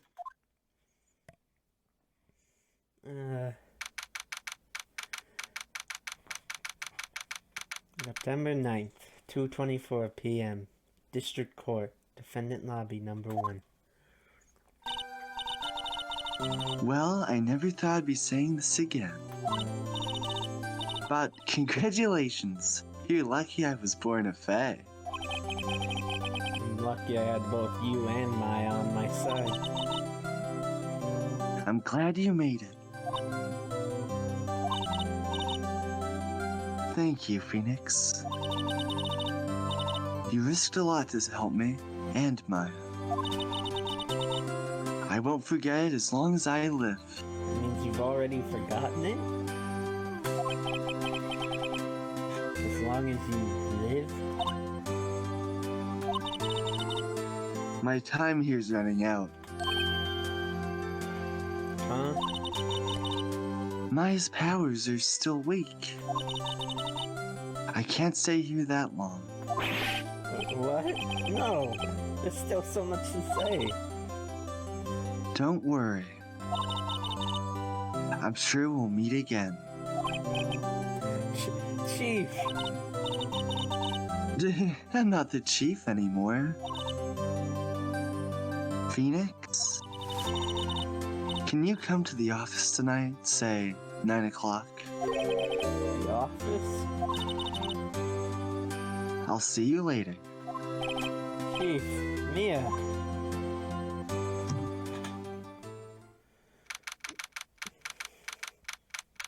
September 9th, 9:02 p.m.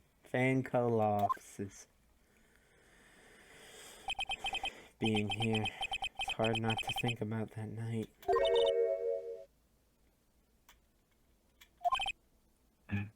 Wait, who's saying this? That was Mia or Maya?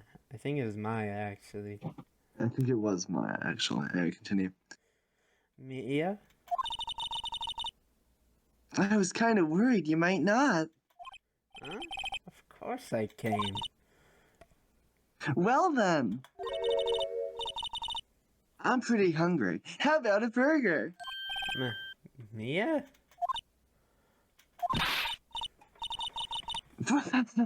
You should see your face. Mia! What are you talking about? It's me, Maya. Sorry, I'm still a bit delusional. Maya? What, did I look like my sister? Look like you were her. I might be able to use that. Oh, Phoenix, go to the store and buy me lunch, would you? Maya, why are you here? Because of this. See, Mia wrote me a letter. Take care of Phoenix for me. Take care of it, huh? She means the office. This office. Someone has to help with the new writing co-law offices, right? And who better but me, Maya Fey, reporting for duty. Wait, no, on second thought, let's make this casual. Yo, Nick, Maya here, ready to get down to business. You don't mind me calling you Nick, do you? It's a great name. Mia said that's what your friend Larry calls you. Nick? You know what this means? We're partners. You know, when I think about it, it is Maya's fault I'm here now. But if it wasn't for her, I'd probably be in jail. Right in Cove offices. It's got a good ring to it. Yeah. Thanks, Maya. Oh. Look at his face. No. Good luck, Phoenix.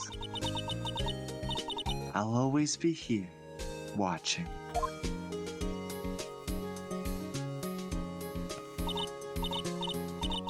Right, okay, Nick, let's do it.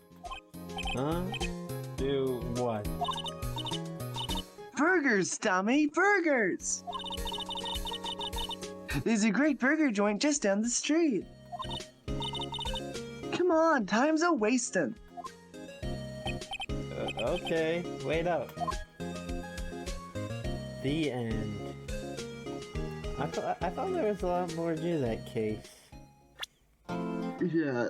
I guess I'm thinking case 3, 4, and 5. And that is the end of case 2.